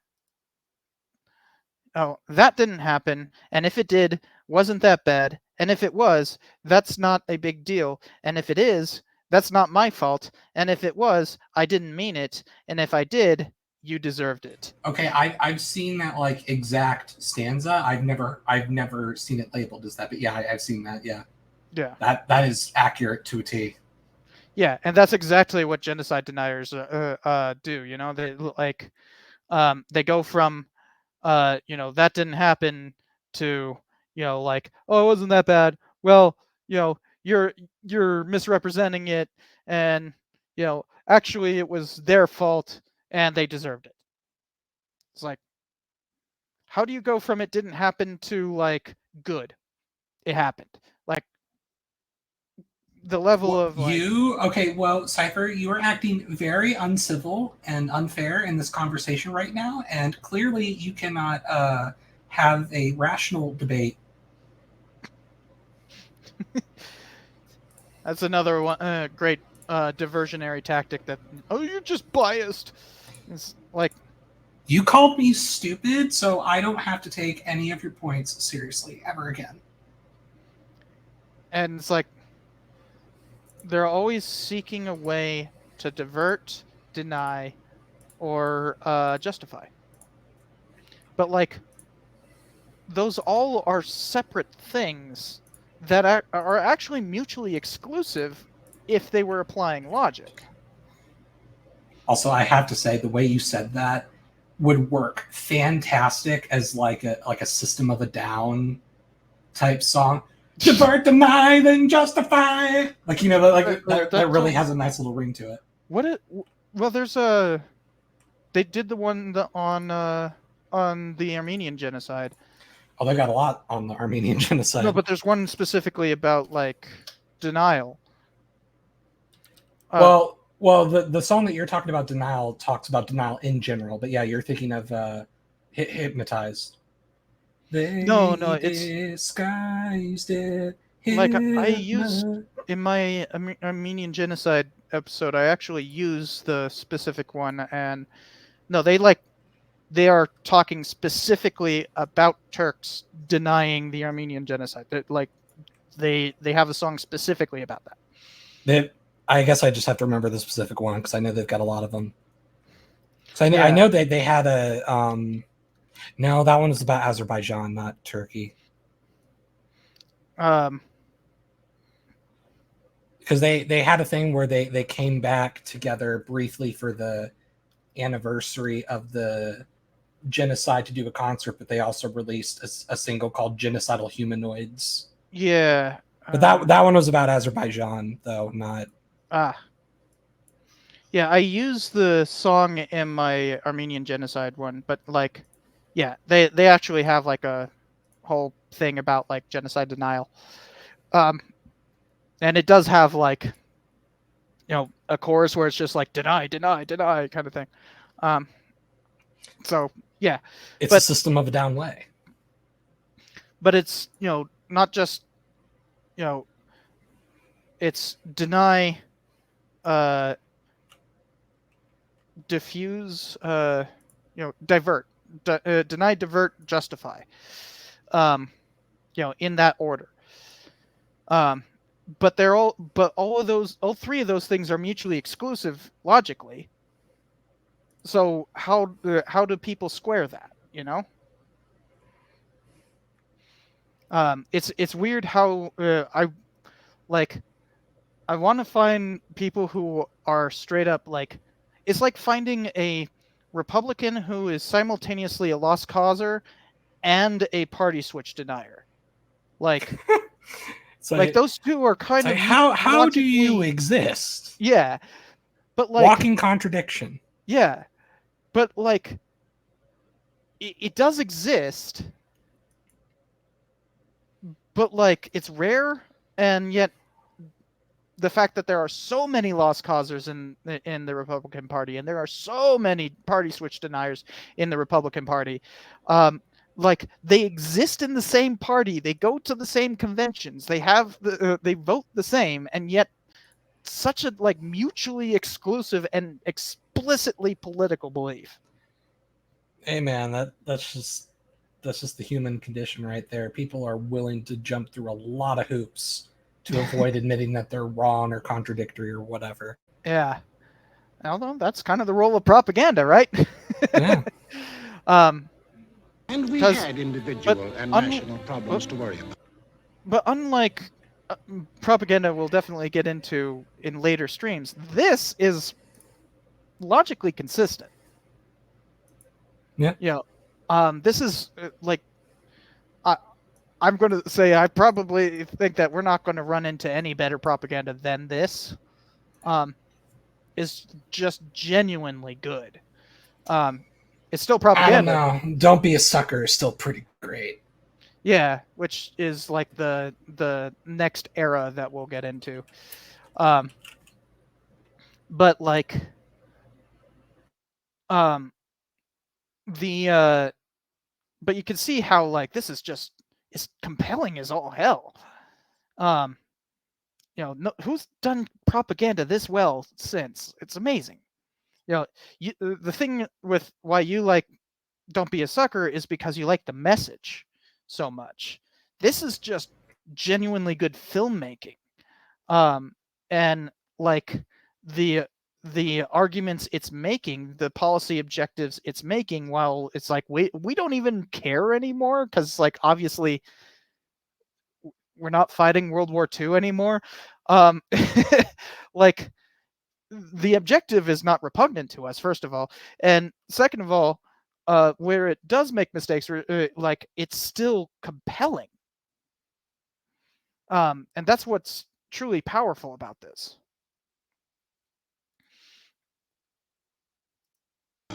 Plenty of them, just as Germany, Italy, and Japan had. But we faced them in a democratic way. We passed laws to give working men a chance to improve their lot. We established an insurance program for those without jobs. Governments establishing insurance programs? Oh, that sounds nice. We still have workers' insurance. That's actually still a thing. Also, yeah, but I'm saying more. Also, Social Security is kind of mostly what he's referring to. Yeah, I know. Although, interestingly, by 1942, there were several social programs that had so, for instance, like something that like absolutely would be denounced as like just full on, you know, communism was like daycare was free. At this point, daycare was made free in late 1940 and would remain so all the way until like 1950. Yeah, like I actually just learned about that recently. I had no idea because I remember that was like brought up as an issue. I think it was like Elizabeth Warren who was like, oh, universal pre-K, you know, which I guess is analogous to daycare, basically, you know. And I thought, oh, like you know, in a sense, I guess.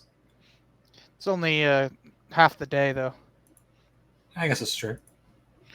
It's a problem with kindergarten and pre-Ks is only half the day. Technically half of a school third. Day. Yeah, a third of a work day, a half of a school day. But you know, it's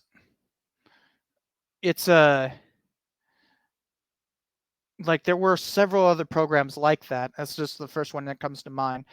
That were like straight up the government was just paying for everything, and like we came out of this war pretty well off economically. Like we didn't really see a post-war slump, which is almost unprecedented when on a war of this scale. For instance, there was a depression after World War I from 1920 to 21. So like it's the Roaring Twenties weren't roaring to start off with. Soup line, bread and soup lines all around. Yet, for some reason, we don't look at this and go like, "Hey, actually, this kind of stuff works and helps the economy." Instead, we're like, "Well, that's World War II." That's the one exception. And hunger. We organized the CCC to provide our young men with healthy and useful employment. A federal works program came into being and changed the face of our nation with new roads, bridges, schools.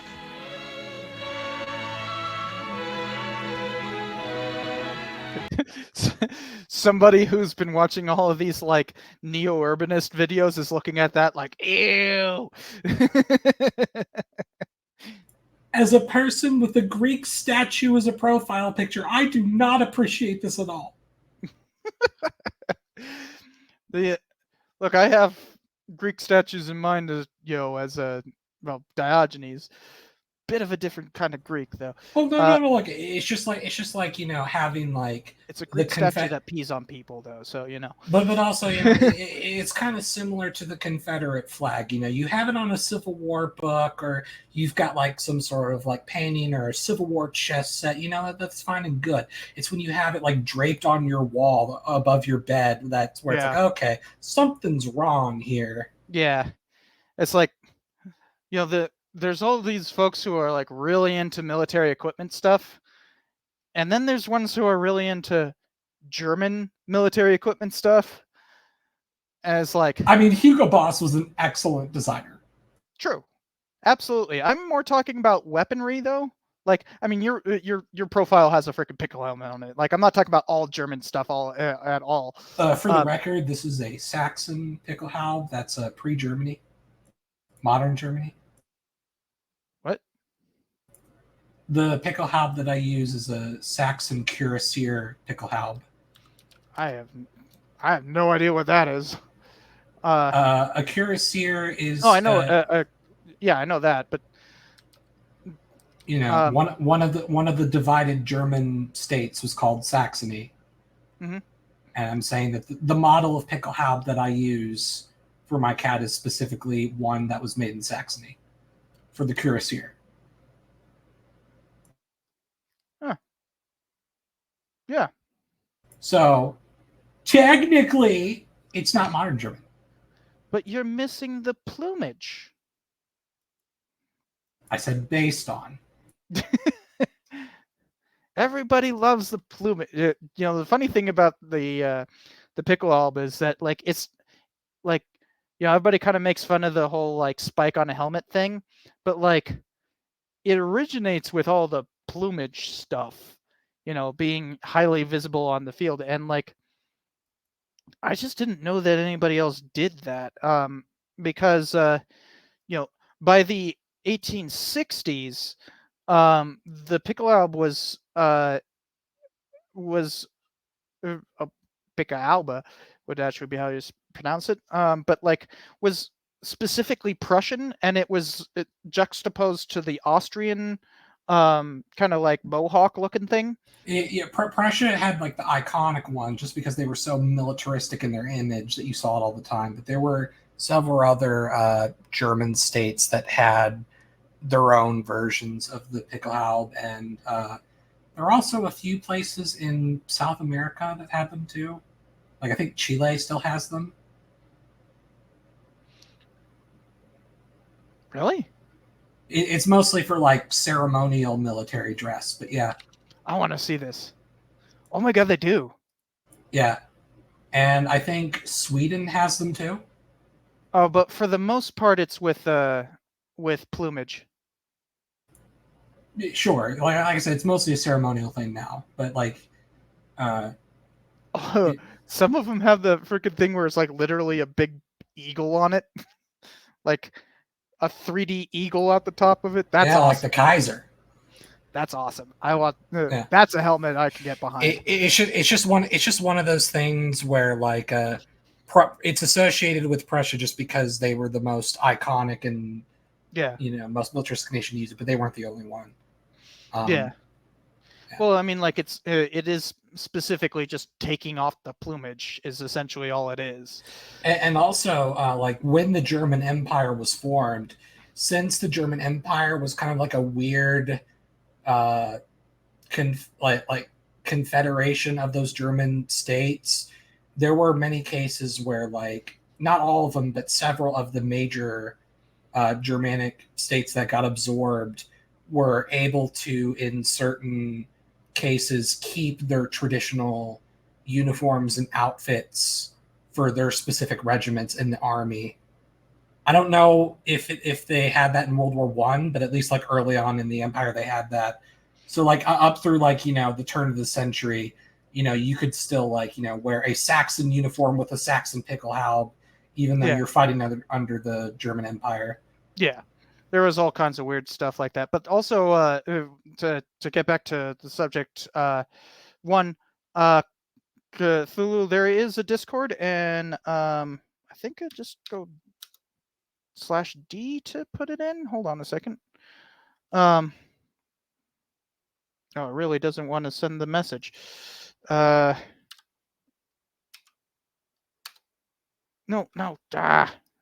I'm forgetting if it's like /D. What is it? $D? No. I'm forgetting the command for it. I actually have a command built in to link to Discord. /D? No, it's not /. But there is a Discord. But it is linked under every video. Say for a few that are a little too controversial that I just didn't want a bunch of assholes flooding the Discord. But when we're talking about like the people who are into German equipment stuff, I'm not talking about helmets. I'm talking about guns, tanks, especially tanks, planes, that kind of thing, ships, big weapons of war, where that's one of those things that you can tell a lot about a person by the military equipment they fetishize. Look, just because I have a fantasy of being a god king emperor who would totally do everything perfect does not mean that I would abolish our democracy. I can separate reality from fiction. Yeah. So, but we're talking about like the weird kind of underlying way that people use that kind of stuff, because we were mentioning the Confederate flag and stuff like that. But I've been accused of that though. Like I remember like I've had people, whether either in a in a negative accusatory way or I get it, you're one of us sort of way. Where they think, that's even worse. Yeah, where it's like you're an Imperial German. I'm like, excuse me, no. I'm trying to find, because the thing that I use for commands on for stuff on here is Nightbot, but I'm having trouble finding out how to do Nightbot commands. All right. Well, anyways, let's get back to the video. Yes. Because it's the Hoover Dam. Look at that beauty. I ain't she a beaut? No, a beaut is further north. Say again? I said, ain't she a beaut? And I said, no, the buttes are further north. And east. There's a lot of buttes. Brought the miracle of electricity to millions of our people. These were some of our... I always find it funny that the Hoover Dam is always portrayed as like a New Deal thing, even though it's rightly named. Like, Hoover didn't only, sign the, like it not only did the construction process start under his presidency, but he negotiated the contract, the compact that created it in 1922. He did a lot of the engineering work for figuring out where to put it. It has his fingerprints all over it. That just shows how much of a Chad Hoover wasn't. I mean, yeah, everybody kind of hated him after that. Like, man, I've been reading a whole bunch of stuff about Stanford, and like the Hoover Institute is there because Hoover was kind of our first Californian president. Just saying. Oh, I'm so sorry. Well, think about who the other California presidents were. Yeah, you haven't really been doing a good job, have you? I'm not there. I'm in New Mexico. We haven't had a single one. No, I'm directing to you at California. I grew up in Nevada. Anyways, but also during the New Deal, and basically because of the New Deal, I'm forgetting the name of the dam, but it goes across the Columbia River. It's bigger. Was completed during the only a few years after Hoover Dam was completed, and it freaking generates more electricity. So why don't they use that as like the symbol? Like nobody ever does. Because Hoover is still lame. Is it called the Coolidge Dam? I'm thinking. No, it's the Hoover Dam. No, the one in Washington. Oh. Yeah, the Hoover Dam is the one in the Colorado River. Yes, I think I know that. I mean, you're the one confused on the name. The Coolidge Dam is on the Gila River. That is definitely not Washington. What Washington State Dam? Let's see what. Grand Coulee Dam. Yeah, the Grand Coulee Dam should be like the symbol of. It wasn't completed until 42. Okay, that might make sense why they're not showing it here. Still, that should be the symbol of the New Deal, not the Hoover Dam. I don't understand that. Like Wikipedia does this. If you look up the New Deal, it shows a picture of the construction of the Hoover Dam on it. It's like, that's not a New Deal project. I always just immediately think of the TVA. Yeah, that would work. Although, drowning a bunch of settlements isn't exactly a happy thing for a lot of people. But we got them electricity. True. Yeah, TVA is kind of like the pilot project for like a bunch of stuff to come after that. But like, yeah, it would. But none of the dams of that are like particularly magnificent, Well, no, I just think but I still think it kind of fits the general idea of just like a general infrastructure improvement. Yeah, absolutely. But the Grand Coulee Dam should be like the crowning, the thing that they show as a crowning achievement in the New Deal, not the Hoover Dam. It's not the New Deal. Anyways, accomplishments, but there were others not so creditable. We turned our backs on the League of Nations. We passed the Tariff Act to set a higher wall of isolation around us. We encouraged lawlessness with the farce of prohibition. But in spite of these mistakes, we never had a thought of losing our free institutions. I will say the best amendment is the 21st. Cheers. You degenerate scum. Hey, just because you don't want to have any fun doesn't mean everybody else doesn't. That's not effective against puritanical thinking. It just makes us double down. Or it makes us go, look, back in college, I had curly hair. See, I used to be fun. But I like how they're like, hey, we made some mistakes, and they're like, mistakes are like prohibition. It's like, not gonna mention the whole, slavery thing or Everyone knows we fixed that mistake hard. Ongoing lynching problems. Now hold on, we're trying to win people over, Cypher. Quit being divisive. Or, American Indians. Again, Cypher, quit being so divisive. They will talk about American Indians in this series. Like, we won't get to it or anything, but like Is it the Code Talkers? No. Code Talkers weren't formed until 44, I believe. So yeah, not really a thing yet. But like, no, they talk about it as like the, they're part of us kind of thing. That standard like,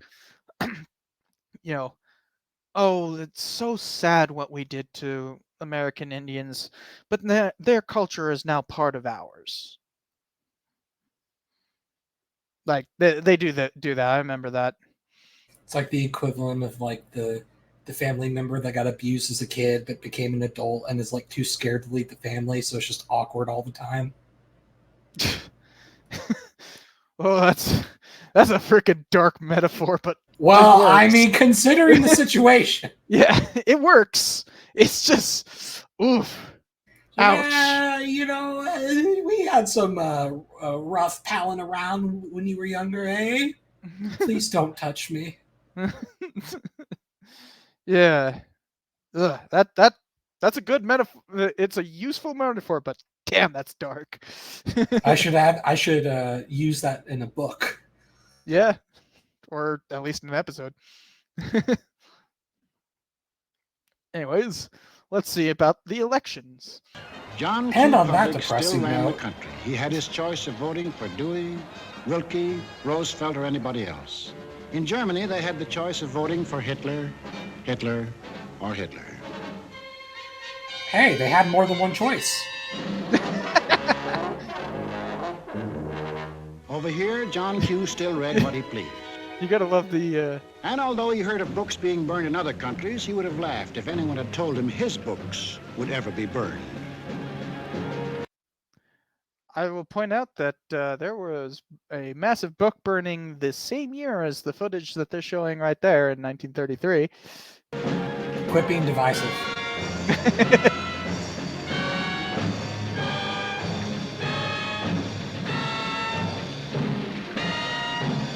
Cue the scene where Indiana Jones pops in and Hitler gives him an Sunday, autograph. if he felt like it, John Q. went to any church he pleased. Wait, what? Wait, hold on. What? That's not a scene. Yeah, it is. Hitler gives him an autograph. Yeah, it's in the third movie where Indiana Jones is like secretly trying to infiltrate into a place in Berlin, and there happens to be like a book burning, and Indiana Jones just happens to have a book.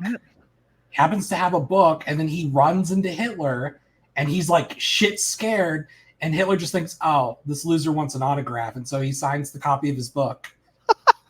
I do not remember that at all. I need to rewatch those. Look it up on YouTube. You can find it. No, I just need to rewatch those movies. It's been a long time.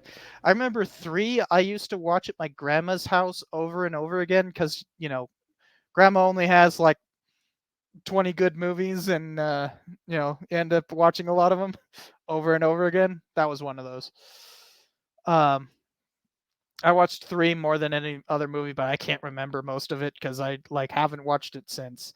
There's the link. Would we get in trouble for playing it? Nah. We're technically reacting. Yeah, we are.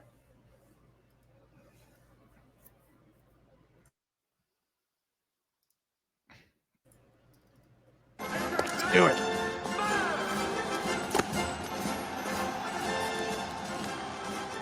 boy. We're pilgrims in an unholy land.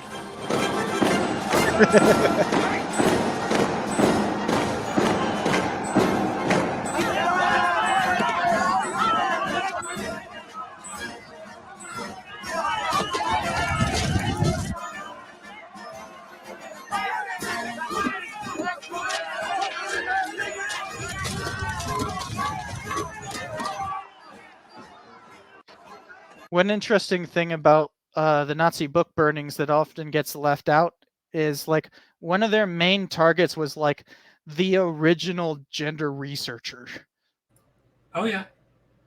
Like there was an LGBT Holocaust. Oh yeah. But like he was I'm forgetting the name of the researcher, but like it was a institute that it was the Magnus Hirschfeld. Thank you. Yeah, the Institute of Sexuality and Cthulhu actually beat you. Yeah. Hirschfeld. Well, I guess it would be Hirschfield. Yeah, I've I was always heard gonna it Hirschfeld. I'd never seen it spelled. I was gonna do a video on him this year for Pride Month originally, but it was just so dark. I'm like, Yeah, your Pride Month videos are much more aspirational, so yeah. Would be worth doing you know, on a non-Pride Month yeah, thing. maybe. You don't have to limit your videos on Pride on LGBT topics. Yeah, but Pride. it triggers people, and I like it. Well, but that's the thing. You don't have to limit triggering people to just Pride Month. Either way. Come, get down with the sickness. Anyways. Caroline, Doctor. Where is it? How did you get here? Where is it? I want it.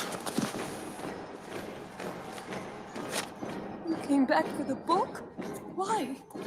Oh, I remember that. She's like angry that he's not like coming back for her. You stood up to be counted with the enemy of everything that the Grail stands for. Who gives a damn what you think? You do! All I have to do is squeeze. All I have to do is scream.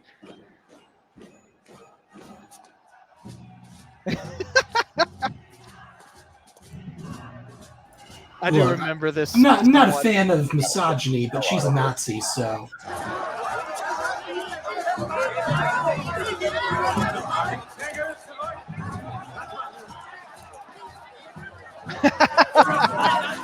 Okay, I get what's about to happen.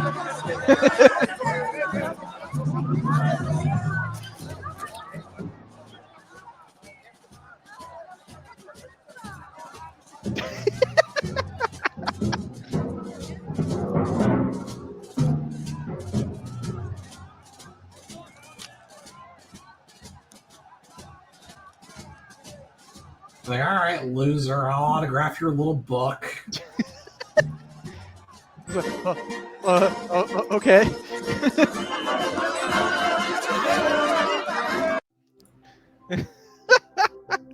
Indiana Jones got an autograph from Hitler. It's canon.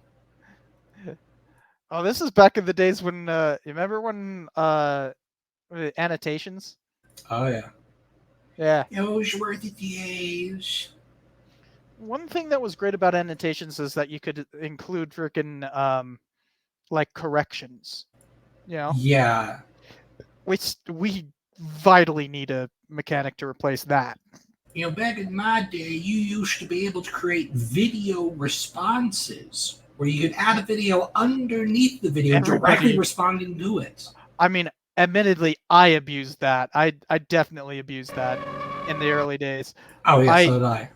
Yeah, you did the thing where I'll just put one of my videos there under like the most viral video, and maybe I'll get a few hundred views from it before it like gets drowned out by someone else. Yeah. If it's like just vaguely connected in some way. Oh no, I didn't even care about that. I just spam posted it there. Oh yeah, okay. Because like do that. Well, because like the videos I would put it on were popular enough to where like everyone was posting video responses, so it would show up for maybe like 30 30 seconds before it would be drowned out by 50 others or whatever. So you're talking about something like yeah. Man Cat or something like that, right? Yeah. Yeah. That feature I do not miss.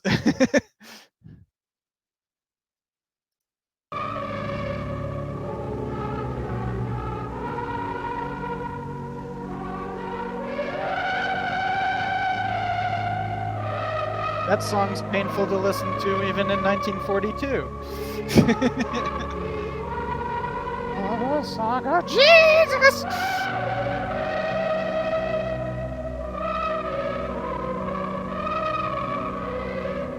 Okay, do we have to listen to the whole thing? Most of all, Yeah, we he can got a skip kick ahead. out of seeing his kids grow up. Yeah.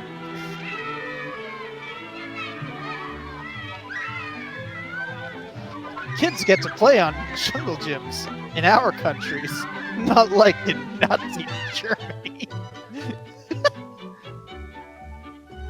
In Nazi Germany, instead of monkey bars, they have prison bars. I wouldn't put it past them doing that.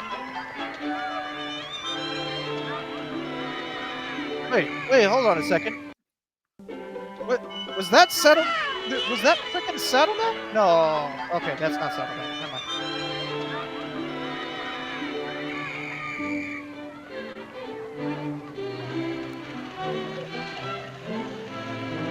Okay. Yeah, kids play. Wait, what? Had this in mind for the little John Q's.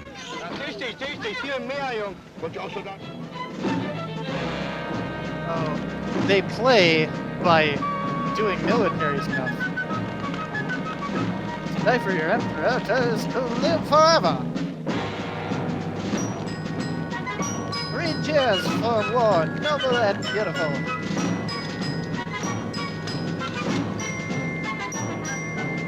Wait, was that the... That was the Italian flag, yeah. Yes, while their children were being trained to kill, John Q's kids were giving their pennies to help them have life.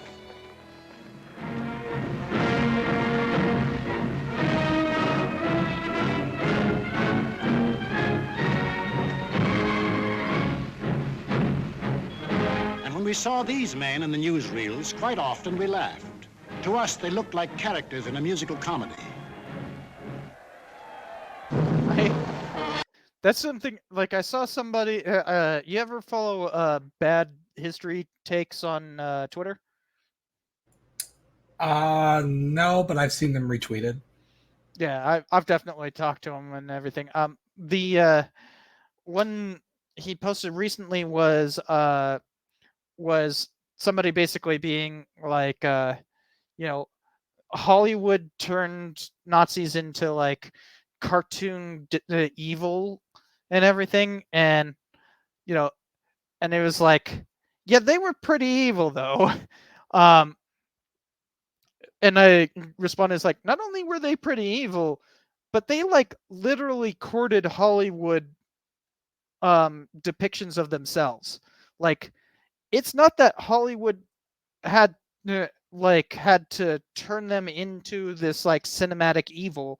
They did that themselves, and I'm not talking about like the evil deeds they did, because obviously Holocaust, duh. But they like literally made them into cinematic like devils with their like militarism and flashy garb and literal propaganda and everything.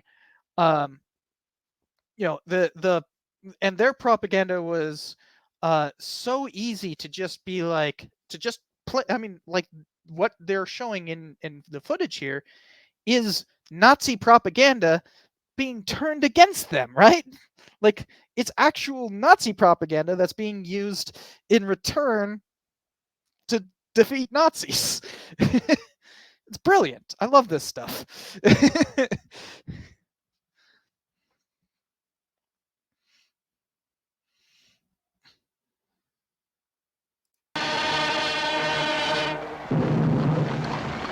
But they weren't comic. They weren't funny. They were deadly serious. They were out for world conquest.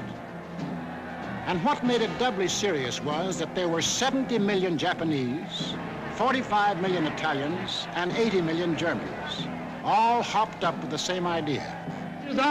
Deutsches Volk hilft dir selbst. Jeder soll helfen. Their leaders told them that they were supermen. Herrenvolk, the Nazis called it. The master race, destined to rule all other peoples on Earth. Take a good look at these humorless men. These were to be the rulers of the ruling race. You gotta love. Take a look at these humorless men. These are supposed to be the leaders of a master race. Like, damn. And then they show a guy with a unibrow. Evil. But like, while they're also saying like we shouldn't laugh at them. They're like, the devil incarnate. Remember when they showed the 3 leaders of the Axis powers? They literally played circus music. So, propaganda does not have to be logically consistent. It just needs to be compelling. Auch ihr bürgerliches Dasein ist gesichert in diesem nationalsozialistischen Staat. Obey us blindly, and you will attain your rightful place in the world. All other people will be your slaves. That's what they promised them. That Americans, Chinese, Russian, South Americans, all free peoples would work for them and make them rich. And how they ate it up.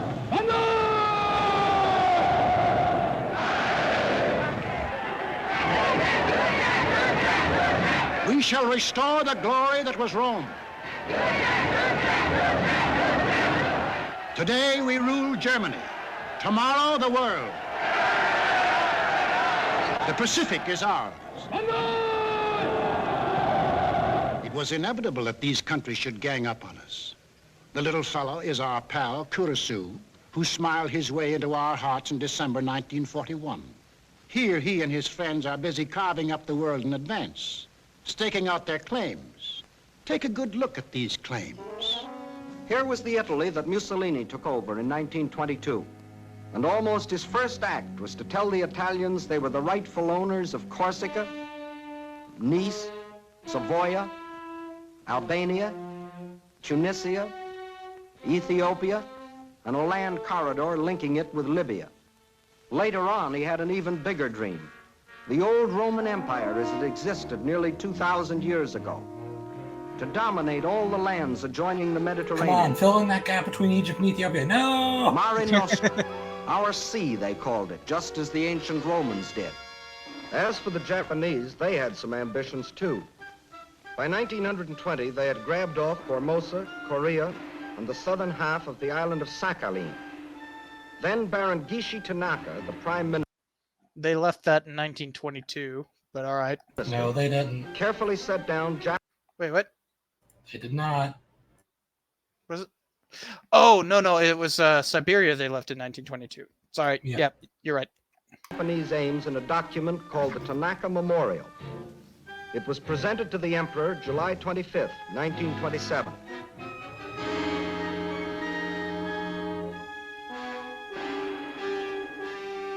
Here was their dream.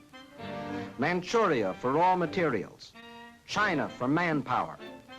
Then a triumphant march through Indochina, Siam, Burma, India, the East Indies, and on through Australia and New Zealand. And in the north, all they claimed was that part of Russia east of Lake Baikal. That was to be the new order in Asia.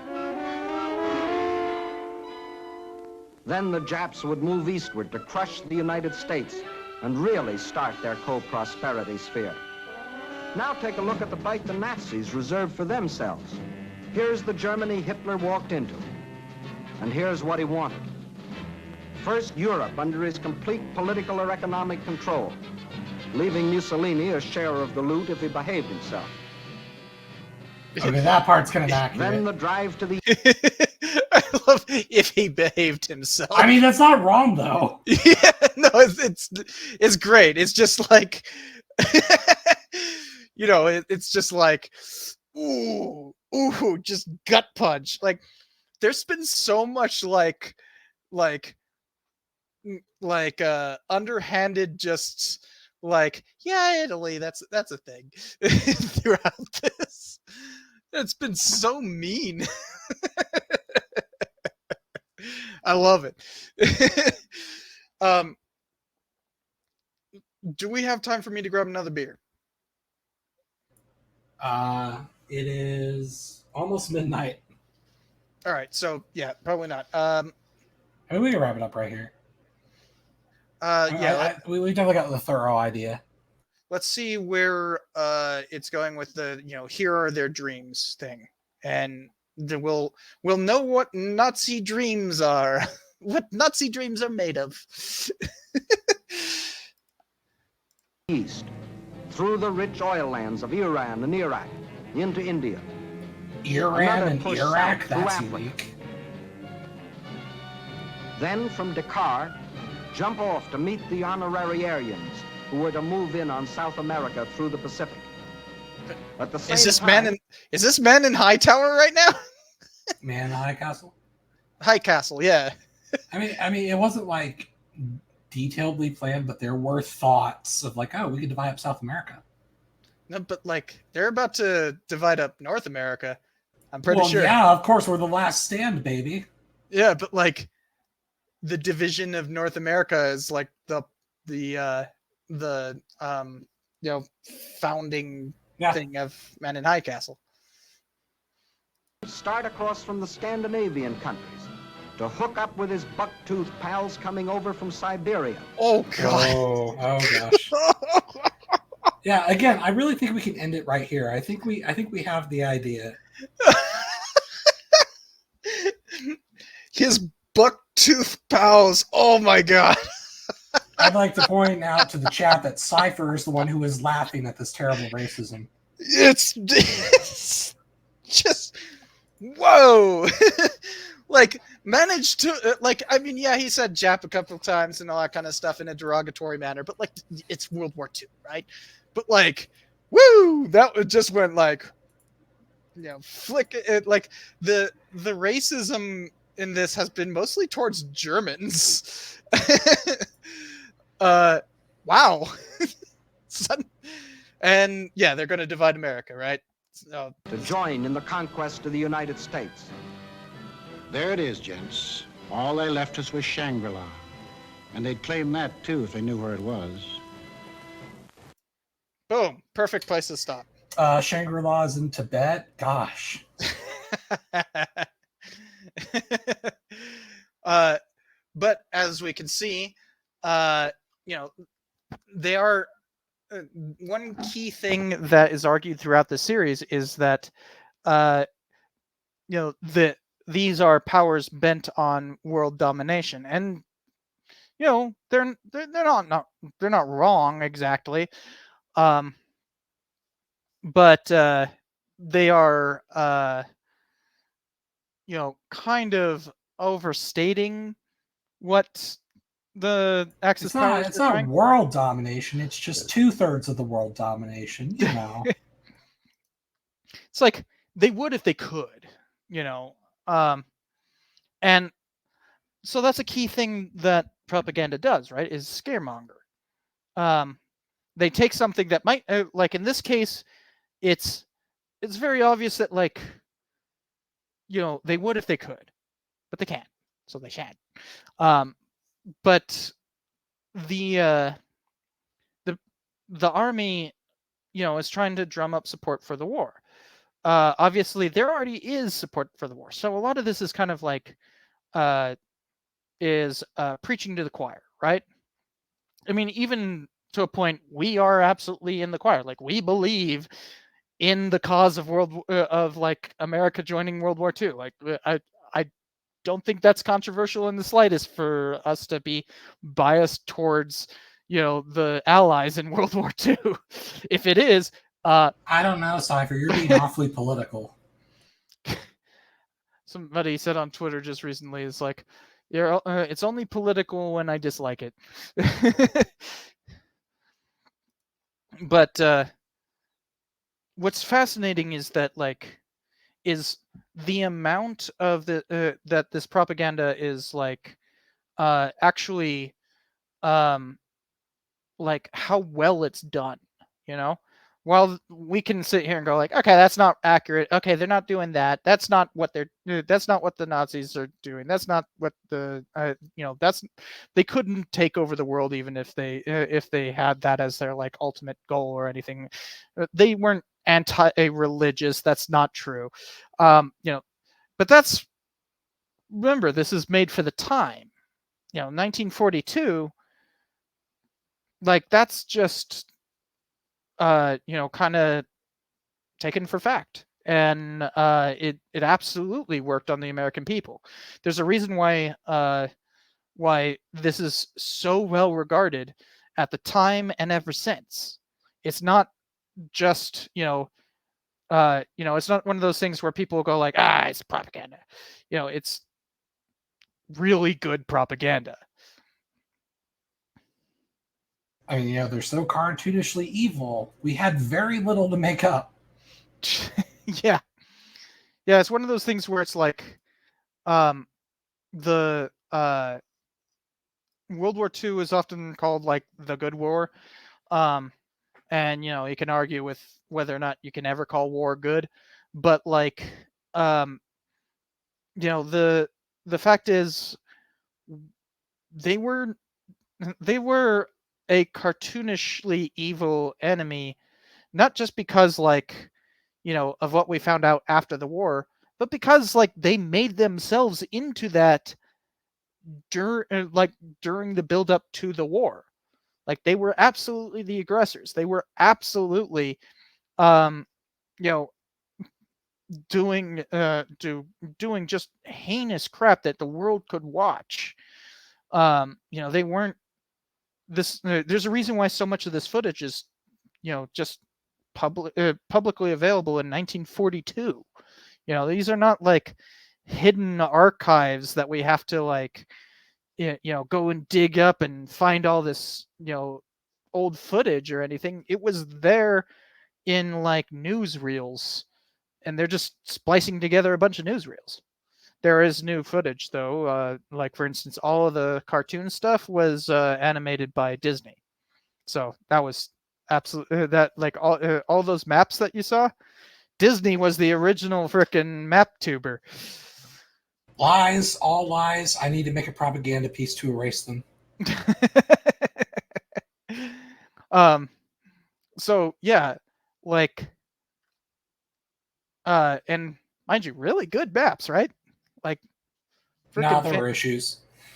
Oh, come on. Issues. Nothing that would make your bad map series. Right? I mean, that's a low bar.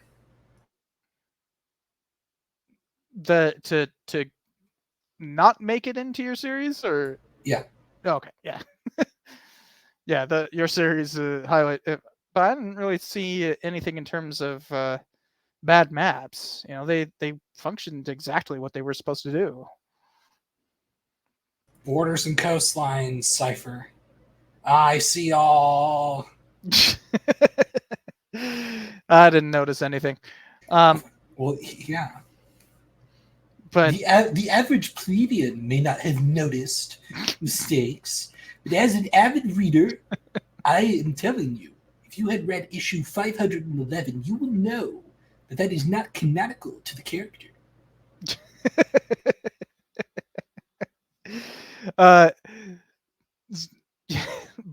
still, there's also a lot of for instance, later in the series they'll start talking about like troop levels and population sizes and that kind of stuff, like a lot of animated graphs, and realize this is kind of like new territory. Like nobody was doing that kind of stuff prior to the war, like animated graphs. Why would anybody be doing that, right? But like when you get Disney on board, suddenly they're pioneering this. Now we just think of like most of these things as like PowerPoint effects. That that's like 50 years away. So, a little more than 50 years. It's like 55 years, but yeah. The the animation is impressive, the editing is impressive, the soundtrack is impressive, even the narration is I believe the narration is just the actual director.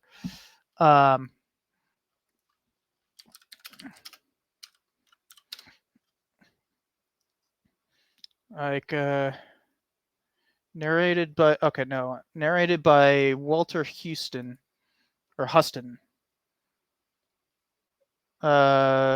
Most famous for, wait, is he the badges guy?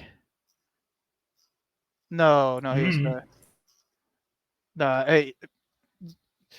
he was in Treasure of the Sierra Madre. He was the treasure seeker, the buddy of the main actor.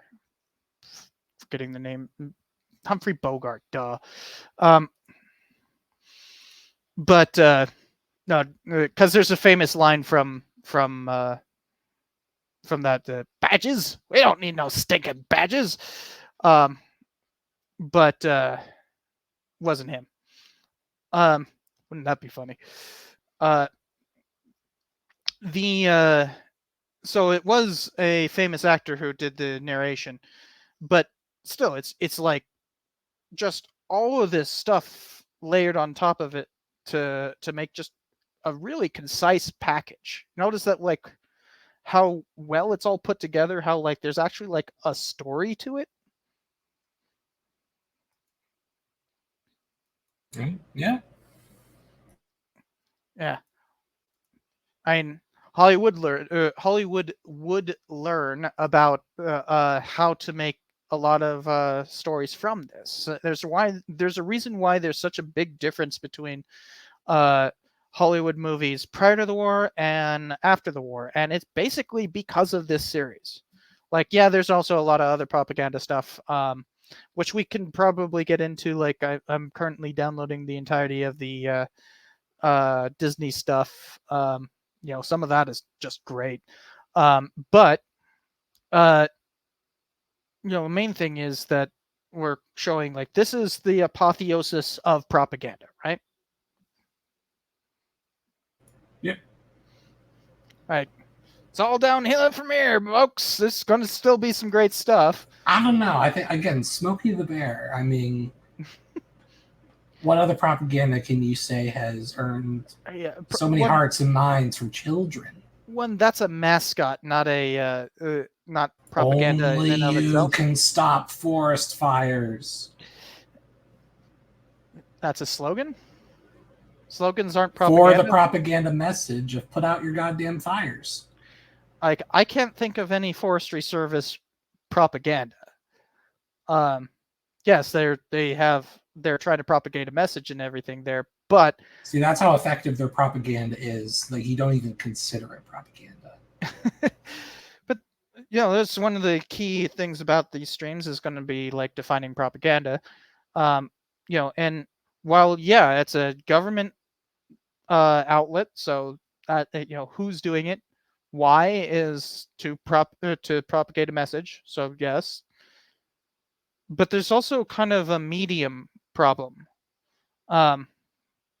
You could say that the posters were propaganda for like Smokey the Bear, but for the most part, it's not propaganda. It's like asking people to do their part, rather than trying to enact some sort of policy goal, or even to like in this movie's case, is basically war bonds, right?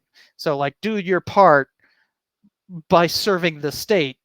This is literally trying to get you to not do something. I should say, Smokey the Bear is trying to get you to not do something, which is a bit different. Smokey the Bear. I don't know if that would count. The posters could be. Smokey the Bear in and of itself, no. That's a mascot. Mascots cannot be propaganda in and of themselves. They can be mascots of propaganda, but they can't be inherently propaganda by just existing. They have to come with a message. And only you can prevent forest fires is that message, but is that a propaganda message? I don't think so. In the broad scope, I'd say it is. How does that fit with Why We Fight? A very explicitly propaganda film. Well, it doesn't have to fit with that one. I'm just saying it's propaganda. Well, so why is it so different as opposed to Why We Fight? Because what we've watched thus far... The difference is obviously like the scale. And like, yeah, there are differences between telling someone to do something versus not doing something. But I think that part of like, it's promoting a policy of we need to take care of our environment down to you need to put out your forest fires. And like, that's your responsibility. Only you can do that. That wording of the messaging is basically saying, yeah, it's our policy that you are the one who has to ensure the policy. You are giving out the responsibility, just how this one is saying, like, yeah, it's our responsibility to fight the Nazis, and here's why. This one is the Smokey the Bear thing is a more roundabout, indirect way of doing the same thing. Like, yeah, who else is going to do it? You got to do it, sort of thing. Because you think about like how much taking care of our parks is integral to not only the park system, but you think about how much it links with America, our imagery, and stuff like that. Like it's definitely comes from a part of the government. It's just where Smokey the Bear came from? The woods. Which woods? America. Which state? I'll go with Montana. New Mexico. Came from El Capitan. So America, I was right.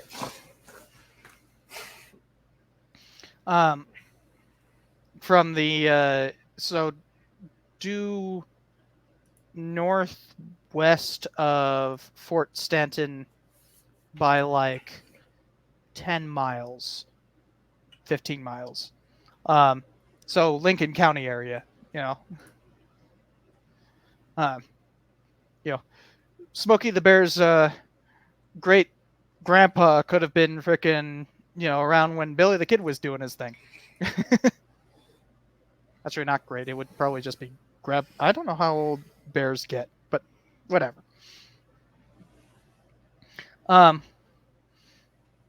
The Cthulhu, who is trying to type out New Mexico before I said it.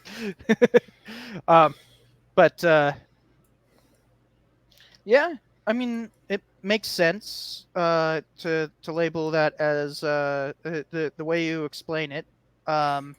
Like if you want to say it's a different genre of propaganda, sure. Yeah. But I still think like in the broad category, like it is propaganda.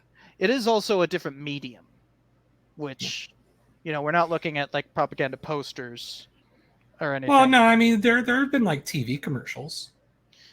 Commercials, not like full-on documentaries. We've watched 2 dramas. We've watched nothing but feature films. Yeah, like I said, it's a different genre, but I'd still say it counts. I think like one of the commercials that has like always like been imprinted in my memory. It was a Smokey Bear one, only you can stop forest fire commercial, where you see a matchbox and like it's kind of like a stop motion animation thing where like the 10 matches kind of like pop out of the box and you hear this like xylophone happy music. It's like, oh, what can you create with 10 matches? And the matches, like, they form like a shape of this, a shape of that, a star, like, all these sort of thing. And then 9 of them go back into the box and the box disappears and it just says, what can you destroy with just one? Yeah. And then you see like just giant like black and white Smokey Bear with like an Andre the Giant Obey level of like imprint pointing directly at the screen. You know, only you can stop forest fires. It could happen to you. Yeah. That's, I mean, that is level of reefer madness. It's almost like the equivalent of like the Johnson Daisy ad. Yeah. You know, the funny thing about 5. that ad, did you know that it only ran once? Yes, that's why it's my favorite commercial of all time. You know the famous 1984 ad for Apple? Yeah. That ran twice. Yeah. One of them happened to be during the Super Bowl, so, lots of people saw it, but like... Not even Apple could compare to the power of LBJ and his jumbo energy. Although, yeah, as Tyler says, these were shown on the news multiple times, so it is a bit different when it's shown on the news, because it's like, look at how bad this is, kind of thing. That's typically how it's These are the stakes. Either we learn to live in a world where all of God's children can play, we must get along, or we will surely die. Vote Johnson for president. The stakes are too high this time. Like, goddamn. Goldwater, why did you have to say, oh, maybe we can nuke Vietnam? Johnson's like, oh, I'm going to end this politician's career immediately. Yeah, well, I mean, Goldwater is like he literally ran on removing the frickin' 1964 frickin' Civil Rights Act. Like he is like the definition of like, I don't want to say he was like bad faith, because I think like his reasonings, I think he believed in those reasonings, but it's that type of like devotion to principle that makes you want to strangle a man. Yes. Like because he absolutely wasn't like opposed to it because he hated black people, although there's plenty to be made out of him being racist. It wasn't government overreach, supposedly. It was. It's like whenever you watch rights. it's like whenever you watch like the Super Friends cartoon, or like an old DC cartoons before they got edgy, where it's like they're not even gonna like punch the Joker or something like that. It's like no, don't let him just get away. Like, oh darn, we can't overuse our powers. It's like, what are you talking about? He's gonna kill like 50 more people, and you're not gonna kill him once? No, we don't sink that low, mister. Just frickin' throw some batarangs into his thighs. Jesus. Yeah, like it's just the same thing. Like I go to Goldwater, I'm like, it's a civil rights bill. This isn't 1984. Now look, it's nice in theory, but the concept of government slaps him 5 times in the face. This is why you lost the election. Yeah, but like Nixon kind of played the same game, except for without like explicitly being anti-civil rights. Well, no. At least in Nixon, he was at least, being like, oh no, I am saying I will slow the civil rights down to win your vote. Like at least, hey, he meant it, and he, for the most part, sort of did it. So it's like at least he did something. Goldwater is just like, God damn it. Now remember, it's government overreach to say don't discriminate against black people, but using the government to nuke innocent Vietnamese. Now, I think that sounds lovely. I also think it's really telling that Reagan did his whole like it's a time for choosing speech for Goldwater, and only gave lukewarm support for the liberal Nixon. I mean, yeah. Well, as I like to say, I didn't leave the Democratic Party. The Democratic Party left me once they liked black people. So, to wrap up today, we didn't make it all the way through the thing. I should mark down where we are. Oh, I have not marked it down. Hold on. 35. What do you want to say to wrap this whole thing up?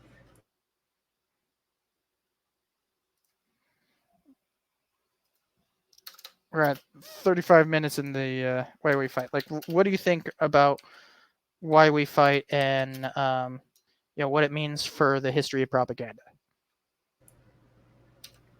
I mean, like, yeah, the pop culture view of propaganda is like, in the negative sense, but if you think of like propaganda and PSAs, knowing that PSAs are mostly propaganda themselves, if when you think of like the happy side of propaganda, the PSA side, I mean, World War II newsreels is about as iconic as you can get. Yeah. Like everyone, there are still even jokes to this day of people copying like the newsreel announcer voice. Yep. Meanwhile, in the Louisiana swamp, the Legion of Doom. It's and like, or a recent example was Star Wars Clone Wars, the TV show. Yeah, they definitely have that type of voice. Yeah, they have that TV. They have that like announcer, 1940s announcer, and like the newsreel kind of like that's how they did the like previously on Star Wars Clone Wars. Yeah. General Skywalker was making big moves in Kashyyyk. On another front, but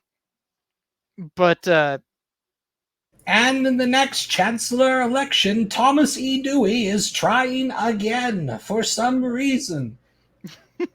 I may have lost the election against Valorum, but I think Palpatine is a weaker candidate. I think I've got a good shot. Poor Dewey. Yeah, just for the longest time, like when I was a kid and I was like learning about like the presidents and the other presidential candidates, the thing that always stuck with me about Thomas Dewey was like of the final nominees for president, how he was basically the last one with facial hair.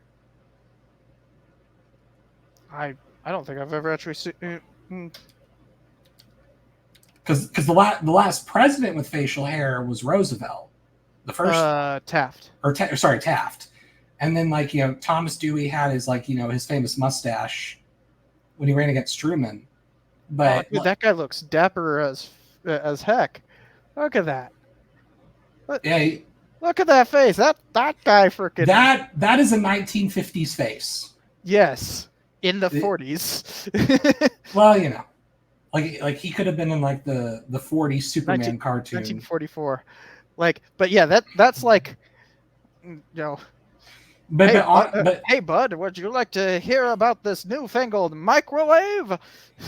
But like as far as like I can think of, I mean, maybe there was a Green Party candidate that had a mustache, but or like a Libertarian Party, but of like the two main parties, I think like all of them after that were clean shaven.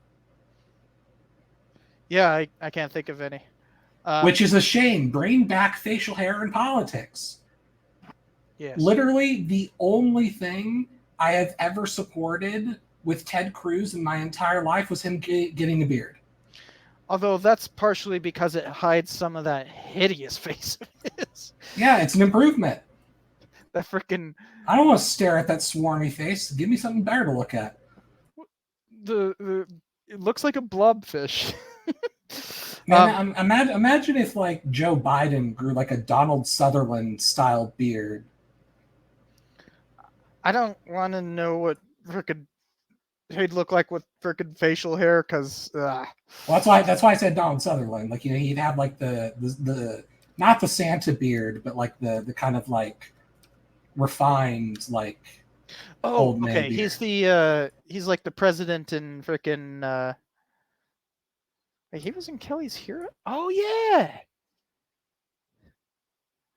man, I do not associate him his younger self with his older self. Like MASH, Dirty Dozen, Kelly's Heroes. I remember that face, and then it's like I look at him now and I think of Hunger Games. Here's an Animal House. What? But I should probably, this is the guy we're talking about. I guess that wasn't the beard I was thinking of, but maybe I was just thinking the Hunger Games. But yeah, that's a pretty refined beard. Yeah, the Kenny Rogers look, you know. I don't remember who Kenny Rogers is. He's the country singer. Oh. Did the Gambler? I don't know. You gotta know when to hold on. Oh, I don't listen to. I don't like when country to fall down. Yeah, but it's classic country. He also duetted with Dolly for "Islands in the Stream." That is what we are. I remember that song. No one else can think. How could we be wrong? Not that I like it. Oh, it's classic. Fun fact: that song was written by the Bee Gees. They, even after their career plummeted after disco, they continued to write songs. Like that's what a lot of like. I like to watch those one-hit wonders videos from Todd in the Shadows, and like a lot of those one-hit wonders end up being like industry insiders for years. And then there's Barry Manilow, who just wrote jingles. Oh yeah, I mean there's plenty of hit makers. So do you know what? Do you know what two jingles Barry Manilow came up with? No. I like Band-Aid 'cause Band-Aid stuck on me. And ba-da-ba-ba-ba, I'm loving it. Really? Yeah, so that's right. The guy who wrote Mandy, the cheesy piano ballad that everyone's mom, or at this point grandma, cried to in the 70s, made millions of dollars off of making two of the most catchy commercial jingles of the past 50 years. Yeah. So I really need to get at least a drink of water because I don't have any water near me. Yeah, let's end the stream. We've been on long enough. Because I'm starting to feel the dry throat. But what I want to say about Why We Fight and its place in the history of